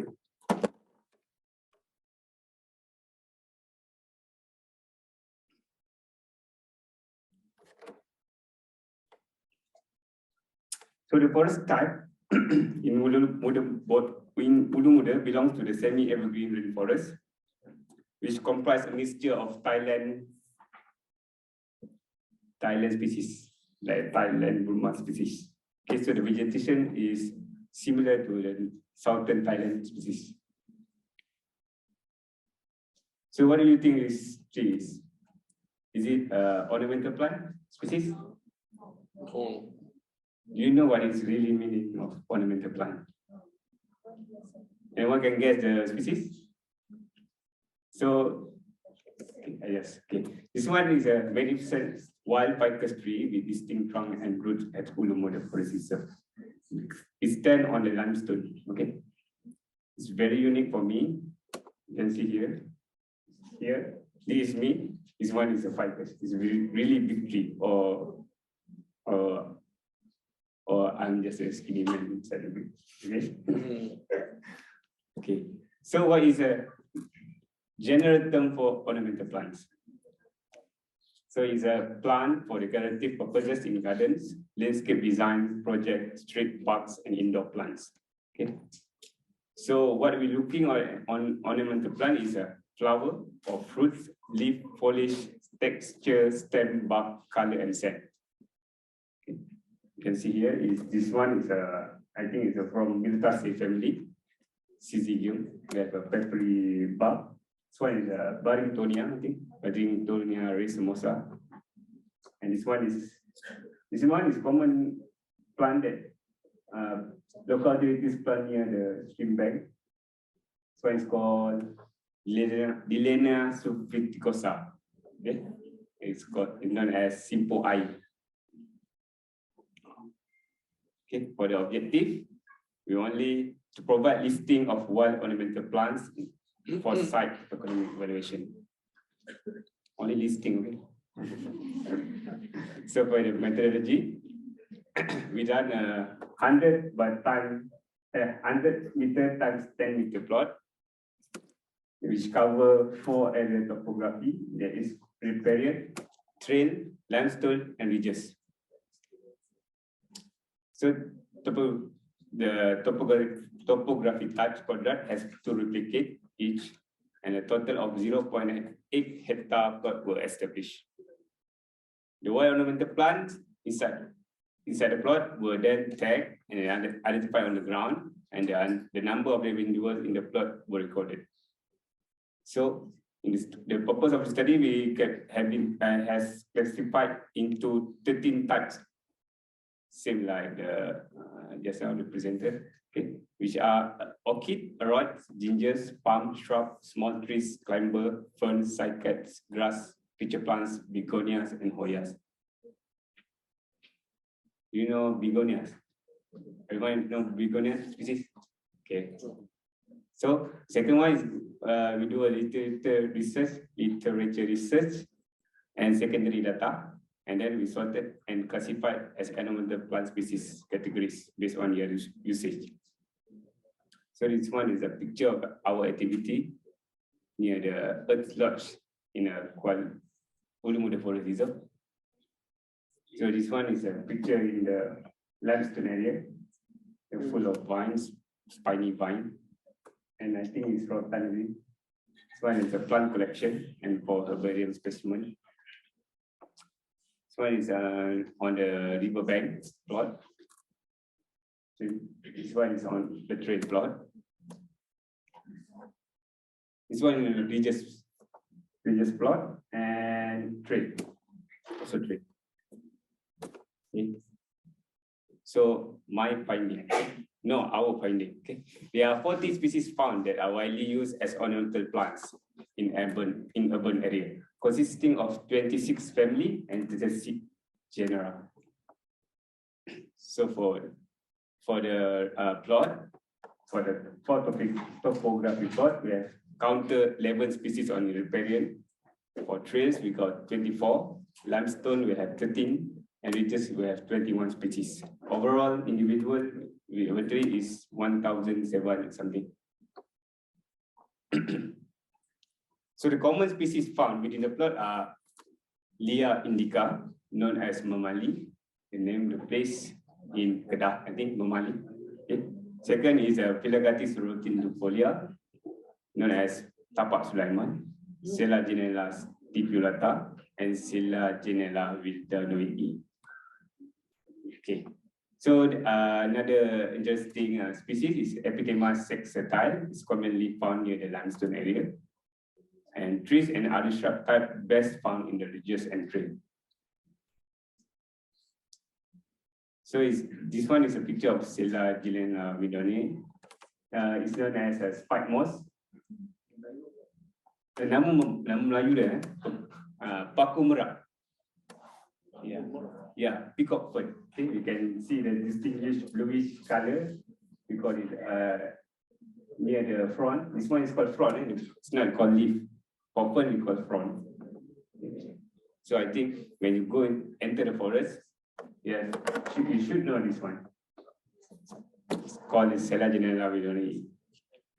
Okay. Second one is a 𝗨𝗏𝗃𝗏𝗏 stipulata. Okay. This one is a fern also. And this one is a memali. A very common shrub, I think. That always you can find in the open area. It's called bandicoot berry or common tree vine. This one is a begonia. They have an asymmetric leaf. Verify we have asymmetric leaf and a white flower. I think the Malay name is asam batu. Is it? All the begonia, I think the name is asam batu. Is it? Or only the 𝗙𝗏𝗃𝗏𝗏 is called asam batu. Okay, this one is a begonia rai. They have a red vine, red color vine. So this one, I think this is a trend now. Everyone want to plant 𝗙𝗏𝗃, so keladi. Okay. So this one is a 𝗨𝗏𝗃𝗏 𝗨𝗏𝗃𝗏 or 𝗨𝗏𝗃𝗏𝗏. Maybe the leaf is have stripe. They call it 𝗨𝗏𝗃𝗏𝗏, 𝗨𝗏𝗃𝗏𝗏, birah, kijang or birah. So this one is 𝗨𝗏𝗃𝗏𝗏. They have no common name. Okay. And this one is 𝗙𝗏𝗃𝗏𝗏. And last one is I think from 𝗙𝗏𝗃 family also. This is 𝗨𝗏𝗃𝗏𝗏. This one is quite common, okay, in the forest. It's called Burmese evergreen. So while ornamental plants classified according to its utility and usage. Out of 40 species that we counted, evergreen plants, public garden, have a highest species. Consists of 20 species. And arch in public is 1, indoor plant is 16, outdoor plant is 2, and lawn 40. So we categorize the species based on the usage. So this one is a listing of the species. You want me to read one by one species? Okay. So you can see here the evergreen plant and public garden is commonly from a tree and shrub category. So everyone know about mapanya. Well, mapanya. It's called a grass. It's like a common grass that can survive in the open area and compacted area. So we suggest to put it on the lawn area. So secondary data, the literature research and secondary data from previous expedition show most of the species were shrub and fern alike that were traded by local community. Cumulative of 77 species were recorded, mainly plant group of angiosperm, which is monocot and dicot. So monocot have 38 species, dicot have 20 species, fern have 70 species, and fern and alike only consist of 2 species. So I have some, my colleague has some photos of endemic and rare and threatened species in Ulu Muda Forest Reserve. You want to see? Okay, this one is 𝗙𝗏𝗃𝗏𝗏 𝗨𝗏𝗃𝗏𝗏 from 𝗨𝗨𝗃𝗏𝗏 family. It's commonly found in the limestone area. This one is very rare. It's called 𝗪𝗪𝗏 sumatrana, and it's recorded from 3 locations only in Malaysia. It's Peninsular Malaysia, is including Ulu Muda, because the common one have, I think, purple color. This one is a red color. This one is a Lia subtilis, and you can distinguish from the other native Lia mamali by its compact inflorescence and uneven fruit face. Everyone is okay? Okay. This one is a 𝗪𝗪𝗏𝗃𝗪𝗏 parvula. Another northern element. Is the first record for Kedah, and is the only 𝗪𝗪𝗏𝗃𝗪𝗏 species with branching stem in Peninsular Malaysia. 𝗪𝗪𝗏𝗃𝗪𝗏 is a Zingiberaceae family. So like kurkuma, like others. You know kunyit? That one is a same family with this 𝗪𝗪𝗏𝗃𝗪𝗏. This one is Ophoryza, this color. It's a small herb endemic to Peninsular Malaysia. And this one species from reed called 𝗃𝗹𝗿𝗃𝗪𝗏. Tongue twister, this one. It's widespread but occurs infrequently throughout and its distribution range. The inflorescence borne on the leaflet stem is very unique among the Gesnerian. Okay. This one is a plant that always we can find on the limestone. Okay. This one is called Epithema sexatile. It's an attractive Gesnerian confined to the limestone cars. So can you guess what this plant is? Is it a palm? Sure, it's palm. This one is called boga. Yeah, it's 𝗪𝗔𝗏. So I think this one is the plant is from a dinosaur period time. Yeah, it's a dinosaur period time. This one I think is a female species. Okay. Okay, for summary, 11 types of wild ornamental plant have been discovered. Orchids, aroid, begonias, fern, trees, palm, shrub, climbers, cycads, and mapania, grasses, and hoyas. So the morphology characteristics such as growth, form, the color of leaf, trunk, fruits, and flowers of wild ornamental plants are the reason that the local community utilize or trade to improve their household economy or usage.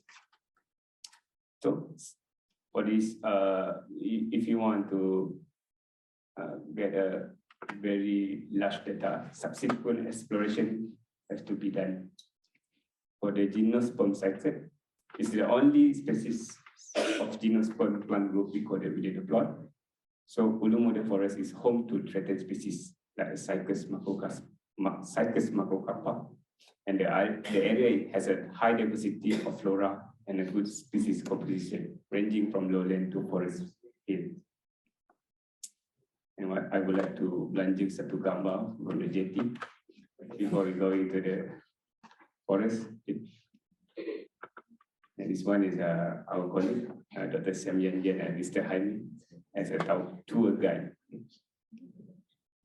And this is our team, Cik Ahmad Azharuddin, Dr. Semenanjung, and me, and Cik Azhari and Nasham. And for acknowledgement for 12 national plan, economic value of natural capital towards national green accounting, and image source from Imin Kami, Chia Yin Hong, Wan Muhammad Shafiq, Wan Putra, and Semenanjung. With all that, thank you. Thank you, So as usual, if you have any questions, you can ask now, or we can proceed with the next presenter.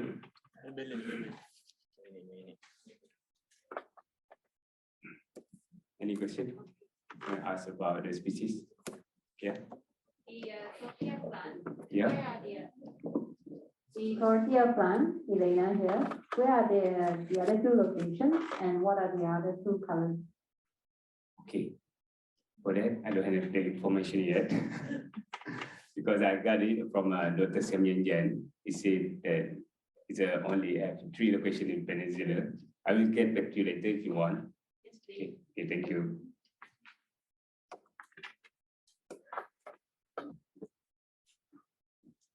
If no question, then we proceed to the next presenter. Thank you. Okay. Okay, thank you. Okay, next one is Encik Muhammad Daniel. Okay, so his title is Status on Ratan Il-Hill. I don't know how to pronounce this one. 𝗦𝗘𝗘𝗘𝗖𝗛. Sorry, Forest of Ulu-Mula Forest Reserve, Abundance and Species Compositions. Right, so Encik Muhammad Daniel is a RO at FRIM, Division Forestry and Environment Division. His study focused on forest ecology and management, biology assessment, and forest carbon. He graduated from UITM for bachelor degree and master degree both. So without further ado, Encik Muhammad Daniel, you can start now. Thank you. Thank you, Mr. Chairperson, for the kind introduction. Bismillahirrahmanirrahim. Assalamualaikum warahmatullahi wabarakatuh, and very good afternoon, very good evening to all fellow researchers, ladies and gentlemen. My name is Muhammad Daniel 𝗪𝗪𝗏, and today I have been given a task to present, to share the findings on Ratan in Hill, the Tropical Forest of Ulu-Mula Forest Reserve. So as you can see on the slide right now is my presentation with title, Status on Ratan in Hill, the Tropical Forest of Ulu-Mula Forest Reserve Kedah, Abundant and Species Composition. Okay, my presentation outline for the next 20 to 25 minutes will be as follows: introduction, objective, material methods, result discussion, conclusion, and acknowledgement. So let me introduce, give you a brief about Ratan. Okay, Ratan is the most important group of forest species after timber. It's non-forest product. Okay, this non-forest product belongs to family Ericaceae and subfamily Calamoideae. Around the world, okay, the world 600 different species and about 13 genera of Ratan were recorded. While in Peninsular Malaysia, we have 106 species from 8 genera were recognized. Mostly Ratan plant found in permanent reserve forest with abundant species from genera 𝗙𝗪𝗪𝗪 species and Calamus species. The highest distribution of Ratan can be found in the lowland forest. So this is information on use of Ratan that I collected from a literature review. Okay, it's not limited in this usage, but the use of Ratan to enhance socio-economic. It can be used for raw material in craft, construction purposes, furniture making, binding materials, traditional purposes, and also it can be.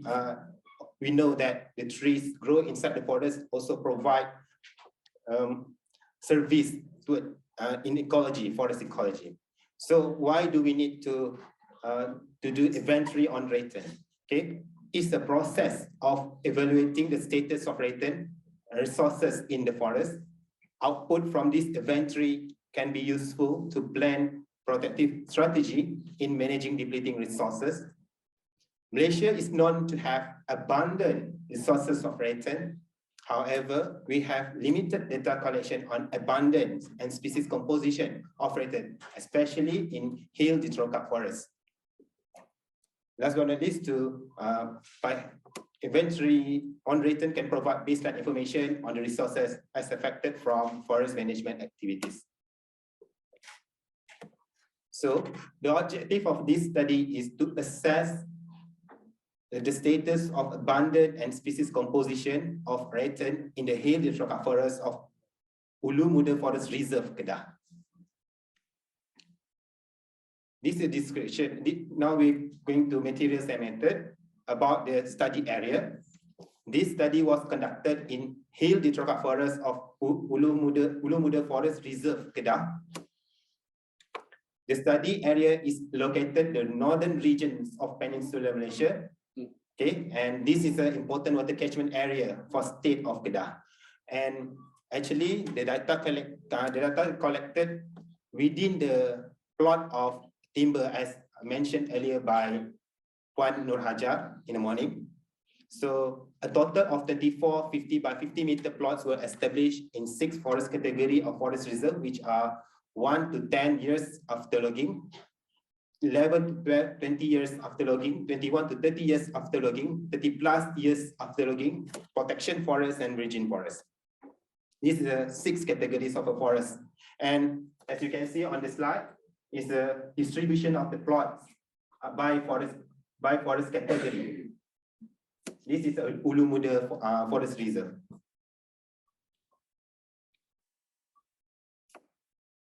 Okay, for the data collection, all rattan were tagged, identified, and variables such as the diameter, stem length, number of clumps, and stems were recorded. Identifications of rattan species was performed in the field. In the case of an identified leaf sample were collected, labeled, and photographed for identification in FRIM herbarium. The diameters of rattan were measured using digital vernier caliper. The lengths of rattan stem that can be accessible were measured using measuring tape.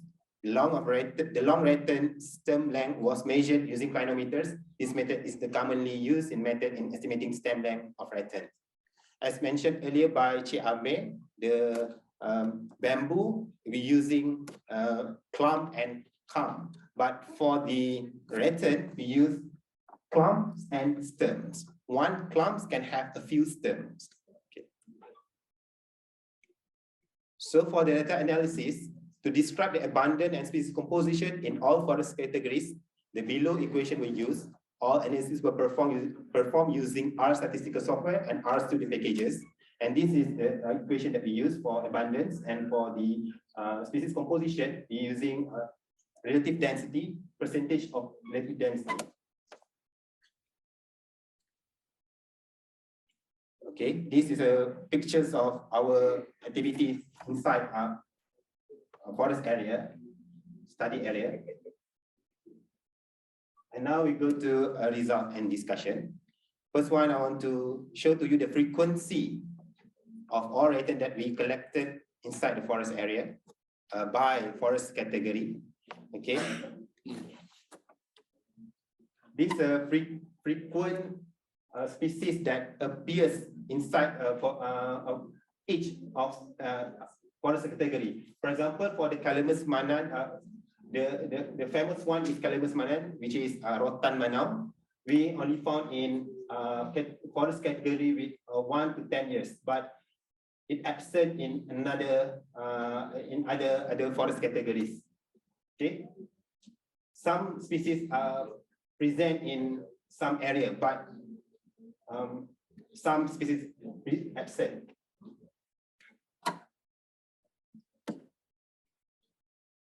Okay, so the common species in all forest category that we found were Degonops geniculata, which is Rotan jahacha, Calamus diaphenhorstii, Rotan kerai hitam, and the third one is Potasia rigida, Rotan dahan.